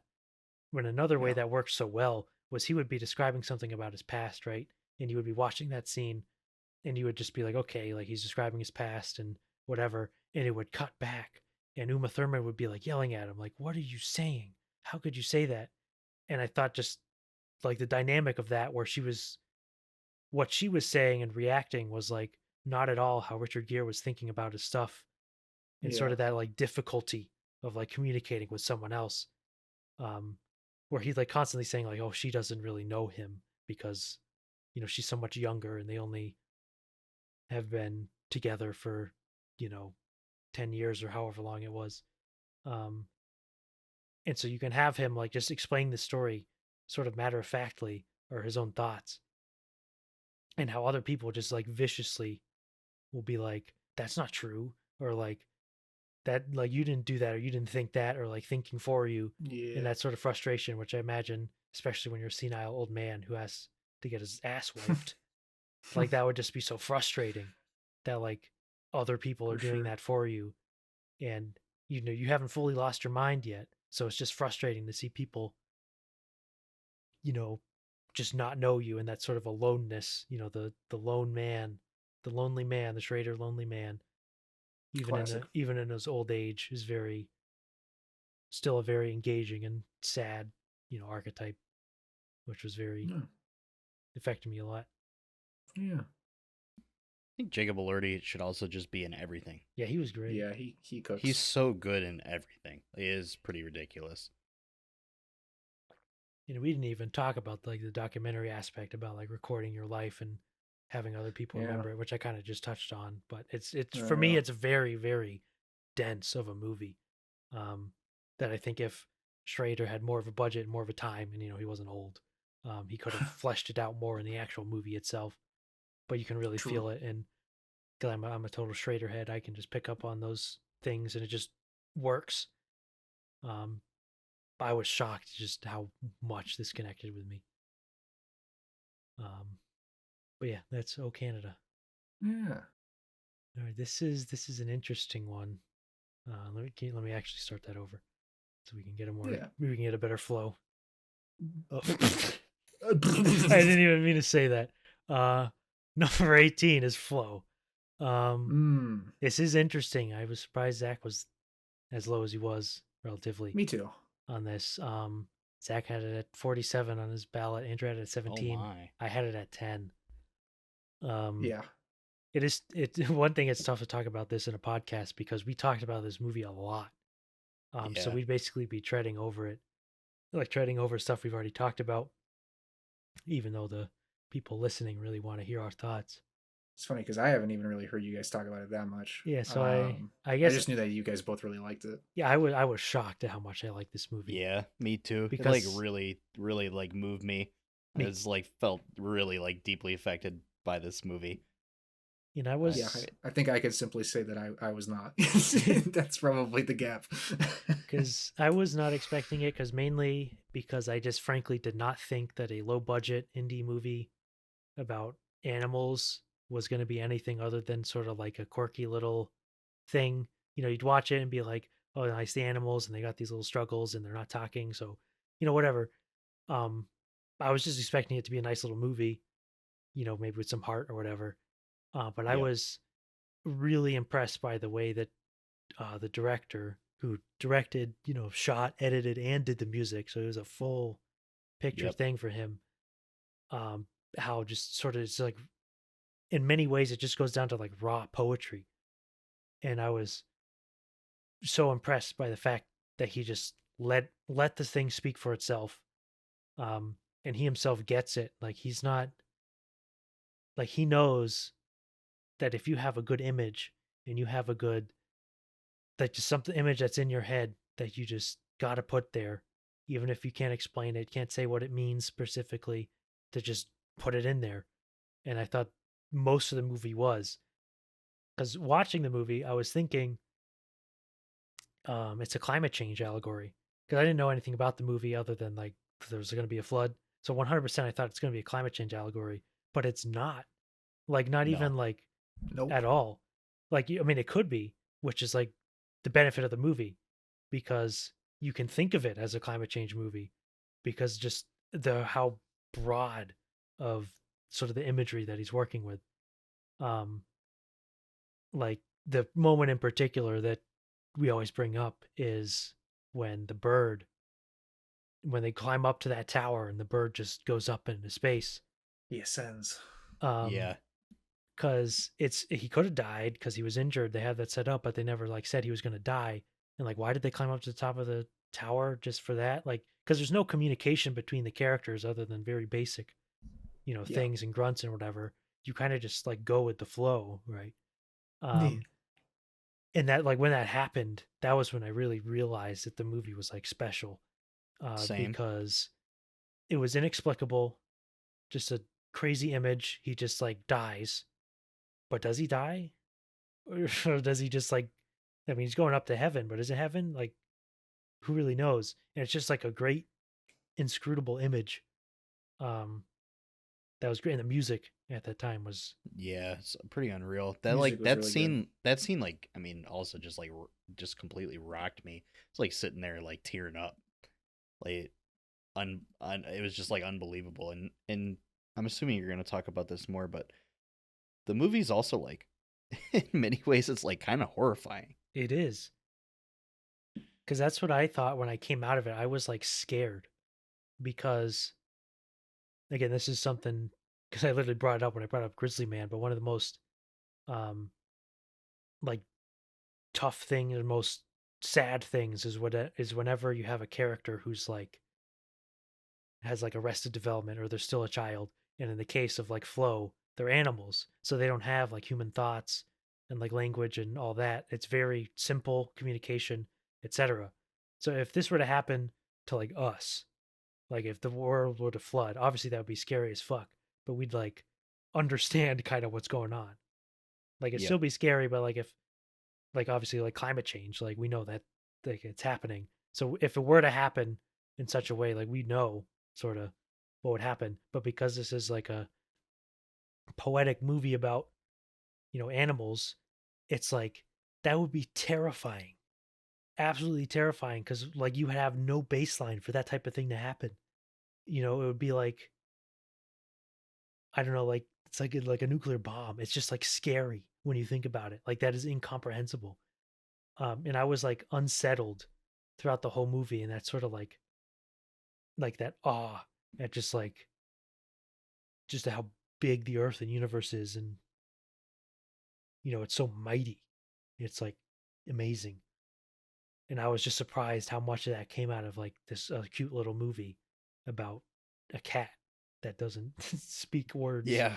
Meow. It's like the only thing that's like the animals, I mean, like you said too, they just act like animals. They don't talk, they don't speak, they don't do any of that. I mean, the only thing you get that's like kind of outlandish is like obviously they can like manage like a boat, but like they have to or the movie doesn't work. Yeah. Like outside of that, they're just like doing what they'd normally be, what these animals will like really be doing. And it's yeah, it's pretty unreal. It doesn't, it's not stupid. It respects its audience, and also everything that like the director, I've seen him say like online when he like talks about this movie. Every time I read something that he says about it, I'm like, wow, this guy just gets it. Yeah. He just gets it. It's like made all the right choices with this movie, and every time he talks about it at all, I'm like, this guy is a genius. It's like the movie's just so like intuitive. It's like in terms of how it's made and how you watch it, it's like it literally just like it streams in your head. Yeah, it was it's like shocking. That's probably the shocker of the year in terms of how much I liked it.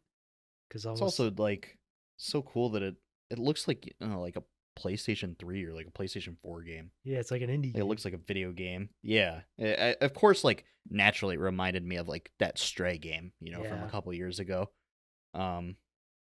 Which is like similar in some ways too, to where you're just playing as a cat and doing cat things for the most part. But yeah, it's just a pretty unbelievable like package for what it is. I agree. I like never imagine like, and I thought it looked cool like the first time seeing the trailer, mostly for me because I was like, oh, it looks like a video game, like it's neat. But yeah, it was like pretty deeply like impacted and like moved by this movie. Yeah. See, that's Flow at 18. Number 17, or I should say at number 2, we have Juror number 2 with 139 points. This movie is sweet. I really like this movie. Yeah, the Clint Eastwood, the modern Clint Eastwood is like so perfect.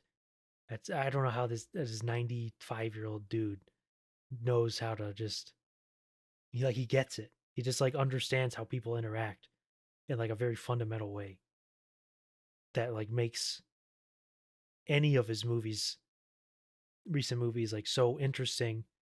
Even if like Juror 2 does have a very constructed screenplay and it's contrived because like it's not realistic, because like Right. that guy was not there was no case against that guy. Yeah. It just wouldn't happen. Yeah. That was just a if in real life that's going unsolved or it's an accident or whatever. Yep. But even in the case of like working with those like confines, just the way people interact and their motivations, what they think about things, is like very real. But the way Clint Eastwood always portrays it is it's in that like stilted way. It's very pointed. It's like an insane way he manages to thread those two things together. It's true. It's like true. It's like so unique. Yep. Yeah. No, I mean, I really like the way the movie was shot as well. Like I thought Eastwood's visual eye is still very sharp. Yeah, they're very clean and stark digital. It's like perfect for this type of movie. I thought that Holt was fantastic in this role. I think it's maybe I think it is my favorite Nicholas Holt of the year. And he's had obviously many good ones. Yeah, and I just think it's a very solid, like, I don't know, people are gonna like simplify it in different ways, but just on its face, it's a very good, like, I don't know, like moral dilemma, ethical dilemma. Like, you can call Nicholas Holt's character just like a coward, for not just owning up to what when he Yep. figures it out. But would you really?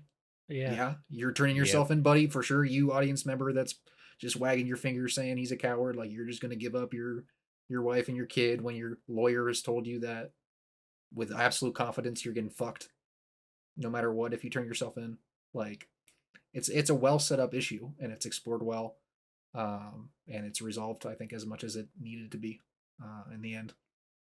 It's also just like obviously it's a movie that like has to take place nowadays, but it's a movie that also feels like besides a couple of things that like, you know, could have been written or came out like 75 years ago Yep. in like Yep. the best way possible. I mean, obviously thinking about things like 12 Angry Men, Yep.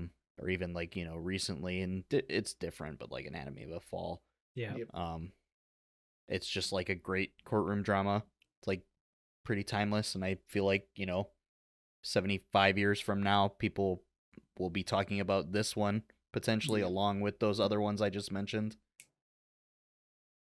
Yeah. I also feel like I saw a lot of people kind of projecting politics onto Clint Eastwood from this movie. And it's like, I don't think Clint Eastwood is really telling you his politics in this movie. Like Clint I Eastwood. think that's like a theme throughout a lot of his work, is I think people just assume he's spewing a bunch of patriotic nonsense on the screen. And it's like, yeah, if you want to put like 1 second of thought into it, sure. Be mad about that. But don't really, especially having seen, I saw Juror number 2 twice, and I was like, Right. it's not really like, yeah, there are people in the United States justice system that believe in it.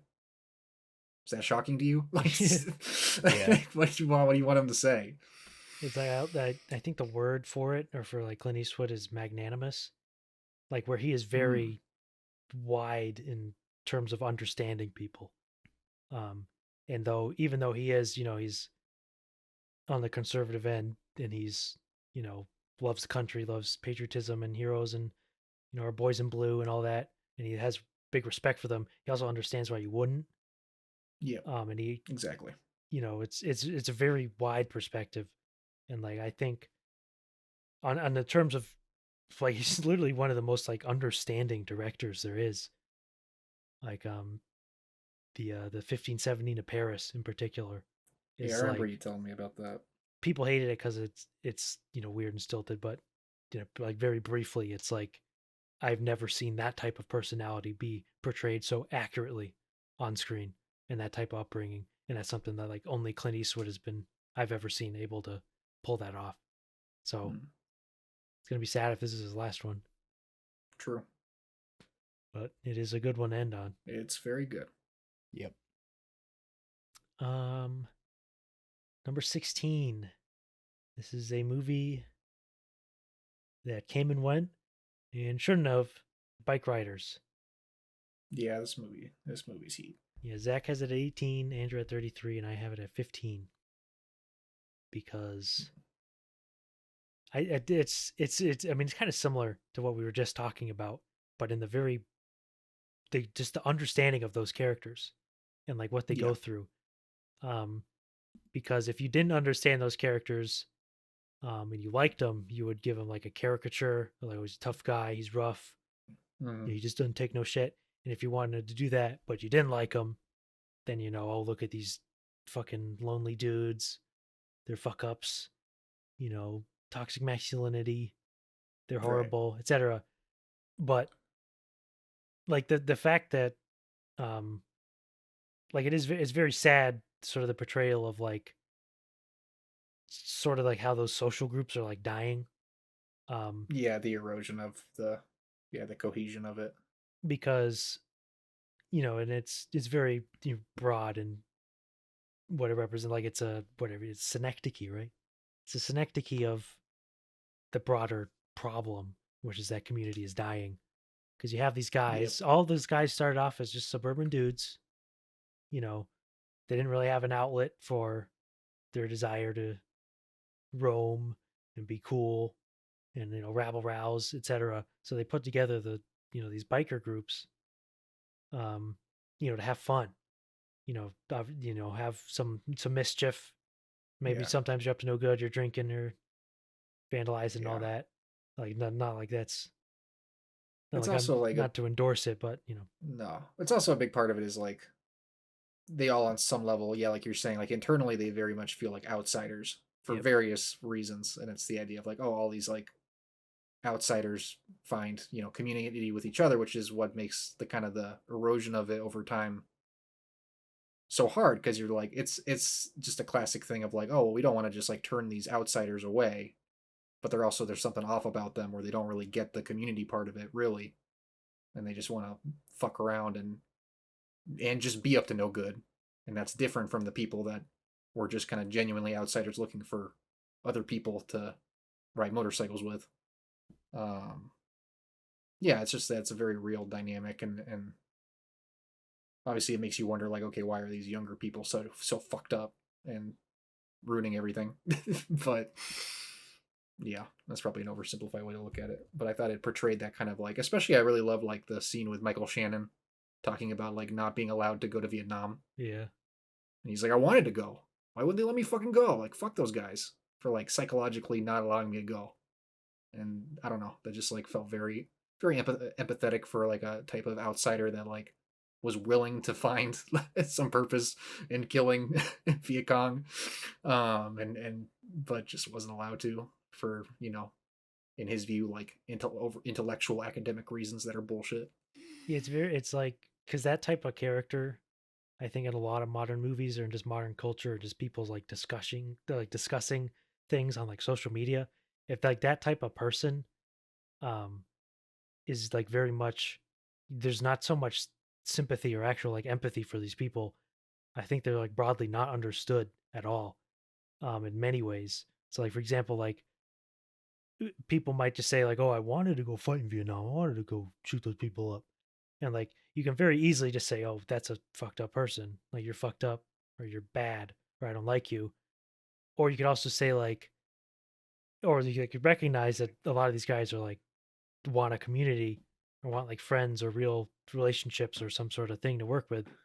But at the same time, they're not like they don't want like coddling or like being like part of some stupid little thing. They want something serious and meaningful. Yeah. And that's what like the biker gang like gives you. It gives you like something Yep. real. And it's difficult because in like modern society, it's like that type of thing is like materially, do you need it? Like no, which is the problem. That's why they're going away, is because you don't materially need a clan. You don't need like people who will Yep. defend you unless you're living in like unless you have like gang warfare or something. Like you don't need that kind of protection. But that type of thing like builds bonds in ways that like people outside of it, like sports, for example, that's one thing. Um, that like you can't get outside of those like environments, but those are going away, and they're going away for like oftentimes for good reasons because they would do violence or like people would fight each other and people aren't fighting each other anymore, so you don't need those. So it's like it's just like Yeah. sad, like we're losing Yeah. things that like it's not like we need to cling to them, but like we are losing something even if like bad things are also going away. So it's just like a very sad thing that a lot of people Yeah. don't like thread that sort of needle. No, yeah, the principles that you see, yeah, that kind of erode, and especially again reflecting on modern day, like the things that have eroded the ability to experience genuine, meaningful community, or like that happened to these bike riders, and over time have continued to happen, is something obviously that's happened throughout culture and society at this point, and we're all trying to figure out, okay, what the fuck do we do?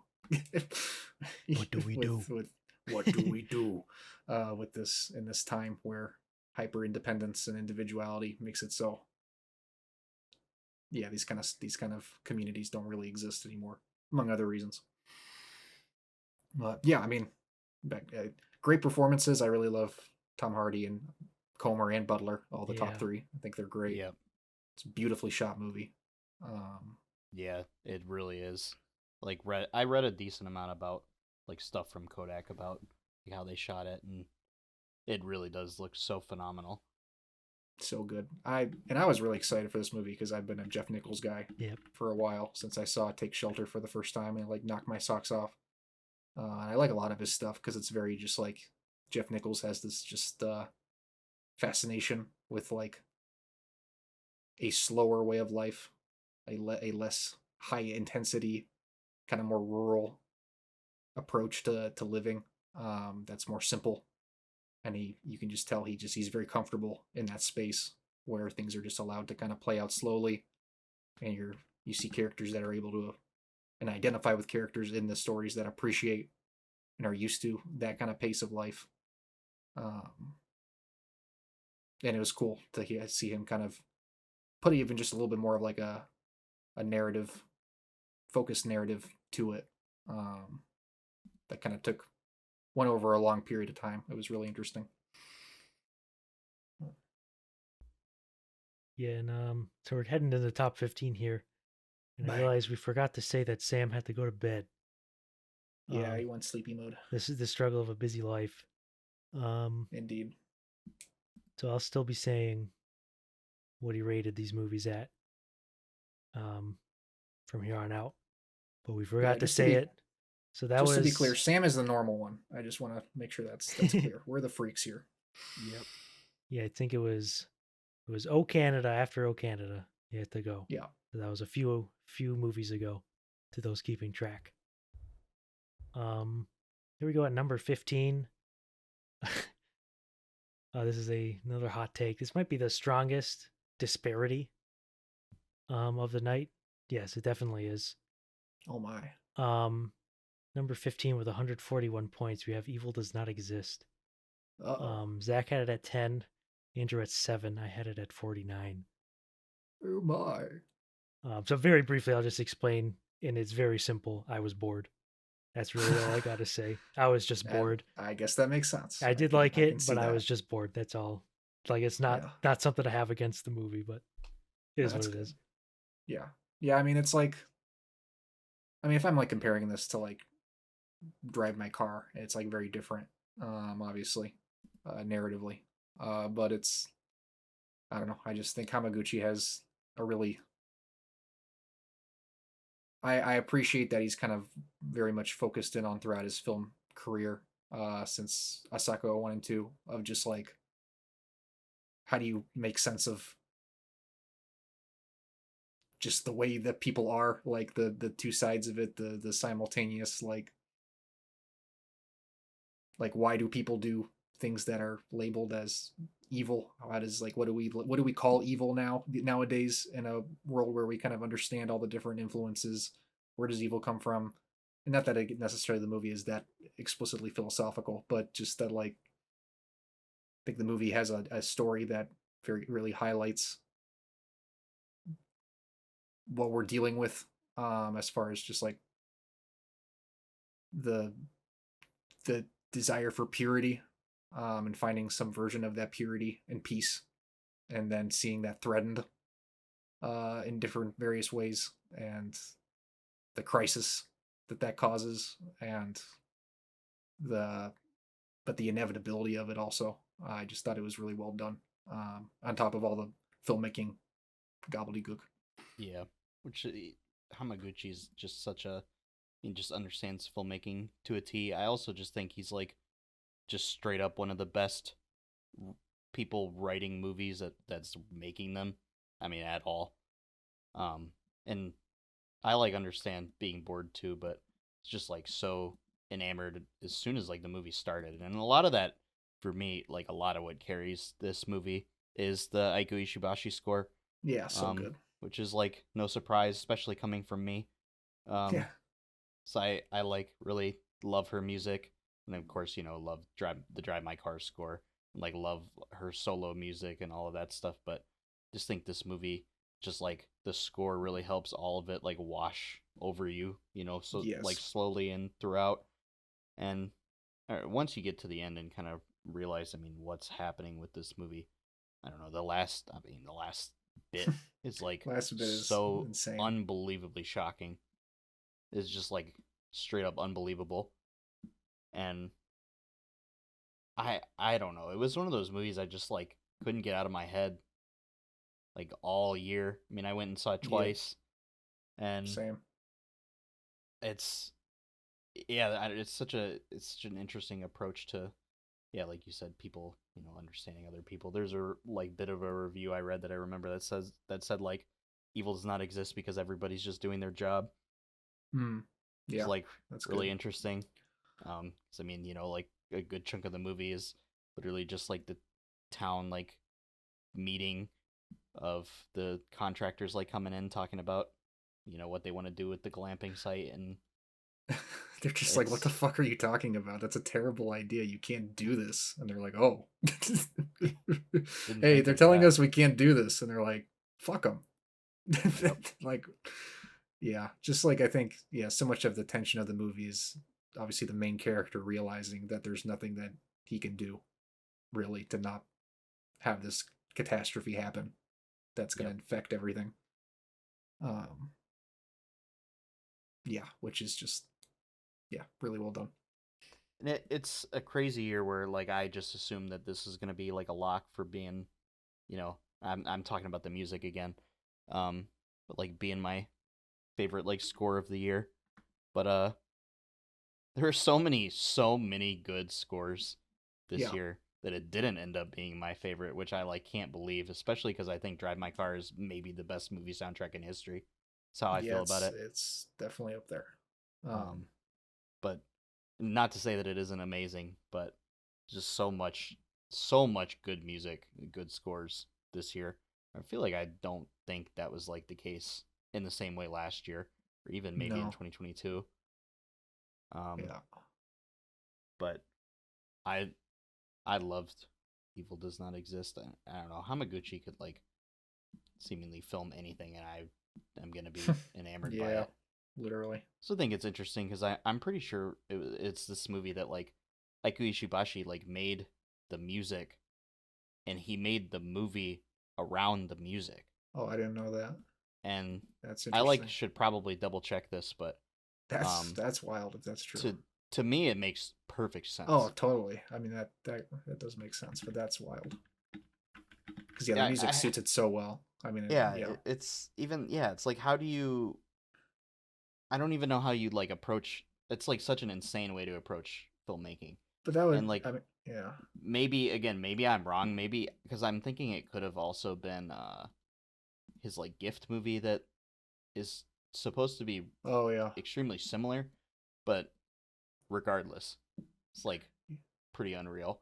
Yeah. And that's just interesting. Obviously, in light of the fact that the movie basically opens with like an overture. Yeah. Not really, but just like, you get like 5 minutes of music over trees. But, yeah. I guess evil does exist. Yeah. I Um, guess so. So I'm sorry, I'm gonna say one more thing. I'm reading it right now. Oh. That Aiku Ishibashi was the one who did approach Hamaguchi about preparing visuals for a live performance, like live Oh. performances that she wanted to do, which led to both Evil Does Not Exist and Gift. I see. Interesting. Where Gift I think is the one that she plays like as an accompaniment to her shows, Hmm. but both of them came from the music. Damn. Gotta watch Gift, I guess. Yeah, I don't know. I don't know if it's like can even find it really, but you're right. God, I hope so. I mean, it's the same lead as well, Yep. like a lot of the same actors. Yeah, I remember when we were looking at it. It was noticeable how much overlap there was Yep. on Letterboxd. all right, number 14 at 142 points. We got Queer. Zach has it at 15, Andrew at 21, I had it at 29. Yeah, I mean, I think both. Obviously, we'll talk about both Lucas. But yeah, this movie cooks. Just the great lead performance by Craig. One of the best of the year. Easily. It's like maybe I don't know. I feel like it's maybe the best performance of his career. Yeah, it's possible. Yeah, no, it's like it's almost hard for me to describe my feelings about this movie because I feel like it was just very, very vibey movie compared to something like Challengers. Yeah, and that's kind of like the point of the movie, is it's just like a feeling, Yeah, meandering. disembodied. Yeah, disconnected.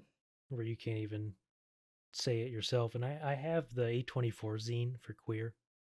Oh, And I did not read it. I should have. whoops. Whoops. One thing I'll say, spoilers for Queer. If you don't want Queer spoiled, skip to the next movie. Early in the movie, I was like, okay, he's doing a really good job, but Drew Starkey is not gay. And I was like, he's just not gay. And then what do you know? He's not a gay man. His character isn't gay. He was just confused, or he was experimenting. Disembodied. And so they retroactively made that significantly better. Yeah. Because sometimes, like, someone who's just miscast is like, oh, what do you know? But I mean, Luca Guadagnino's got to be one of the better casting directors, in terms of finding the right person for the role, or finding the right role for the actor. So clearly that ends up working out perfectly, because he does look like the type of guy who would be like, well, maybe, and then like, no. That's just the type of guy that if you're a gay man, you're like, man, I hope that guy's gay. But yeah, it's a funny performance, because I remember watching the movie. I'm like, man, I do not fuck with this guy at all. Like, fuck this guy. He's a little standoffish. Yeah, exactly. And that's like by design. Like, it's perfect.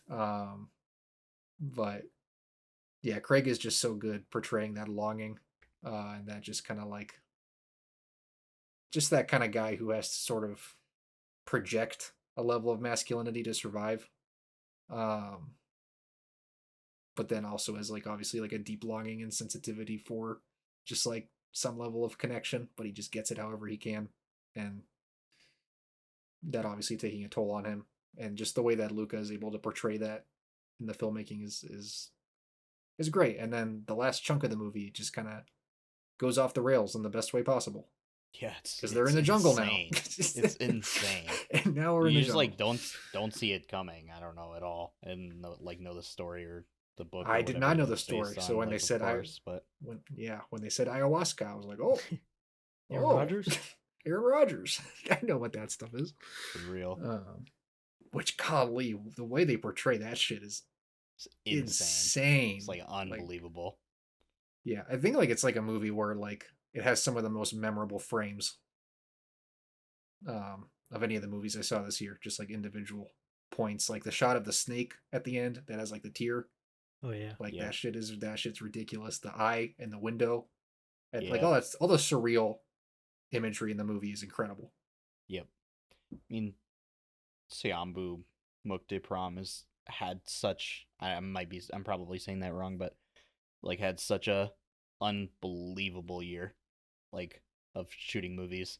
I mean, just like unmatched. I don't know. I mean, that Trap Challengers. I know he did another one that I don't think any of us saw. I can't remember like what it was. But I mean, just unbelievable. And I know that a lot of this movie was like shot on like a soundstage and everything, which is like really interesting. I remember I saw like lots of visual effects as well. I saw like a set photo for it. It was just Daniel Craig sitting at like a outside cafe table, and in the background you could see the blue screen. That they would go in and edit in the horizon in. Yep. And I remember thinking like, why do they need? Why are they doing that for Queer? Can't they just like find a spot? But I think it like works so well for the movie. It does, because like they're in that little spot, and then whenever you see the horizon is out in the distance, it's not like realistic. It's a little heightened. Yeah, colors are a little saturated. Yep. So it ends up being like very interesting. That sort of just weird state that a guy like that would be in when he's in, Mexico, around a bunch of homosexuals. Yep. What was that he said that made the woman go, huh? Well, he says homosexuals. Yeah, he says That's what he says. Yes. Homosexuals. It's so funny. So I briefly had read William S. Burroughs' Wikipedia page, and this is somewhat autobiographical. I don't know the story of the book, but he does go to Mexico, and I'm pretty sure he fled the country because he accidentally killed a woman. Or no, Whoops. he was in Mexico when he accidentally killed the woman. He said he said to the woman, "Let's do our William Tell routine," and had her put a bottle on her head, and then he shot her in the head. And Damn, it was an I hate it when that accident. happens. It was an accident supposedly, but like It'd be pretty funny if that was just how he decided to kill her. it's he didn't mean to kill her, but it probably was the case that he did do that, and he just missed because he was drunk. Yeah. But legally, it was said that he dropped it or he didn't mean to shoot it. It was an accident. It was Alec Baldwin. Right. So I just imagine being like that This type of one's loaded. guy. You're just strange. You're queer in all facets. It's not just that you want to fuck dudes. It's a whole accompaniment, embodiment is what I'm trying to say. Embodiment. Yeah. Yeah, so good movie. 13 at 147 points. We got Aggro Drift. Yes. Oh my, it's finally here. Yes. Zach had it at 26, Andrew at 14, I had it at 20. I love this movie so much. It's cool as fuck. It's just like there's never been anything made like this in history. Nope. And don't know if there ever will be again. And that's okay. But I just like, I mean, it's obvious, right? Like they shoot with infrared NASA space cameras in color, which is the whole gimmick, and it is a gimmick, but like it's insane. There's literally never, ever, ever in history been anything that's ever looked like this. I mean, it's like, I don't know. It's almost like I think about like vaporwave, right? I think about, it literally looks like hell. It's like a hellscape. I mean, it's also Miami, which helps. That does help a lot. It's so corny. It's like so unbelievably corny. It's tacky. It's icky. It's gross. Could only be made by a man. Yes. I'll say that.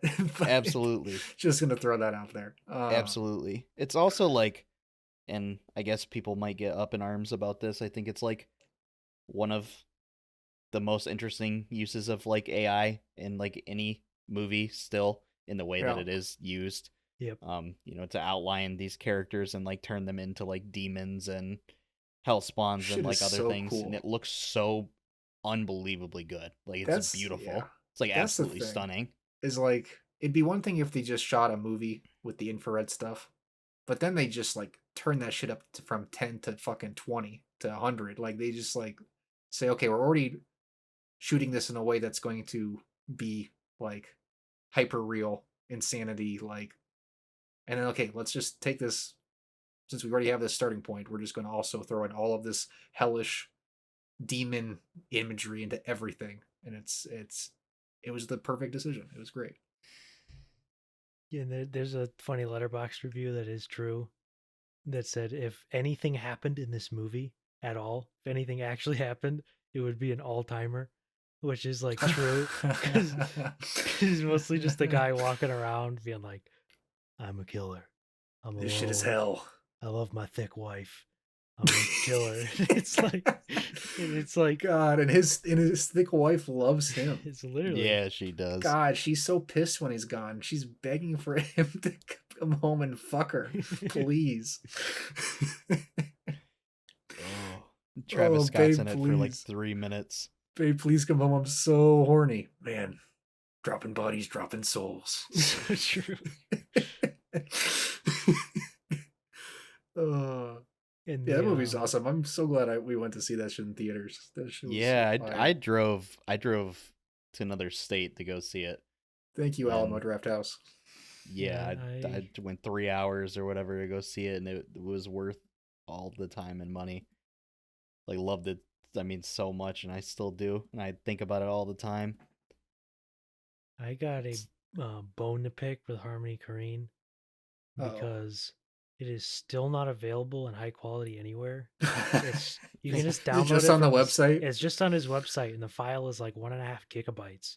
God damn. And it's sad too, because one of the things I like so much about like the footage was all the dead pixels. And like they just Oh, get yeah. smashed whenever the camera moves. They just get crushed and blur away. And it's like sad. I would have loved to just like seen that and as super crisp, high quality, just a pure, infrared camera. So Yeah, he's got to put that out on Blu-ray, or he's got literally. to let us download it in 4K, like maybe a Yeah. file that's like 6 gigabytes minimum. Please. Like Amazon streams 4K Amazon average movie is like 20 gigabytes in 4K.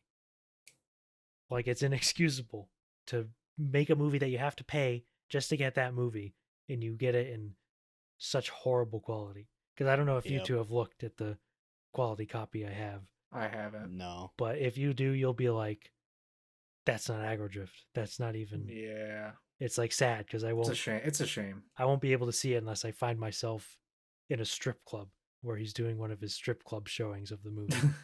God damn it. Yeah. Also love the music in Yeah. this movie. It's like so good, and the way they mix the dialogue.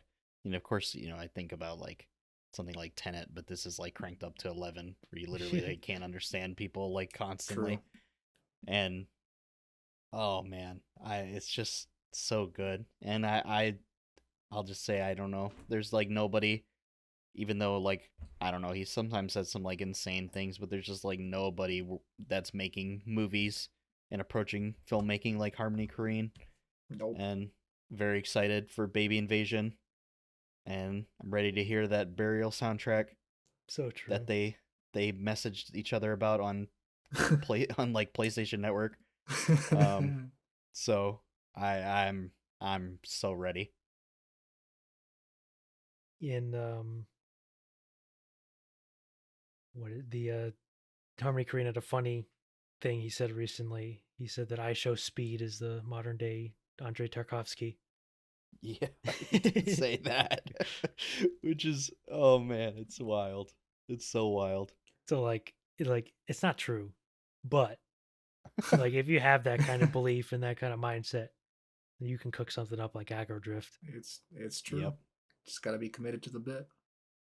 All right, number 12 at 149 points, only a slight jump over Aggro Drift. We have The Substance.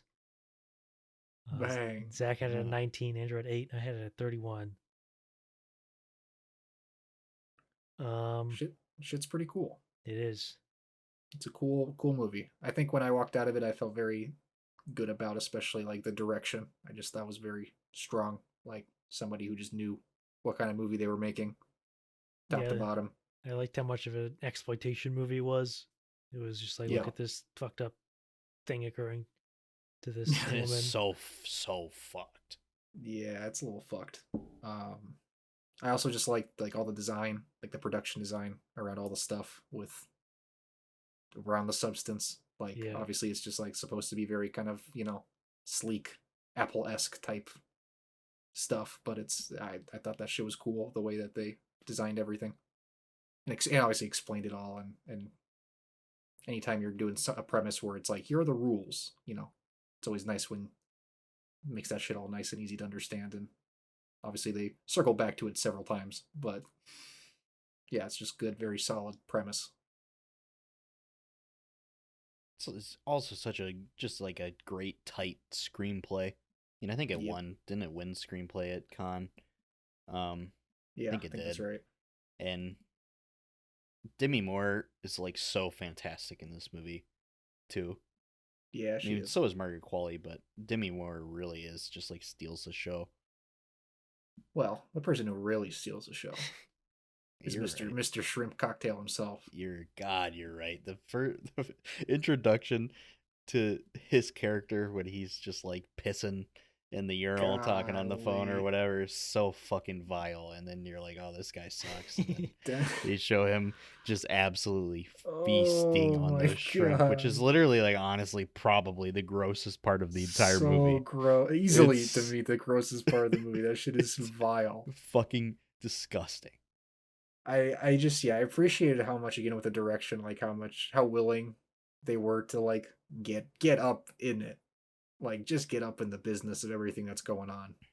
Like we're gonna, even when it's like I just always think about the scene where Demi Moore's character meets the older version of the guy at the doctor guy who introduces her to it. Oh yeah. Yeah. At like the diner or whatever, and just how like up in his grill, like it's like this upward shot at him, like talking, where it's really up close to his face. And you're just like, damn, that old guy's gross. Old people are gross. You're just like, ugh.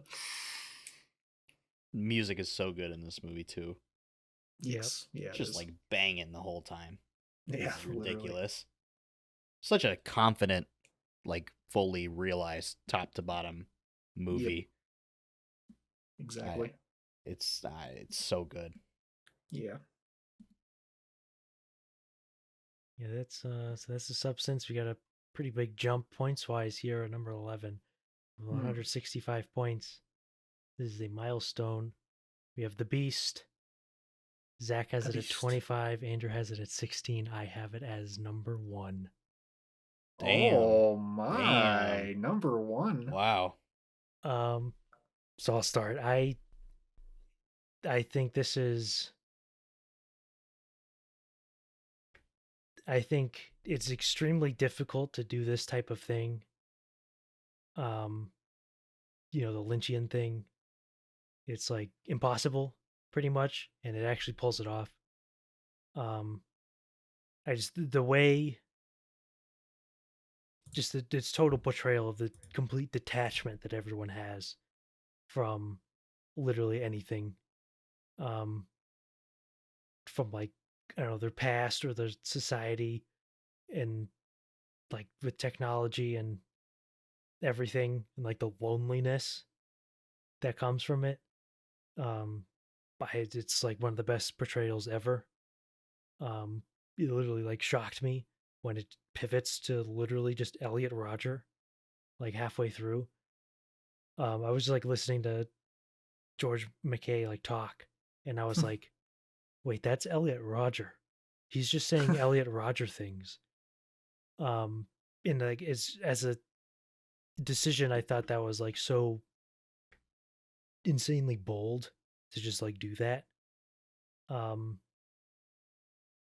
Just the sort of the bleakness of like the jobs they have to do.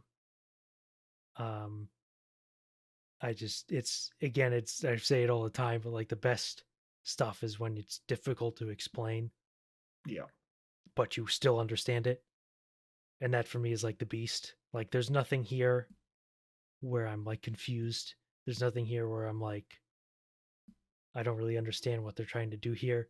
But even like right now, I cannot even say entirely what it means. I can only like gesture, but it just makes total sense. So I was just completely blown away by The Beast. It was the last movie I saw in 2024, the calendar year. Yeah. I know you didn't see it in theaters, which is why I was kind of surprised that it was as high as it was. But I didn't hear you talk about it. But that's, I mean, it's a slammer. I mean, I think it's a movie I definitely like could have had higher, like much higher. Just kind of, how this ranking shit goes. Like the rankings being a little arbitrary, but it's very good. Yeah, no, I saw it in like April. I saw it like pretty early. That's right. It was a while ago too. That's the other thing. Just I went and saw it in the theater. Older movies tend to get ticked down over time, but yeah, the stuff with Louis is just so fucking funny at the start. Like, look at me, I'm magnificent. it's just nobody will date me. Nobody will give me a chance. And that would be my actor pick of the year. Would be George McKay. It's a great performance. Yeah, it is a great performance.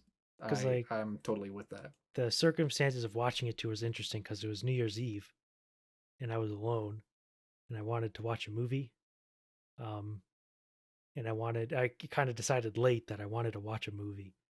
And so I picked The Beast, and just the way it worked out was I looked at the time, I was like, oh, I'm going to have like 10 minutes before New Year's when this movie is done. And so I watched The Beast, and I'm in that sort of fugue state that you get when you watch a good movie.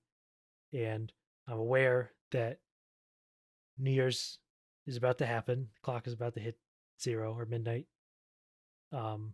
So nobody's home. I'm the only one home. So I get up, I go to my computer, I sit down, and I turn it on, and I stare at the clock for 3 minutes. That's it. I just stared at the clock, and when it hit midnight, I just like thought to myself, "The Beast," and I was like, "It's like it's like stupid, but like that's The Beast." I was just sitting there on my computer looking at the clock. That's all I was doing, and I was alone on New Year's Eve, and that was like, well, there it is. I mean, that's The Beast. There it is. Yeah. I feel like that when I walked out of it, I think this is a movie that if I rewatched it, I would like it even more than I did. Because I remember walking out of it, the first chunk of it with them being in like the past. Yep. Was like the weakest part of the movie for me by far. And I imagine if I watched it again, knowing how it all plays out, I would probably find all of it significantly more interesting. Yeah, because I found the movie more more. Same thing. Yeah, I found the movie more engaging as it went on. But the start of it kind of dragged for me, and on rewatch that stuff usually evaporates. Because I did like how it played out in the end quite a bit.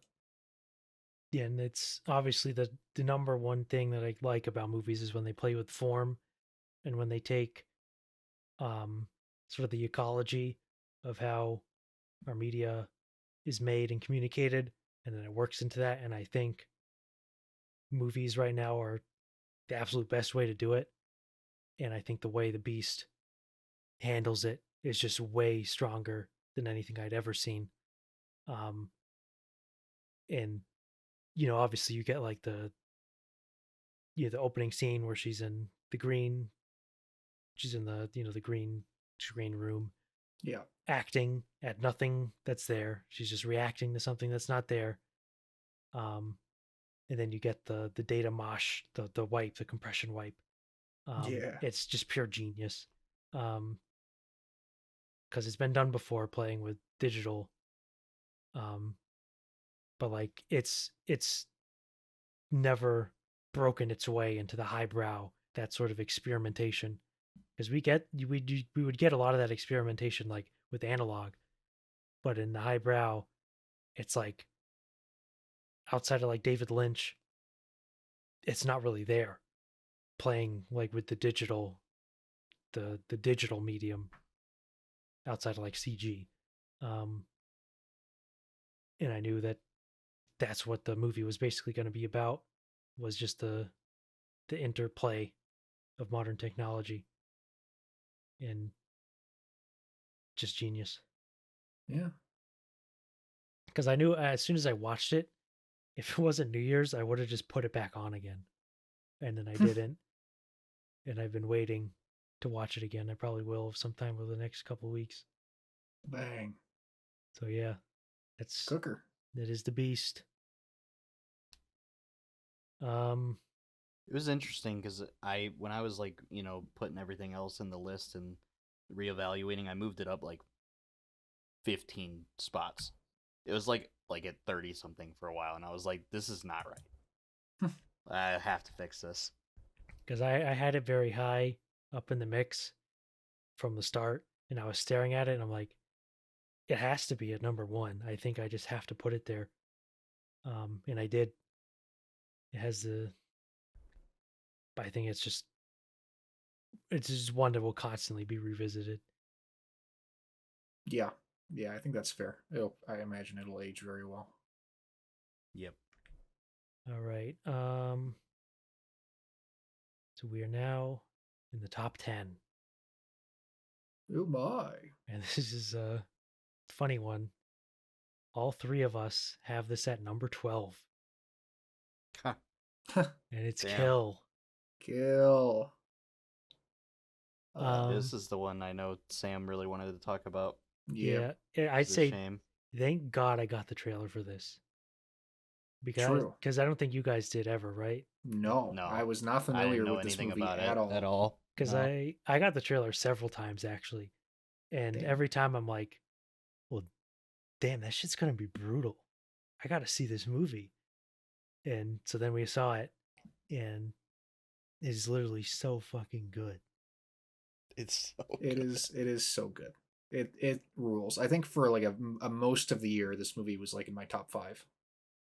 And Yeah. then just inevitably, I watched a lot of stuff I liked in the back end, and it dropped. But it slams. It's so good. I talked about when we first saw it, but like when I think about, and I've seen more and more movies that kind of fall into this, but like when I think about how I ideally would want action to be directed, especially the hand to hand stuff, like Kill nails it. Like just the Yeah. rhythm of it, um, the pacing of it, the brutality, the impact, the way you feel the impact of every hit. The tight quarters nature of it, I think, is really cool. Just yeah, consistently really well done. It's like so brutal, and physical, which is the number one thing in like an action movie, Yes. especially stuff that's supposed to be ultra violent. Because there's a lot of ultra violent action movies where it's mainly just people get like shot up heavily, and then you just get like Yeah. this digital blood splatter, and it's Sucks. like, come on, give me gore, but we're not getting Yep. any. But in here, you get so many broken bones and smashed up faces and fingers getting Yes. cranked back and all sorts of, MacGyver weapons like crowbars and tire irons and Yes. pliers and tying people up, and all in this tight confines of a train. It's like so good. And the Yep. movie has the hardest title drop or title card drop of all time. Yep. It's so It's good. so unreal. hard. Also as one of the songs of the year. This song Yeah, it goes does. so hard. It's such a banger.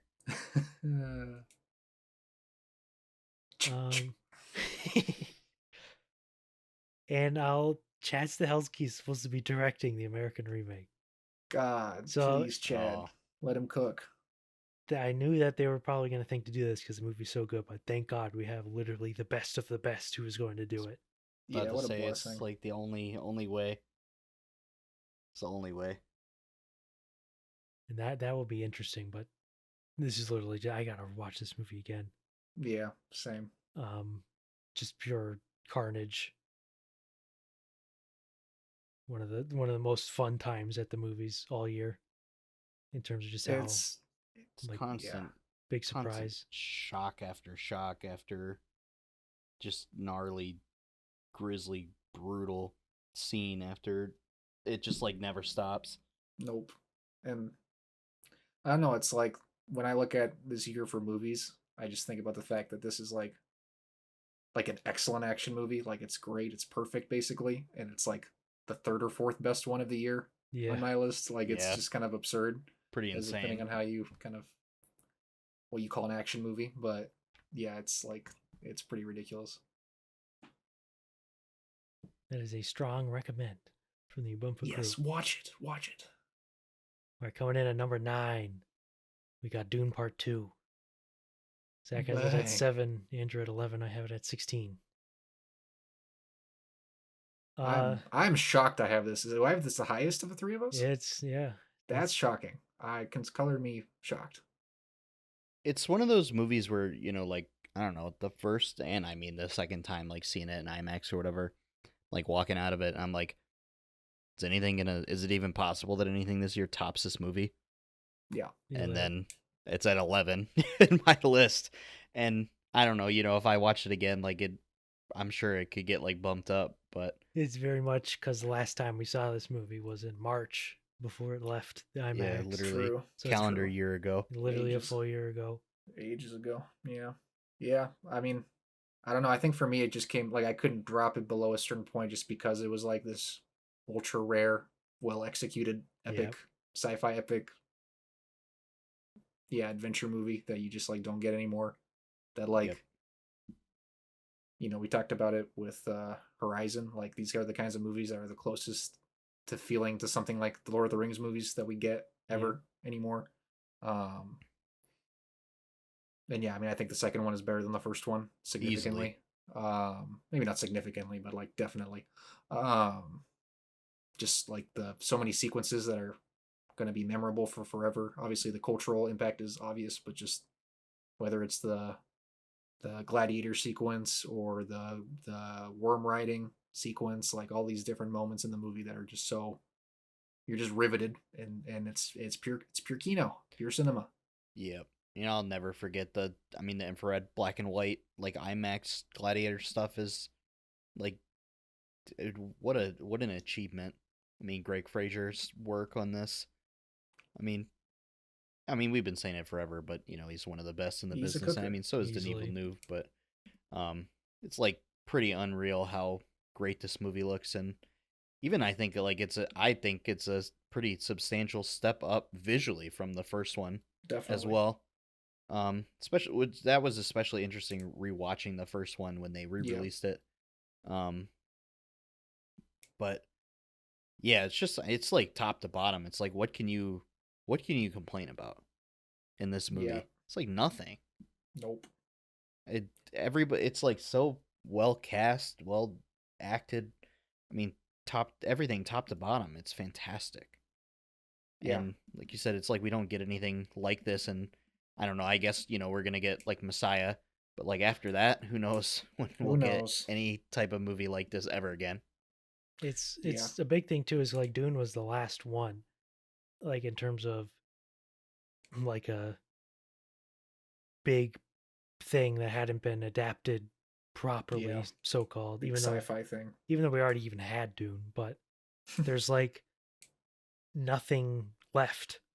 Like what big property that's like old and actually has prestige, because there's some new ones which are probably trash that people would really like to see adapted, but in terms of the stuff that's basically like sci-fi or fantasy legend, like the stuff that's been around for so long, like that's it. Like there's definitely good stuff, but there's none at that level. So it's literally impossible for there to be something else replacing this. Literally. It's literally the end.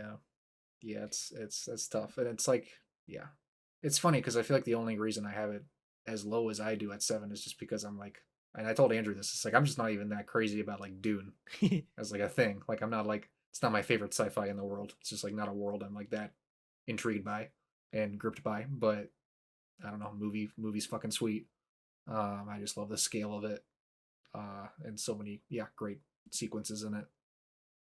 I feel like the only like untapped sci-fi kind of giant thing that we don't have, and there's so many reasons I think why we don't and why I don't think it would work ever, is it's literally the Mass Effect games.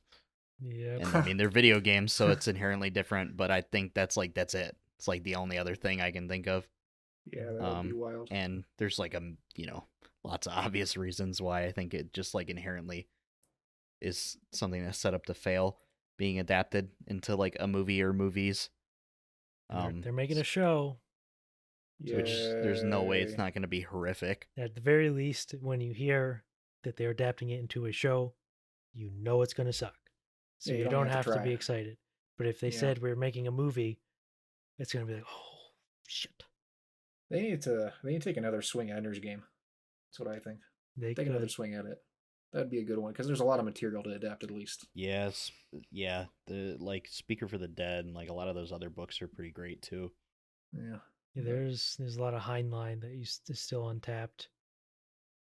But I guess in terms of just being a really broad epic, we're cooked up. Book of the New Sun. It's not as prestigious as Dune, but that's every sci-fi author's favorite book is the Book of the New Sun. Which is, that would be my number one. Adapt that into an epic, but that won't happen. It's not famous enough. Yeah. Just want to mention, since we haven't really talked about them yet, like performances like Austin Butler in this movie. Obviously, like I think I still feel this way. I think when I walked out of it, I felt that like this is my favorite Timothée Chalamet performance. Easily, I think for me, this is like this is where I was like, oh yeah, this guy's the guy. Like he's obviously it's like meta because it's the movie itself. He's the guy, but as an actor, it's like, oh, he's like really coming into his own and like owning the screen and letting the movie fully fall on his shoulders. And he rises to it, and it's fire. It's great to see. Dune Part 2. We're moving on to number 8. We have Challengers. Challengers. Zach has us at 13, Andrew at 5. I also have it at 13. Huh. Yeah, I mean, I think compared to both of you, like I have Challengers and Queer pretty close to each other, because I didn't feel quite strongly about one being super much better than the other, but I did like Challengers more. It is just the more kind of like impressive production and edit. Just like a really, like when I was watching it, I was thinking about like the Social Network edit. Just like it's very much that kind of approach where you're constantly bouncing back and forth between, like a tennis ball, between the the future and the past, and fleshing things out more as you're creeping towards kind of the moment, the thing. Yeah, it's really well done. It's really well paced and structured. Yeah, the screenplay, just the way it's set up, is so good in terms of the conflict between the characters. It's totally believable. All the characters are good. Yep. The characterization, I think, just like the sort of the setting, because it takes place conveniently before COVID. Yep. But it does mirror, generally these guys are slightly older than what we would be, but it's the same sort of time period, and it's not very much like a period piece. No. But it does it really has that feeling of like what people were like, just 20 years ago, or 15, 20 years ago, in the build up to the finale of the movie, which is something that Luca Guadagnino is so good at. He's just like observant of all those little things to make it like totally coherent on like every level. Yep. With like all of his movies, he's just completely aware of literally like everything that someone could take from a movie. So he's able to just make a totally well structured movie. And obviously we haven't mentioned the big thing with this movie, which I feel like Andrew would be the most eager to talk about. Yeah. Before I talk about that, I want to say that just think we've been talking about this like a lot during this entire thing, right? Where all these movies like Twisters are afraid of having the two, main characters kiss at the end. Or this movie, unlike I think pretty much any other movie that came out all year, and like in really recent memory in lots of ways, is so unbelievably, unapologetically sexy and horny, and puts it all on the screen for us to see in all of its glory. Thank God. And there's no nudity. There doesn't need to be, and that's all right. And it's like, I mean, the chemistry between all three of them is literally, it's palpable. It's unbelievable. Well, and like to that point, like, yeah, they're not nude, but like there's boners in the movie. Those motherfuckers are stiffed up watching Zendaya. It's just funny as fuck. Like, how often do you even get to see motherfuckers actually have a hard on in these fucking movies anymore? It's like, dude, glorious. I don't want to sound gay, but we need more penis in movies. We need more penis in movies. Anytime I see a penis, I'm like, yes, please. more. Like those are real. Don't cut away. I have one of those. I want some representation. Yeah, more dick representation in movies, please. I gotta watch a Different Man. That's true. That's true. This is also easily, I think, Zendaya's career best performance. Yep. So I feel like, kind of like before this, other than I would say like in Euphoria, where she's fantastic. That's true. It's like some of her performances are kind of rocky sometimes, or especially I think about like her in like those Spider-Man movies, and she just like sucks in those movies. And I don't think that's like her fault really, but not really. She's like so excellent. It's just a total force in Challengers. But the thing we've been alluding to is like Trent Reznor and Atticus Ross are always cooking up. They cooked up with the Queer soundtrack as well in a very, very, very different way. Yeah. But this soundtrack is absolutely just thumping. It is an absolute it is bumper. thumping. It thumps the entire time. It goes so unbelievably hard. Yeah. And Yeah. I think it like helps carry the movie, even though this movie, I mean, the edit is also so incredible. But like helps carry the movie in a similar way in terms of just pure weight and importance. As like Evil Does Not Exist, which like these movies are so different. But like A little bit. the the way the soundtrack is like interlaced throughout the whole movie, I mean, just gives it so much energy. Yes. And it's just like an unrelenting movie, you know, that culminates in like that final sequence where we become the tennis ball. And so true. It's the sickest shit ever. It's so Come on, the tennis ball. so insane. And Uh, there's just like nobody other than like Luca Guadagnino that could have made this movie as well. True. And I feel like it's easily my favorite movie he's made up to this point. Yeah. Yeah, it's just like even when I was like trying to figure out like the rankings for it, and if I wanted to like, I don't know, somehow move these movies lower or move Queer above Challengers, because there were points where I thought maybe I liked it more. I was just like, whenever I think about Challengers, I just think about like energy, like you're saying, like it's just a kinetic movie. It's just constantly going, like, and that's just it. I remember watching it. It's just like it takes you along. It's entertaining from start to finish. Performances are so good. Like you said, Zendaya is great, but I also like this was, I think, pretty much mine and probably most people's introduction to Josh O'Connor. Yep. Which he was technically in the Anya Taylor-Joy Emma movie, but I completely forgot about that. That he was in that. But watching him in this, Mike Feist is obviously great too. He was in the Spielberg West Side Story, and he's very good in that as well. We also just see how like a movie like this like blew up in the culture. It's also just, I think, speaks to it a lot. The fact that so many people watched it and liked it and talked about it. Not just like movie people in general. Not that it did like incredibly well at the box office, but it like left a cultural mark. It's definitely one of the ones that's gonna last. Yep, 100%. And on Josh O'Connor and Mike Feist, I think like I think there's like perfect casting and perfect portrayal of like the two types. Yeah. Because like because obviously the movie it completely hinges on that love triangle, but it has to be like believable.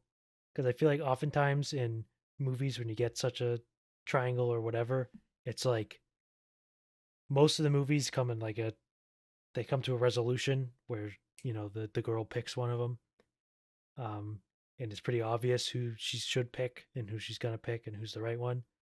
And in this case, you have two guys who are like appealing in different ways to her. Like, yes, there's different pros and cons to each. Like Patrick is he's very charismatic, very carefree, you know, to a fault, where he will, you know, challenge her, right? He'll actually like fight with her and like, you know, say no and all those things. Yeah, and then you have Mike Feist. I don't even, what was his character's name? Art. That's right. Where he's very much a schmucky wife guy. Yeah. So that's appealing. That would be appealing to Zendaya, but also like clearly she's bored by him. Yeah. So it's a very good dynamic where it's totally believable that she could go either way or would prefer both of them at the same time, which is what makes it very interesting. Oh my. Very interesting. At the same time. So that's just like it just feels like a lightning in the bottle moment, even though everyone involved is very good. It's like it's like the perfect collaboration of several different people working there to make something that works very well.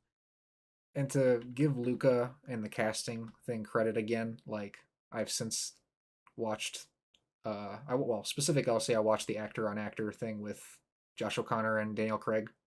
And Josh O'Connor is like nothing like that guy by his own admission. Like he like did not see himself in this role at all. And Luca was like, yeah, do it anyway. And obviously he nailed it. because he's a great actor. But like, again, credit to Luca for like seeing that in him somehow. Yeah, and another thing briefly is that watching this movie made me wish I still played Melee and like I still competed. Because I was watching it, I was like, damn, I wish I still cared that much about like winning. Melee is a relationship. And like that shit feels so good to win. But I've been out of the game. Yeah, it does. Also, like the Blood Orange Uncle Ace needle drop is so good. And I mean, there were good needle drops in Queer as well, like the Nirvana tracks and stuff. But like, yeah, that Uncle Ace needle drop in Challengers is like one of the best moments of like the whole year in movies, I think. And you know, it being surrounded by such a incredible score that once again is not my favorite score of the year, which I cannot believe. It's pretty astonishing.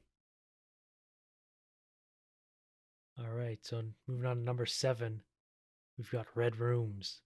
Zach has it at 11, Andrew at 4, I have it at 8.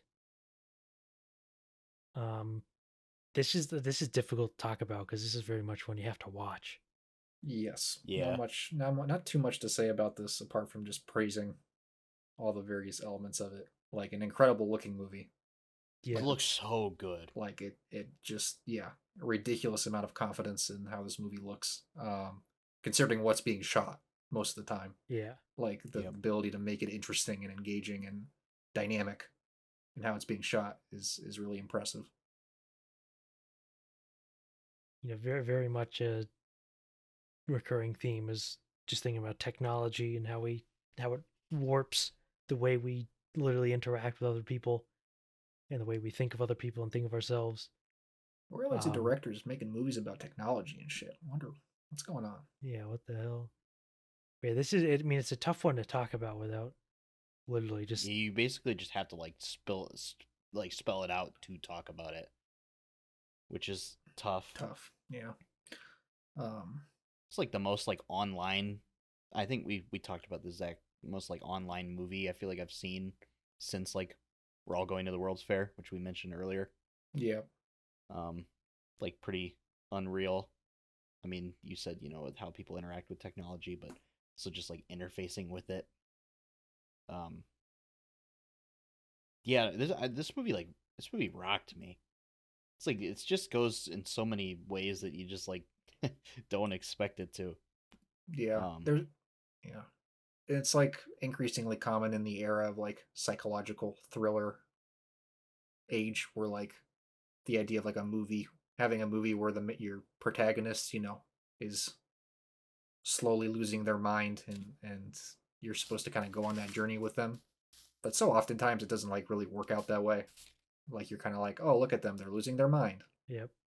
But in this movie, it does feel like you're losing your mind a little bit with the character, as they're getting sucked more into this obsession around something that's obviously genuinely deranged. Yeah, the trickle that you get is very slow.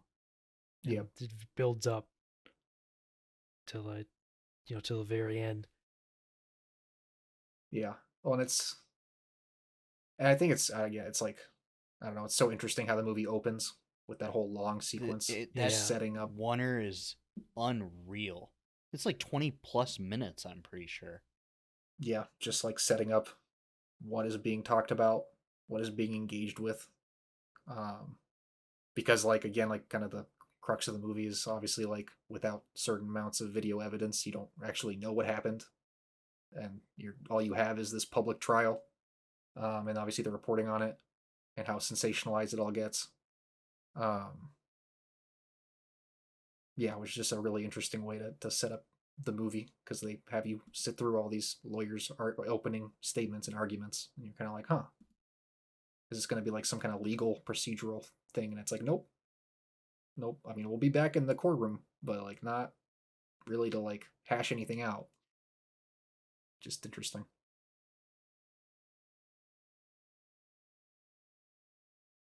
Yeah, right.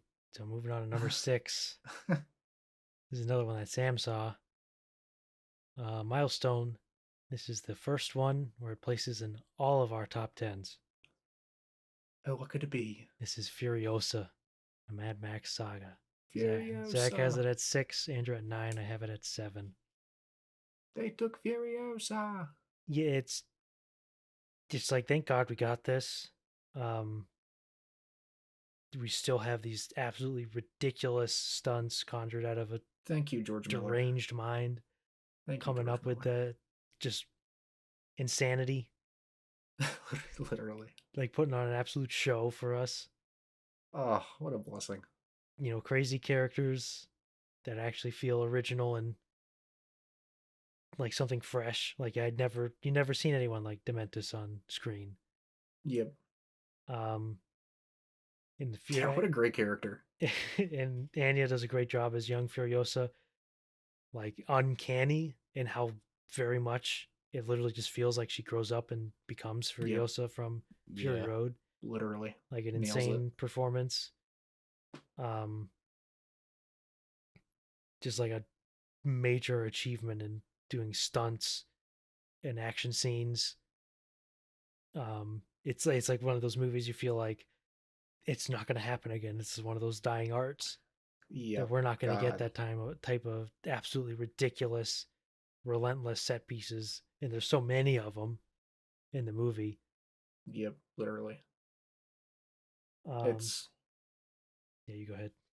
I mean, it's just like, yeah. I mean, I saw this movie in theaters twice, and I could have gone probably 3 more times. Like, it's so good. Like, I very much felt like I was just like so hungry for something like this because it's so rare that you get all this practical like stunt work and these great action sequences, and they're all being helmed by somebody who's just, again, as like intuitively excellent at it as George Miller is on every level. Just so much effort put into every frame. It feels like so much intentionality. It's like a slower paced movie than something like Fury Road. Like, obviously you're just going to compare it to Fury Road. It's like natural. It's like decently enough different, but also the same where it counts. Yeah. Which is when the action happens. You're like, holy shit, this is sweet. I think a lot of people have expressed. It was cool to hear somebody else. The first time I heard somebody else like describe that they felt like when the first guy gets his parachute and goes up into the air, they felt like themselves were levitating in their seat, which is exactly how I felt when I first watched that. Yeah. I was like, oh my God, here we go. He's fucking like doing it. Like being at the top of the roller coaster, the first drop, and being like, oh my God. And I love Dementis. I love Chris Hemsworth in that role. I think it's such a great role and such a great performance. Yeah, I don't know. I think the whole movie, the whole story plays out perfectly. Like, I think it ends perfectly. The resolution of her and Dementis is great. Just the downfall of that character in general of Dementis is handled really well. Like, some people would roll their eyes at it, but just like the whole thing with him having, like, at first he has white cape, then he has whatever red cape, then he has black cape, and it's like, that's all you need. Like, that's good. Like, it's just good background stuff. It's not supposed to like blow your mind, but it's like good, like good storytelling, good attention to detail. You just like intuitively understand everything from the characters and how they act and how they're dressed, how they're named. Like you don't need too much backstory in terms of like giving them the characterization it needs so you can understand everyone's motivations. And another thing I liked was I really liked Immortan Joe in this. Yeah. And you contrast it to how he is in Fury Road. You can see he's kind of mad in Fury Road. He's kind of insane. But in this, he's very calculated. And you can see how someone who's more calm and obviously highly intelligent and like a strong leader, how like even in a situation like this where it's like post-apocalyptic and you're like a tyrant and you have to rule ruthlessly because that's just the nature of how it is. Like you're not going to maintain power if you don't do that.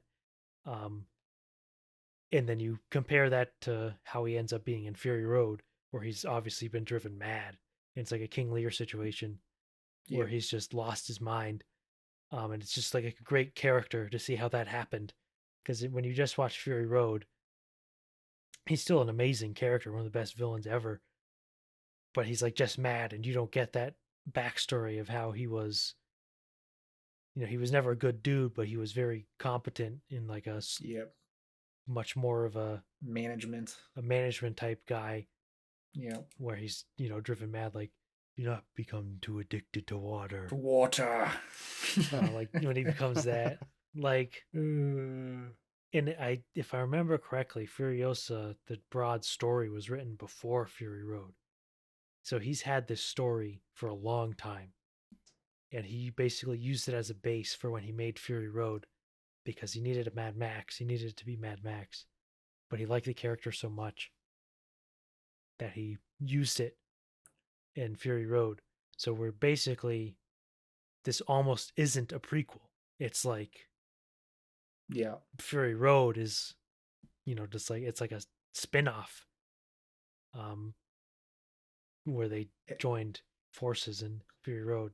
Well, and even at the time when Fury Road comes out, like, anybody would have told you that, like, well, at the heart of it, like yeah, Max has like an arc in the movie, but it's really like Furiosa's story. Like, she's really the protagonist, and so you can kind of look back and say, oh, he was always doing it that way. I remember when they first announced that they were doing Furiosa, like, I just remember like rolling my eyes, like, oh, we're getting a prequel, and they're recasting Furiosa and all this stuff, and I was like, whatever. And then by the time we get it, I'm like, when we get the trailer for it, I'm like, ooh, yes. I just want to say, there were so many of you motherfuckers that didn't think this shit was going to be good. Talking to you people out there listening, there were so many of you that were doubters, thought this shit wasn't going to be good, wasn't going to slam when you saw the trailers. It slammed. It always was going to, because it's George fucking Miller. And he cooks when he's not making those fucking Penguin movies. Yeah, he cooks when he's making the first one. I'll give him that. Yeah. God. Yeah, man. The second one seems crazy. But no, I love Furiosa. Shit is pretty great. Yep. Yeah, I hope we get, I feel like it might be too late for us to get Mad Max The Wasteland. George Miller is 80. He's a geezer. And he's cooking like he's a young man. I wanted also to point out the fact that I'm pretty sure, I don't know the character's name, but I'm pretty sure that the same actor plays Immortan Joe, because obviously the original Immortan Joe actor passed away. But the same actor plays Immortan Joe in this movie, and one of Hemsworth's, Dementis' henchmen, who has a decent amount of screen time. Yeah. Which I just think is cool. That he's just like, yeah, I'll just have this actor play two characters. And nobody knows. Nobody noticed. I didn't know until I looked it up. Yeah. Yeah, which is cool. I think he also recast some actors from Fury Road as like different characters as well. Which is just hard. Cool. Get the boys back together. Get his Aussie boys in the movie. Yeah, and forgot to mention whatever his name is, Tom something. Guy who plays. Oh, yeah. The love interest. Tom Burke. Tom Burke, yes. Tom Burke, yes. And he's a great solid presence. Snake. That's right. Yeah. That's right. Yes. Kojima fell in love. He Make it happen. Kojima loves Furiosa, which he's goated for that. Yep. It's a 100% a Kojima type movie. Yep. In terms of just the density of like everything, like the down to the player names and their costumes and the backstories. Cool weird shit. Yeah. Yep, so dense. Which is the big thing that we miss from every other epic and every giant movie that we get, is they just lack that actual, like, wow, this is a big movie. The juice density, we can call it. Yeah. Simply not enough juice in these directors to make a densely juiced film. I can't wait until the HBO miniseries. Yeah. That's going to be tight when George Miller dies. Mad Max Origins. Oh, I'm hype as fuck. God, I can't wait to see how everything crumbles and see exactly how it happened. You gotta know. Well, you get to see it in the first Mad Max. Ish. Yeah. All right, that's Furiosa. Where you're into the top 5. Even though it's only a slight point jump from here to number 5. and it's actually a two-way tie here at Oh. 5 and 4. At 187, so technically number 4. First one we'll talk about is Twilight of the Warriors, Walled In. Slammer. So All good. praise Soy Chang. Zach The has it at chosen one. 4, Andrew at 10, I have it at 6. God, what a blessing.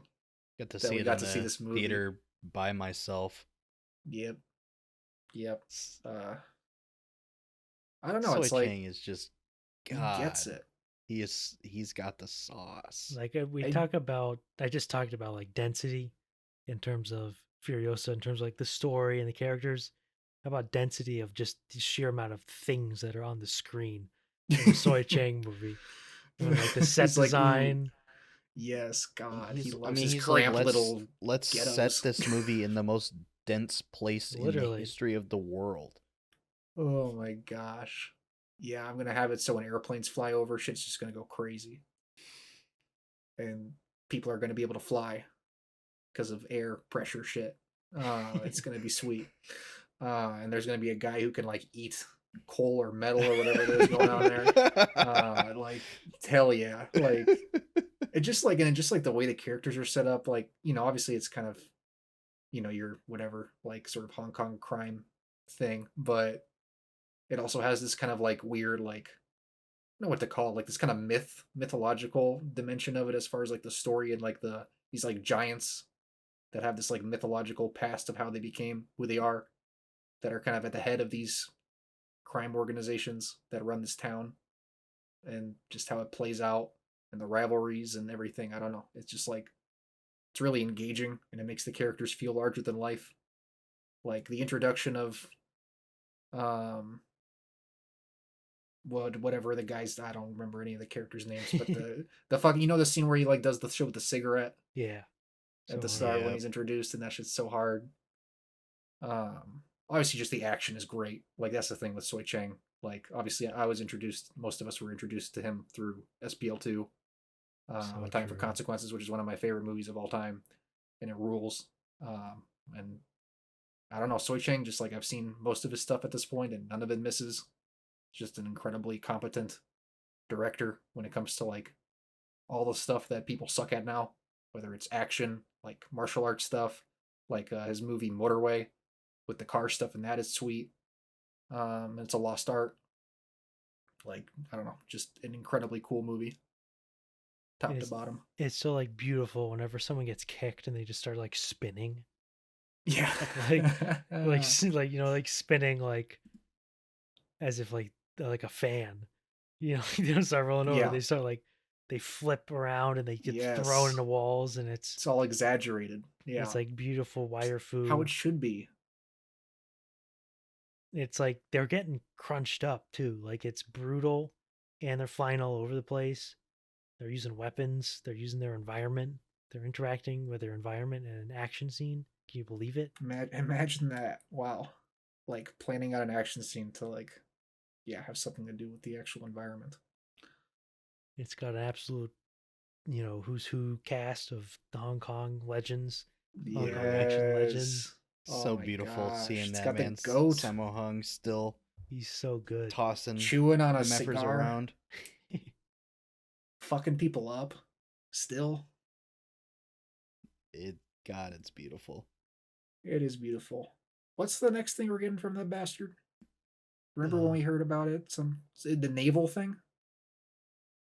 Getting some like Navy movie. It's like ship movie with Soy Chang. I know he's supposed to be directing 2 more of these. Like, God bless. Great. I'm fine with that. That's cool. I just remember something was announced. I remember we that sounds right. With some kind of like naval oriented shit, which like great. I will watch anything this man makes. He could direct a bunch of people sitting around and farting, and I'd watch it. he'd cook something farting up. Yeah, you're right. Yeah, just like one of those guys that needs to become like for movie people, that needs to become like a name people know, because he's been cooking. Yep. Coming in at a tie, number 4 is another milestone. This is the highest ranking movie that Sam has not seen. Yeah, see, Nosferatu. Ah, So Zach had it at 3, Andrew at 6. I had it at 11. God, another one I wouldn't have guessed to Damn. have it higher than you two. That's fascinating. Yeah, I didn't imagine that you'd have it at 11. It's just the way it worked out. Obviously, it's just, I mean, it's an amazing movie. There's nobody doing it like Eggers Nope. in terms of the that sort of portrayal.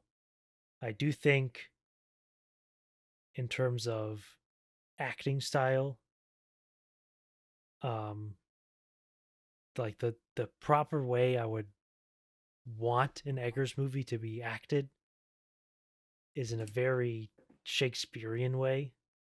Yeah. Like there's very, maybe not Shakespearean and like the gaudiness, but they might just be like, speaking loudly as if it was a stage play, which is how it is in The Witch for a large portion. It's how it is in Lighthouse, and True. also how it is in a lot of the Northmen, but is not in Nosferatu, which is like fine. They're still acting like good. It's just not in that way, which would connect it and make and just absolutely sell exactly what they're doing here with Nosferatu. But like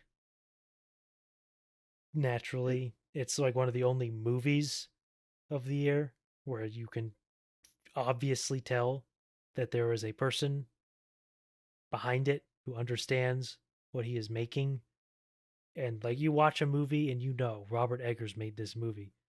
Many other great directors, they can make a movie, but if you didn't know who directed it, it might be just difficult. You just wouldn't be able to tell who it was. Yep. But in terms of Robert Eggers, like, yeah, that's a Robert Eggers movie. Yeah, I don't know. It's like, and in line with Robert Eggers and how his movies usually go. Like, it's like off the charts visually. Like, just what an unbelievable looking movie. Like, absolutely arresting with how he chooses to convey the imagery. How he, like, I remember talking about this when we saw it, but like, just the entire sequence of Nicholas Holt's character approaching the Yes. castle is just pure juicy cummy cinema. Like, it's just if I may say so, it is it is the good shit. Like, that shit is just fire. I mean, even the opening sequence with Lily Rose Depp, and like obviously it's the poster I have on Letterboxd, like the fucking curtain flapping and the dude's shadow, the his shadow just being in the curtain is so good. But I mean, so much of the whole movie looks incredible, and all the performances are great. Obviously it would have been cool. Who was going to play? Was it Anya Taylor-Joy? Was she going to be the Lily Rose Depp? That obviously would have been great. Like, we can kind of say that, but Lily Rose Depp was also excellent in the movie. Yeah, I think she killed it. Yeah, she's like, I don't know. Like, at this point, it's not like I can really even bother imagining somebody else in the role. She's perfect in it. Yeah, I don't know. Shit is pretty great. Yeah, because I've always loved just the Nosferatu Dracula story. Because Nosferatu the Vampire, the Werner Herzog version, is one of my favorite movies. Period. Just the story itself is just like perfect in terms of what it says and how carnal it is and how broad it is in terms of like the plague. So I think it just the story itself is so broad and engaging that like you could do anything as long as you keep the story beats and it's still incredible. Like, yeah, I've always said, well, I've always said it, and I've said it a few times, that when Eggers finally releases his Nosferatu, that we will get a critical reevaluation of Star Trek Nemesis. And I haven't seen it. They're too scared. But maybe one day people will watch Star Trek Nemesis with Bill Skarsgård in their mind and be like, well, hey, wait a minute. This movie has actually got the juice. So if the Dracula in space, literally. So if in the future anyone is reading this or hearing this and they had never considered that, and they love this Nosferatu movie because everyone does.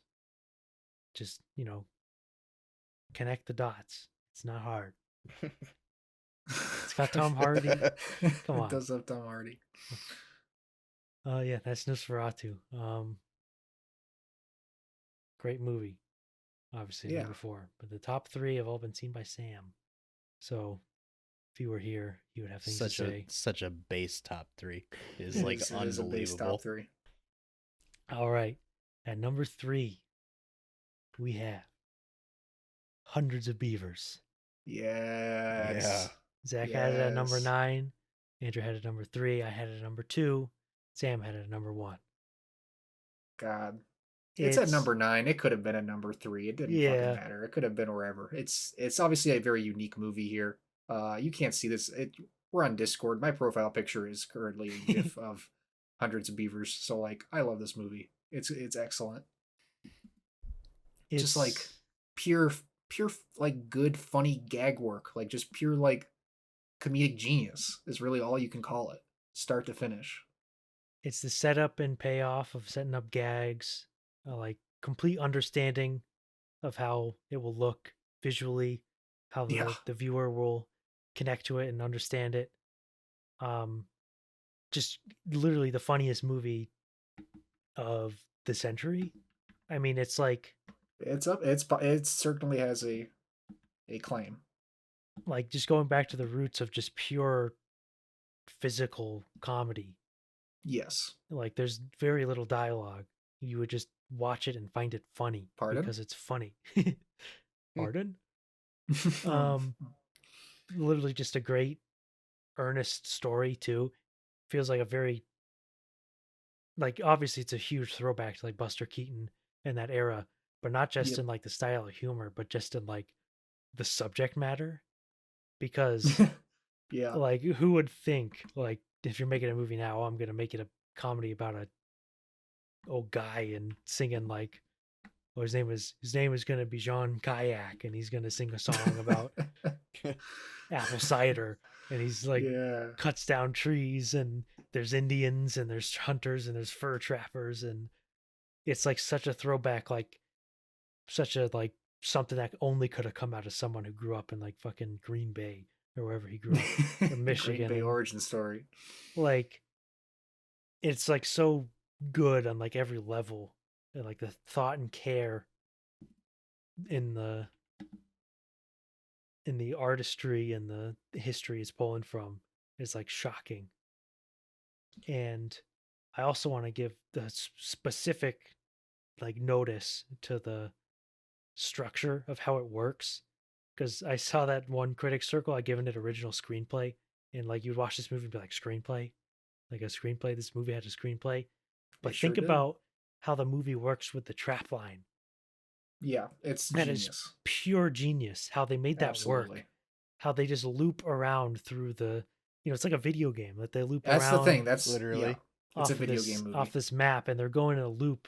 Like, how do you have like the vision and like the foresight to put all that together? So like the story develops through him going through that loop, and like his learning, like he's learning things and things happen that he develops through that loop, and it's like so genius how perfect that works.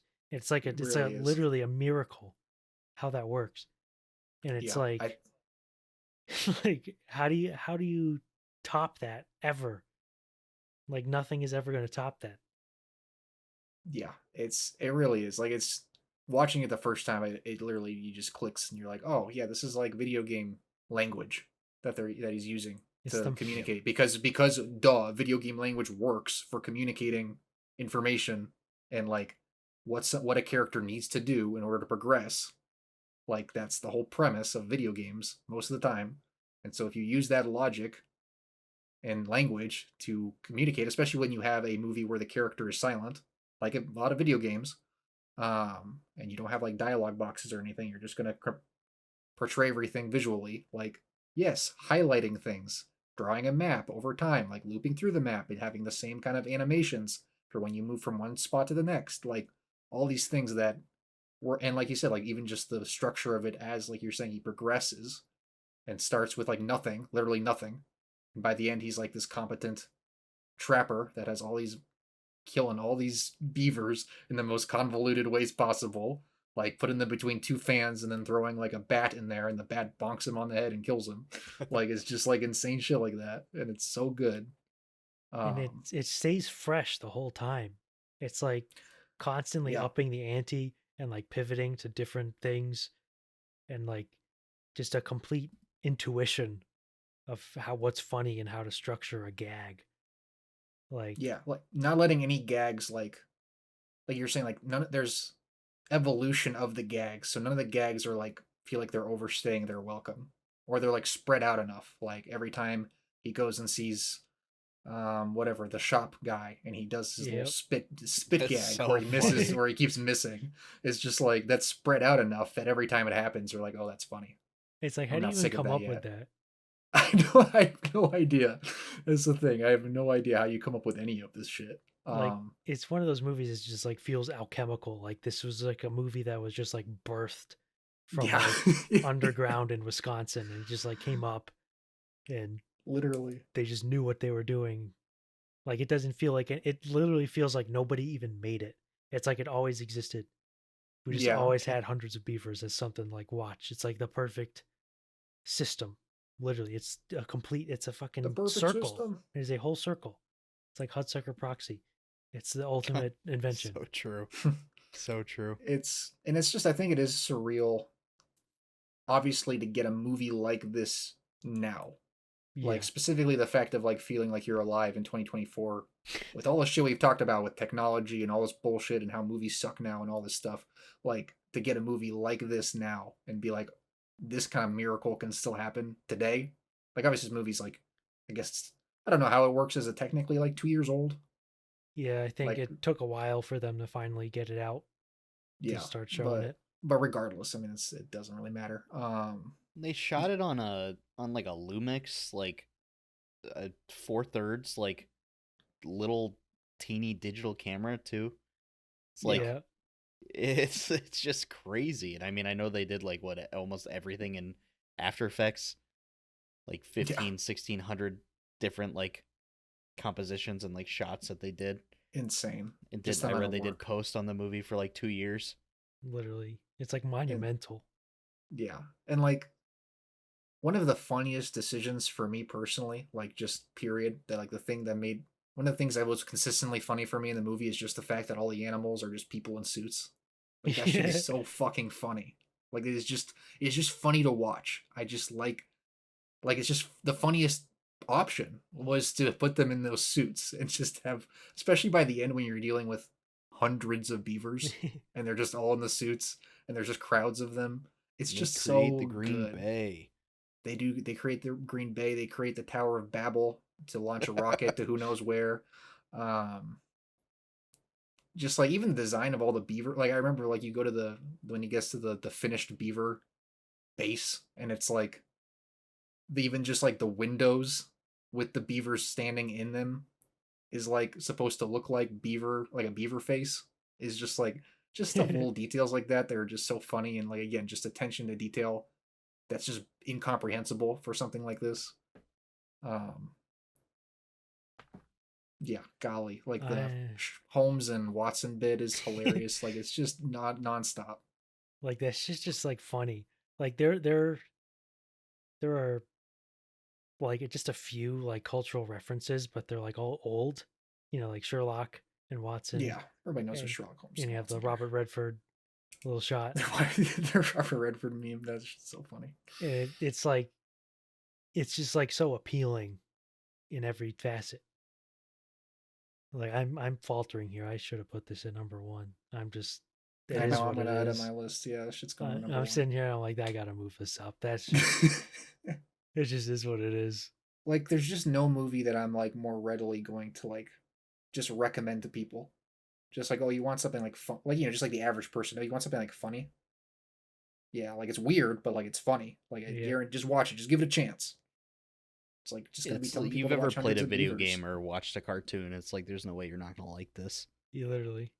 I feel like the only criticisms I was seeing people give of it, and you like alluded to it earlier, is that people do get like tired of it. Yeah. after a certain amount of time, which I can like kind of get that. Like I get that after a while, maybe not everybody's gonna be as like enjoying it as much as us three, but I don't think that's like really an issue with the movie. It's just like your own tolerance for this kind of humor. The real thing or the real question is like what are they gonna do next?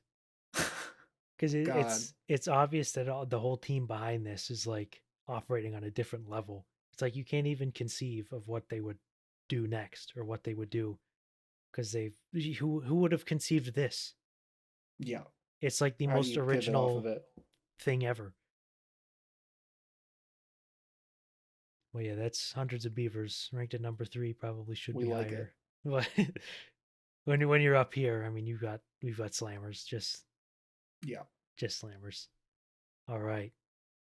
Remember when we were talking about like Maxine? God, that shit, man, that feels like that shit was like 6 hours ago. Or Yeah, I was gonna say. All right, we got 2 left. Number Shit was last 2. month. The shit Don't was say that. literally. Don't say that. Oh my god, it was. So number 2 at 196 points. We're coming in hot here with The Brutalist. Wow. Zach no put it way. at 1. Andrew put it at 1. I put it at 9. Sam put it at 4. Oh, 9. 9. 9. God damn it. Wow. You're okay. I'm gonna sit here and be like, oh yeah, I put it at 9 out of 87. And I gotta defend You hate myself. it. You hate I it. hate this movie. No, I'm just it's I mean, it's like, I don't know, it's like it's ridiculous. It's just like one of those, yeah, just another one of those like miracle movies. Like, damn, we're getting like a 4-hour straight drama with an intermission about some motherfucker that makes buildings coming out of the Holocaust.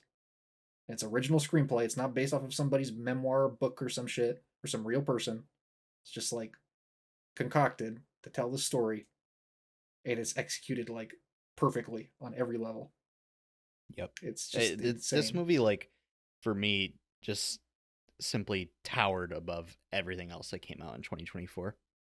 Like, and I love a lot of this stuff at the top, but like, this is just like by far and away easily the best movie of the year for me. And I feel like I knew that shit literally in like the first like 10 minutes of this movie, like playing in the theater, like sitting there, and you know, he gets off the boat and like all that stuff, and you get the upside down shot of the Statue of Liberty, and I was just like, yeah, here it is.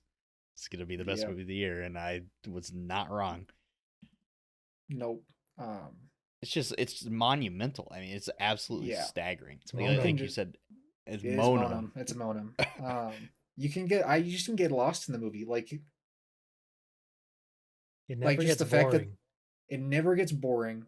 And I'm just thinking about the fact that like the movie like opens and closes on the same basic shot, or like the same scene, and you like just forget about that, but it's like an incredible, it's like you need that. Like, it literally is like essential to the movie. Maybe not essential, but like I think it adds to the movie a lot to just have it bookended with those two, with that scene, with that sequence. But then there's everything that happens in the middle. It's just the other than the 4 hours, and it's just, yeah, it's so gripping. From start to finish, like it's constantly just chugging forward. Obviously, like very much held together by incredible performances. So many of, I just think, straight up the best performances of the year, like across the board. I mean, it was Adrian Brody, Guy Pearce, even Felicity Jones. Yep. Joe Alwyn. And our guy, our dog. Alessandro. Coming in with one of the craziest accents. So his accent is so insane in this movie. It is like unbelievable. Like perfect. Like just, I don't even understand how as an actor you like do that. Like, obviously, like, I don't know, we probably shit on actors more above average level here, but like that's the kind of shit where I'm like, yeah, that's like probably pretty hard to do. Like, I don't really know how you go about learning how to and then executing like that kind of a balance of have accents in that way. It's just absurd. Yeah, like I'll explain a little bit why this is slightly lower than at the Absolute Elite, because I think a lot of this is like accidental. Like not like Brady Corbet Who is dumb. cares? Because yeah, it's not a big thing, but I think he's kind of lucky that this worked. And it really works. But he's like lucky because when he talks about it, I'm like, he like a lot of it is gesturing. Like he's just sort of like he wanted to make The Brutalist. He wanted to make an epic, but he didn't really like he didn't have like the requisite knowledge. So he just like did it and it works, which is like good. God bless. And I'm not like trying to clown on him for it. But there is like if you look at it through that lens, the movie becomes like weaker because it does feel very showy and like look at this, which like I have no problem with. I love it considering what's at number one. But So like true. it's the only criticism is basically a nitpick. Yeah, I get that. I can see that. Because it is very much like he was trying really hard to make a very important movie. And, you know, I mean, he did. So I mean, that's. I mean, it's just, I remind, what's, God, who's. Is it Coppola who has the whole quote about, like, pretentious movies? And now it's, like, the most, like, unbearable thing ever when you watch a movie that's, like, pretentious, that's, like, trying to say something, like, big, and it just fails. It's, like, the worst thing ever to him. It's Coppola. This was, like, decades ago, where he talked about this, and it's, like, that's kind of what you're describing is, like, this shit could have been, like, the most, maybe not the completely, like, unwatchable, but, like, could have been really bad if he tried to say all this shit and make this giant movie and it didn't work out. The luck didn't go his way. And it just becomes this like mess. But I think even regardless, just the pure scale of it lends it to being something noteworthy. Yeah. Like just the sheer like the fact that he did like that's the thing is you don't get a movie like this unless you like just say like fuck it. Like let's I'm gonna try and make something. Like you don't just like you can't do this at all without the ingredient of somebody who's just like trying to like put themselves out there and make something important. Like you wouldn't get a movie like this, even if he was lucky that it landed. Yeah. And like because the like linchpin of the movie for me is the conversation that Laszlo Toth has with Harry Van Buren when he invites him over to his house for the dinner. About the cube. The cube. Which is why I don't really care so much that it was just accidental, because it doesn't really matter necessarily what the guy was thinking when he made it, because if the movie lasts, we'll forget about that. And like we won't know what he was thinking or what he was saying if the movie lasts. True. So it ends up being, reflective of the actual subject matter. Yeah. Yeah, that makes sense.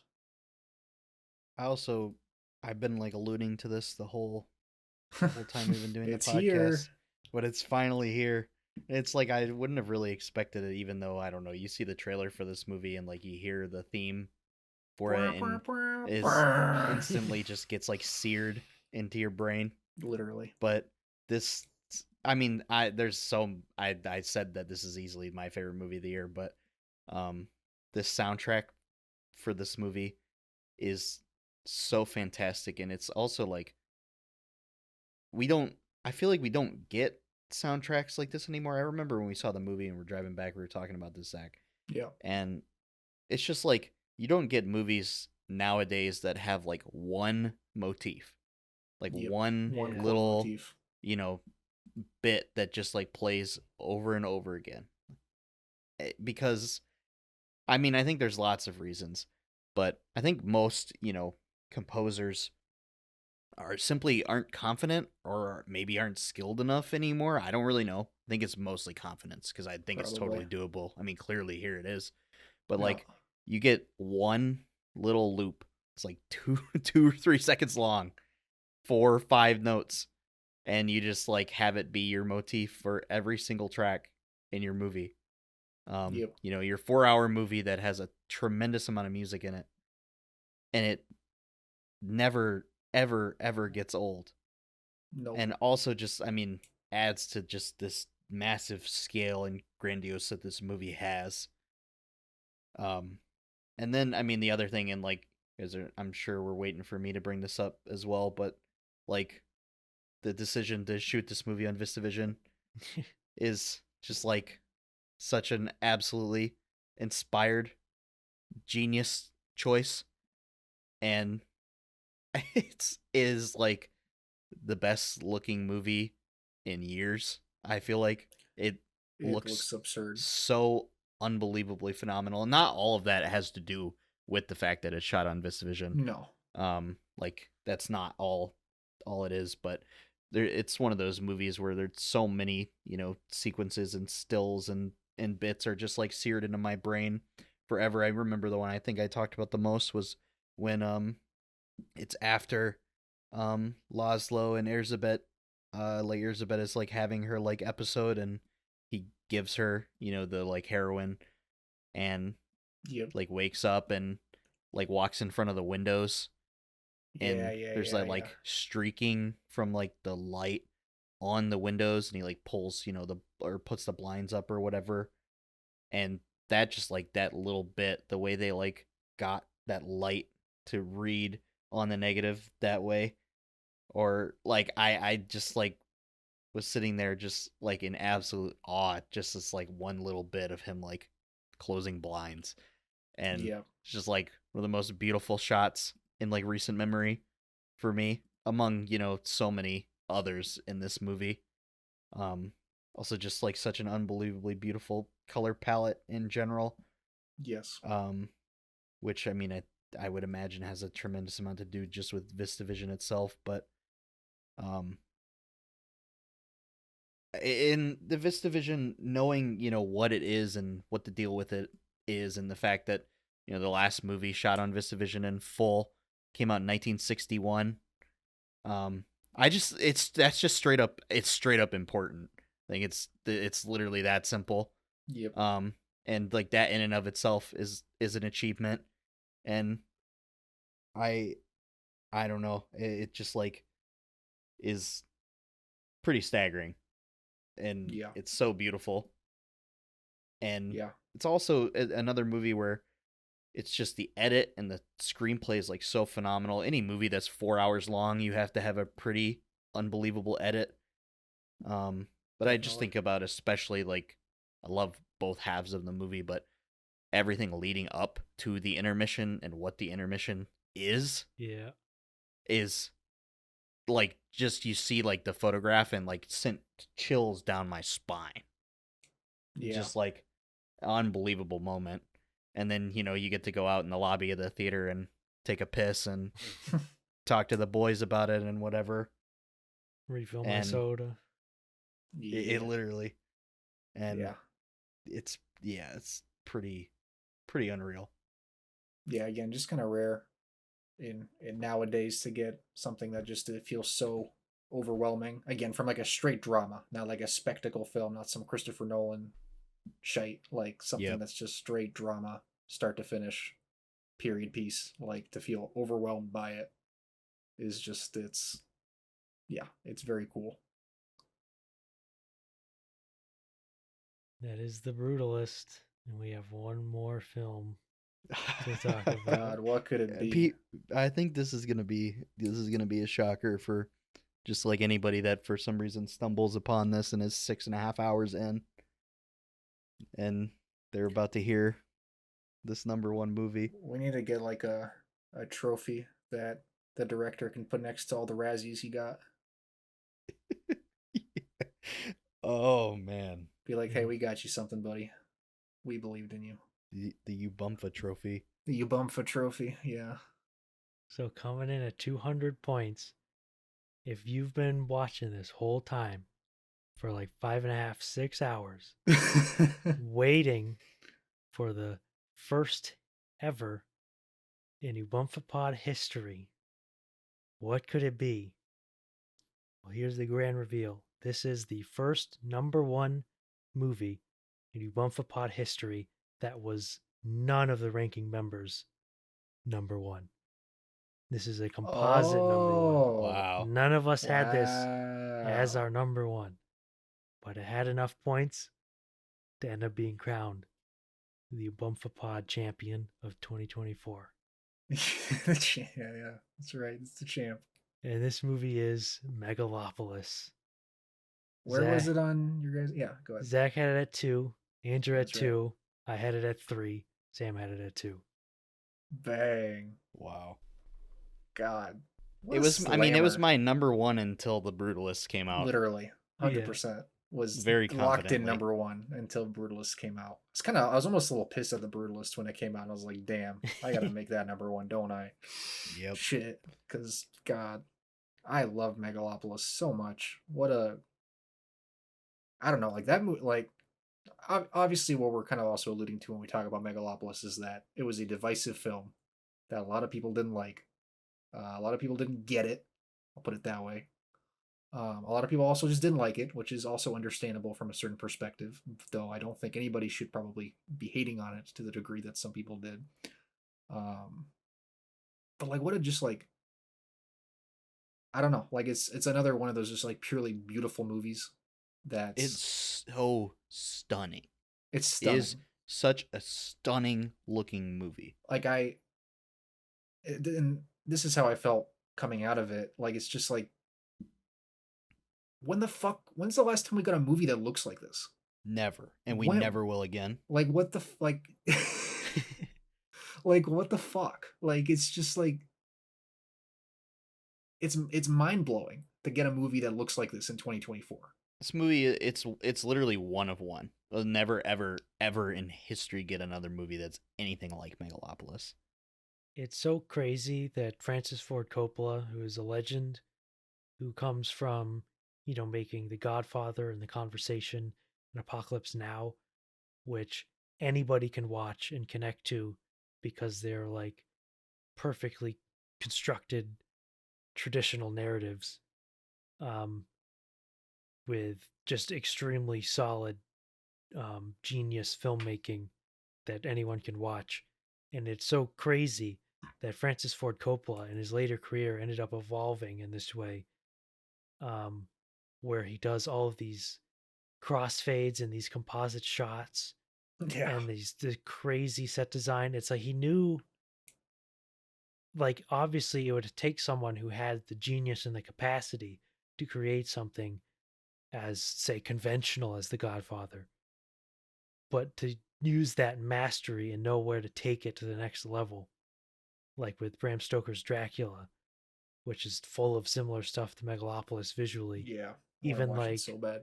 Even like Twixt, one of his lower movies or more recent movies, it's lower budget, has a lot of similar sort of things where he's really experimenting with the form, because like you have like an obligation to do that if you're a genius. The burden of genius, you have to use it. Yep. And so in like Megalopolis, it's clearly like this culmination of all those techniques and thoughts and visions that he would have, where there's so many shots in this movie where it's like, how is that in his head? Like, literally. He like just had that and he put it in his head, and he put it out of his head onto the screen in a way that's just like that you can only do that after decades and decades of studied and cultivated genius. Literally. And it's very funny. It's so funny. It's just like funny. Like, he knows how to make it funny and joke and have like acting that's actually acting. They're actually acting. Yeah. They're doing performances. But it's not realistic. It's not like you and me talk. There's no need for, in a movie like Megalopolis, regardless of who does it, just the subject matter. There is no need for, people talking emotionlessly or being really realistic or portraying things in the somber tone. Sounds awful. Like thank God from like top to bottom is people trying and putting out something different in this movie and something brand new. Something. It's like this movie was made with Megalon. That's what it feels like.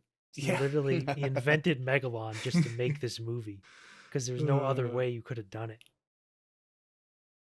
Yeah, it's just like it's so out there. It has the audacity to be like as I don't know, I don't even want to say like it's all over the place, but like it kind of is by design, but in a very like it still works cohesively like as a story. I just think like it was too much for a lot of people, but just It's yeah, I don't very know. much. It's insane. It's like I understand that people like don't like it and they're wrong. Yeah, They're not wired in the correct way to like align with genius, the pure genius it's that flows out tough. of great men's minds. It's a But like tough world. there's just some movies that are just like if you click with it and you understand it, it almost seems baffling that other people can't watch it and like Yeah, get it. like just enjoy it. Just be like appreciate what is being shown to you. And like Like it's just pure. Like it's just like I don't like. I think for me, it's like literally like how do you watch a movie that looks like this that has like the sequences like them driving in the car so through good. the rain and that insane noir track is playing the love noir track So and good. and they're driving by these like statues that are like like breaking down and it's just Pull up to incredible. like that like flower stand that's like Oh glistening, like God. illuminated, and like oh man, I mean Yeah. thinking about all this stuff when of course they're on the top of like the Oh, building, the like clock building, incredible. looking like through his like telescope and all of the stuff with the hanging steel beams Yes. and the kiss where she drops the flowers and he stops Stops. time. Oh, hear me time. It's oh my god. I gotta say, yeah, there's like a very much a part of me that thinks Adam Driver gave the performance of the year in this movie. Like, I think Yes. it's 100%. so blessed that Adam Driver is in this movie because he's the perfect actor to be in a movie like this because he gets it. He just Yep. knows what he's supposed to be doing because he's a real fucking actor who can do anything. I mean, like, I think one of my like the shot. It's like a very like showy shot, so it's not surprising. But like one of my favorite shots in the movie is the scene where the mayor has the moon dream, and it's just the hand Yes. coming out of the cloud and Yep. grabbing the physical moon and pulling it in is just one of the craziest shots I've seen in a movie, like this century probably. Like just like you get a like again like even just to do that shot and like do it like anybody else would come up with that shot in their mind, and they would like do that shit like digitally, and it would look like shit, or at least it wouldn't look as good. But just having like a physical arm and hand come out of like a cloud and grab a physical ball that is the moon and pull it back in is just so good. And it's so impactful. It's just a 1 second, couple seconds sequence, and it just sticks with you. It's so good.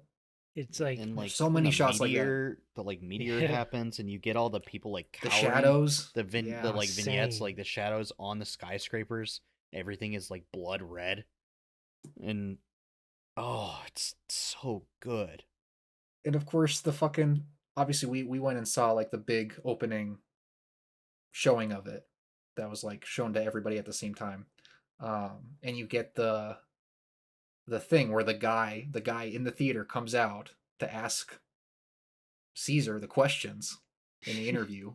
Like the guy physically comes into the theater, into your theater, and asks these questions, and it's just like what an incredible thing to have in your movie to pull that off, to have like a moment in the movie where the movie basically pauses, and the main character addresses the audience basically is just so fucking cool. it's And then it's go ahead. it's just crazy that like nobody had done that. Like nobody had the balls to do it really. Yeah, really. That's really what it comes down to. Because there's plenty of movies where you could do something like that with, like directors who could make that happen. At least at enough. It's like if you did like a special screening at a select number of theaters, you could like plan that. But it's like, and like the first time I saw it, I mean, I was literally moved to like tears on like multiple occasions watching the movie. Just Yep. even purely based off of like, and this is gonna sound cheesy and shit, but like the hopefulness of it, like So just the earnest. fact that yeah, it, like you have to appreciate at the very least the fact that Coppola is like no bullshit. This is like me just putting out like in my old age some vision of like we need to be able to think outside of the box here a little bit and be willing to dream again a bit about what can be. Just even just the premise of we need to have a great debate about the future and the idea of like examining if the society is the only one that's available to us. I feel like that's I don't know. I've even before everything that's happened politically in the last 6 months happened, like I found that to be a very like moving and compelling concept, and I know a lot of people probably just can't stomach something like that in general that isn't terribly cynical. Um, but like the first sequence with like the tri divided like vignette stuff where he's like Yeah. showing all the designs for what can be. So good. And like that shit literally moved. That was the shit that like moved me to tears. I was like, oh my Yep. god, this is beautiful. Like it's just beautiful to see somebody imagine something and like just show it to me. Like nobody has the balls to do that shit anymore. It's And like because because they're afraid people are gonna just get like laugh at them and Exactly. say it's stupid, which is exactly what happened. like he has this like boomer utopian level, Yeah. like the streak, the utopian streak that like nobody has anymore. Nope. And like it's reasonable that people don't have it anymore, but like in order to make something like that, you need to have that some sort of Yeah. streak where you literally believe in that type of thing. And like the thing where he talks about like the great debate was very much um like imagine like you're him, right? And you grew up in a more earnest time before cynicism completely took over the planet. Um and you just grow up and see what everyone like talks about, and like you're old age and you're just like what's with the bullshit? Like Literally. obviously like Coppola's not stupid. He doesn't think that there are no debates and that people don't talk about it. Yeah. But it's clearly like people aren't actually thinking about it. Like it's more of a like, oh, we're fucked, or like or like I don't care if we're fucked type thing. There's very little avenue for anybody to be like actually like let's build something here, let's make something, because every time someone tries, they get stabbed and assassinated, Yep. metaphysically by the demons of society. Yeah. That's why like the mayor is such an interesting character because I think obviously like initially he's certainly painted as like an antagonist and they are rivals and I think that's true to like reality is like you have the whatever the dreamers, the people that are going to try and like just break the box and think outside of it, and you have the people that are like, well, we have to talk about how do we like manage current realities, and that's a very real conflict. And again, like for the sake of the film, the mayor is portrayed mostly as an antagonist, though not completely at all. And I think that's important, but like that's what he's pushing back against. It's not that like we don't need to have that we're not having debates about how things should be done. It's just that those debates are very much like hamstrung by the way things are. Yep. And like we get that we have to keep having those conversations, but we need to also be having some sense of direction of where all this is going towards. And is this again the only society that's available to us? Like all this stuff, like the Ralph Waldo Emerson quote about how humanity will um, inevitably go extinct from civilization. Like it's just that's the way that Coppola talks about civilization. I just love because it just talks about it like this well-intentioned mistake, basically, that's just got off the rails, and is this kind of beast that's too big to fail. That's like consuming us actively, and it's like, yeah, can we just like throw out there? There's like other options. Like, can we just like for a second consider, doesn't have to be the Megalopolis version, but just like bring back that ability. That kind of almost like Gene Roddenberry, Star Trek. Like, Yep. what can be, just even if it feels completely impossible. And there's like a sort of meta thing with the movie, is that whenever I think of like, say, great things that people have accomplished that are like masterpieces of like management, or just of like insane ways of that so many people were working on it and they were able to get it done, and it's just a massive accomplishment for a single project. Almost every example I can think of over the past several decades is literally a movie. Like the only time I can think of like, wow, what a great achievement that all of these people working together accomplished something so incredibly amazing and objectively like grand and like just visually interesting and like obviously just apparently to everybody who looks at it some like an amazing achievement. It's just movies. Like everything else is junk. Like all the Yeah. other massive accomplishments of, human management and hierarchy and bureaucracy and everything is just like junk. Like you have trillions of dollars being spent to make junk when you could have channel that, the power of civilization, which is the organizing people's efforts into something great. It's like, when was the last time something like that happened? 1969 with the moon landing. Like, Yeah. it's been so long since anything like that has been accomplished, and like maybe it's just like that's done for. Like we don't have like not just the It's hard to capacity for imagine. that, but like the need for it, or like the capability for something to be like that. And so that's the Megalopolis very much feels like sort of like sad or melancholy when you think about it from like that perspective, because like it feels like all we have to look forward to as a great achievement of mankind is a good movie. Like it's just like it's fucking like sad. It's good for us, but everybody else is it's fucked. But yeah, I mean, and like even tying that in a little bit with like the brutalist, and this is something I've heard some people talk about, is just like, man, like millionaires and billionaires used to just like make shit, just fun things. They're Like for tasteless fun. now. They're tasteless. Just for they are tasteless. Instead, we get Jeff Bezos making a dog shit James Bond franchise or some shit. Like it's just Rings of Power. Like just, and again, even that's TV show. Like it's just like it's still like what, or even like again, people used like I think architecture. Not to just take it back to the brutalist, but also Megalopolis. Like architecture is that unique art form because you're making something that lasts, that's physical, that has like a utility on top of just an artistic aesthetic value. And architecture sucks now too. Like shocker, like it's dog shit. Like all our shit is ugly. All our houses are made of paper. Like it's like just stupid. It's like sort of touching on similar dynamics to what we talked about with the bike riders, but like a lot of stuff is like going away that materially, like just the material history is forcing them away. We can't just bring them back.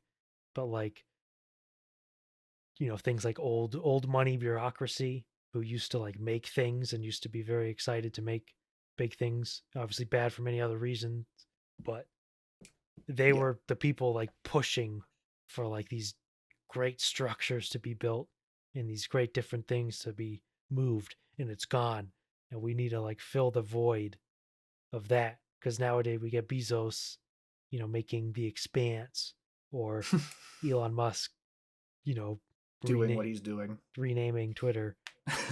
And like it's like the just the way the like material economy works is that the people who are getting the most rich and the most powerful are tasteless zombies or robots who like Reddit sludge. Like we're ruled by Redditors. They're Redditors. I mean, I think that's such a nightmare. I think that's like the dynamic part of it, right? Is like it plays into like the economy of attention and what people are interested in now. Like you take somebody like Elon, who's like sees, not to get into a whole conversation, but like sees that everybody's interested in like online stuff, He like kind of likes it too. And he's like, oh, well, I'll just buy this website that everybody uses and I'll ruin it. But that's, it's just about like, oh, this is what people are paying attention to, so that's what I'll invest in. And obviously what people pay attention to has gotten worse over time. Now has the reason the stuff people's attention gotten worse because the billionaires started making worse shit. It's like kind of that back and forth. And I think like you're saying, like now all of our billionaires are, Gen Xers that have no taste and suck. It's like, did you see this? So Bezos is doing another space mission. You see who he's sending on the space mission? No. Katy Perry. Great. Oh, come awesome. on. Like if I'm Katy Perry, I'm like, yeah, I'll do it. Fucking God. But like, it's like sad. Like the people who are pushing space and building great things, etc., have that type of brain. There's like what the hell? It's like we need take a playbook, take a play out of the China's playbook. We're not going to kill these guys. We're going to put them to work doing useful stuff. Because guys like Bezos and Musk, they know how to run a giant ass company logistically. So let's make them put them to the common good. Put them to good use. Yeah, common good. Exactly. You'd be like Mao Zedong. We're gonna take the emperor and we're gonna make him a street sweeper. We're not killing him. Put him to work. We're just making an example. Yeah. And so that's the kind of conversation you have after watching a movie like Megalopolis or The Brutalist versus some of the other stuff. Like it's actually stimulating and interesting if you're allowing yourself to actually engage with it rather than have obnoxious reactions to it. I find our conversations intellectually stimulating.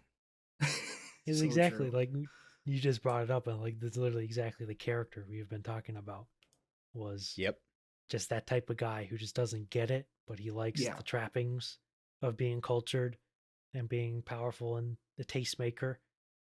So you reach to that type of thing. You're more excited by what comes with being highly cultured and having good taste than actually having good taste. Yep. So you miss the forest for the trees. And it's not going to get better. Sorry to Coppola. Yeah. He's not really like screaming into the void, but like it's very much like it's the dying gasp of something that's gone. It's fallen on deaf ears as well, which is the most concerning part. I don't know. It's just a bummer. Like it's not like terribly surprising. Again, like I guess just because we obviously have like been exposed to film Twitter and whatnot, the film community for a while now. So it's not like surprising that people didn't resonate with Megalopolis. It's just kind of sad that something like this doesn't like stir most people. And at least in a way that they can appreciate. Maybe it stirs things in them and they just don't like it, but it's like in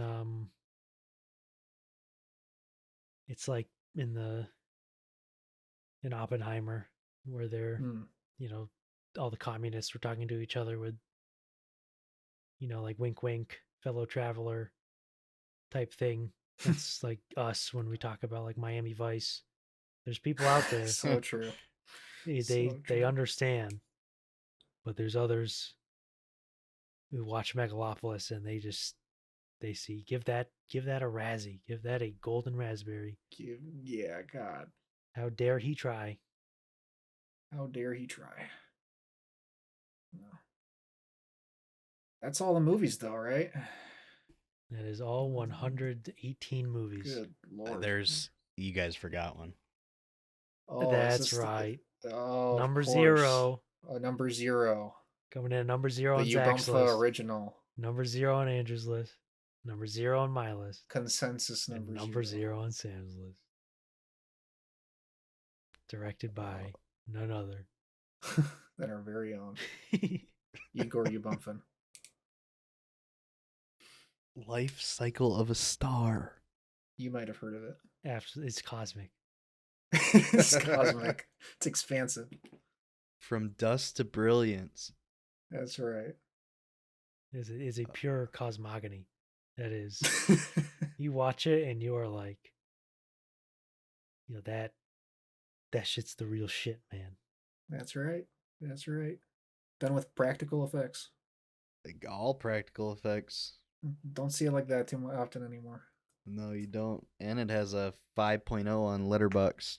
Let's fucking go, as it should.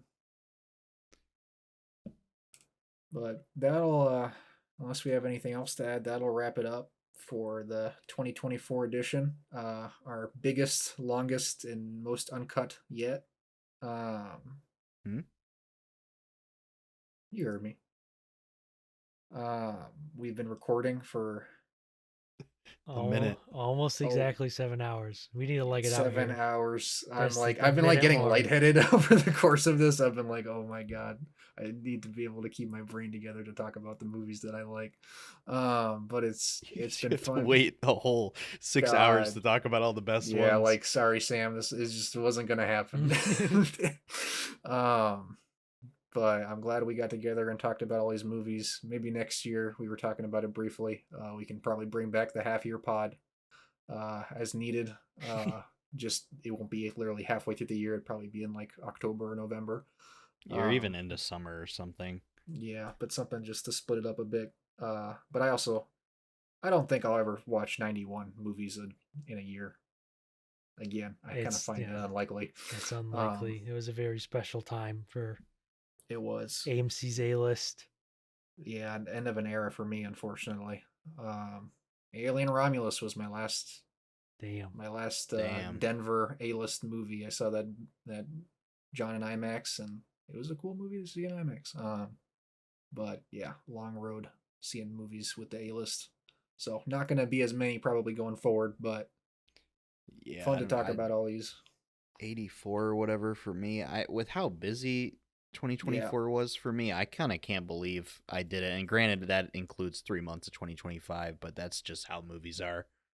But especially considering I had a lot of time over the summer, it was the only time I had time, and I just played From Software games. That's so true. For like 2 months straight. So it's kind of a miracle that got this many movies in. Literally. But yeah, I don't know if it'll happen again. We did it. We did it once. And it's been real. And for those of you who listened to this whole thing, I'm sure there's ones and twos and threes of you. Hopefully you learned something. I hope so. But that'll do it for us here at the Ubumfa Pod. Take care. Yeah. Go back to the club. I was gonna bring up Argyle again. So basically,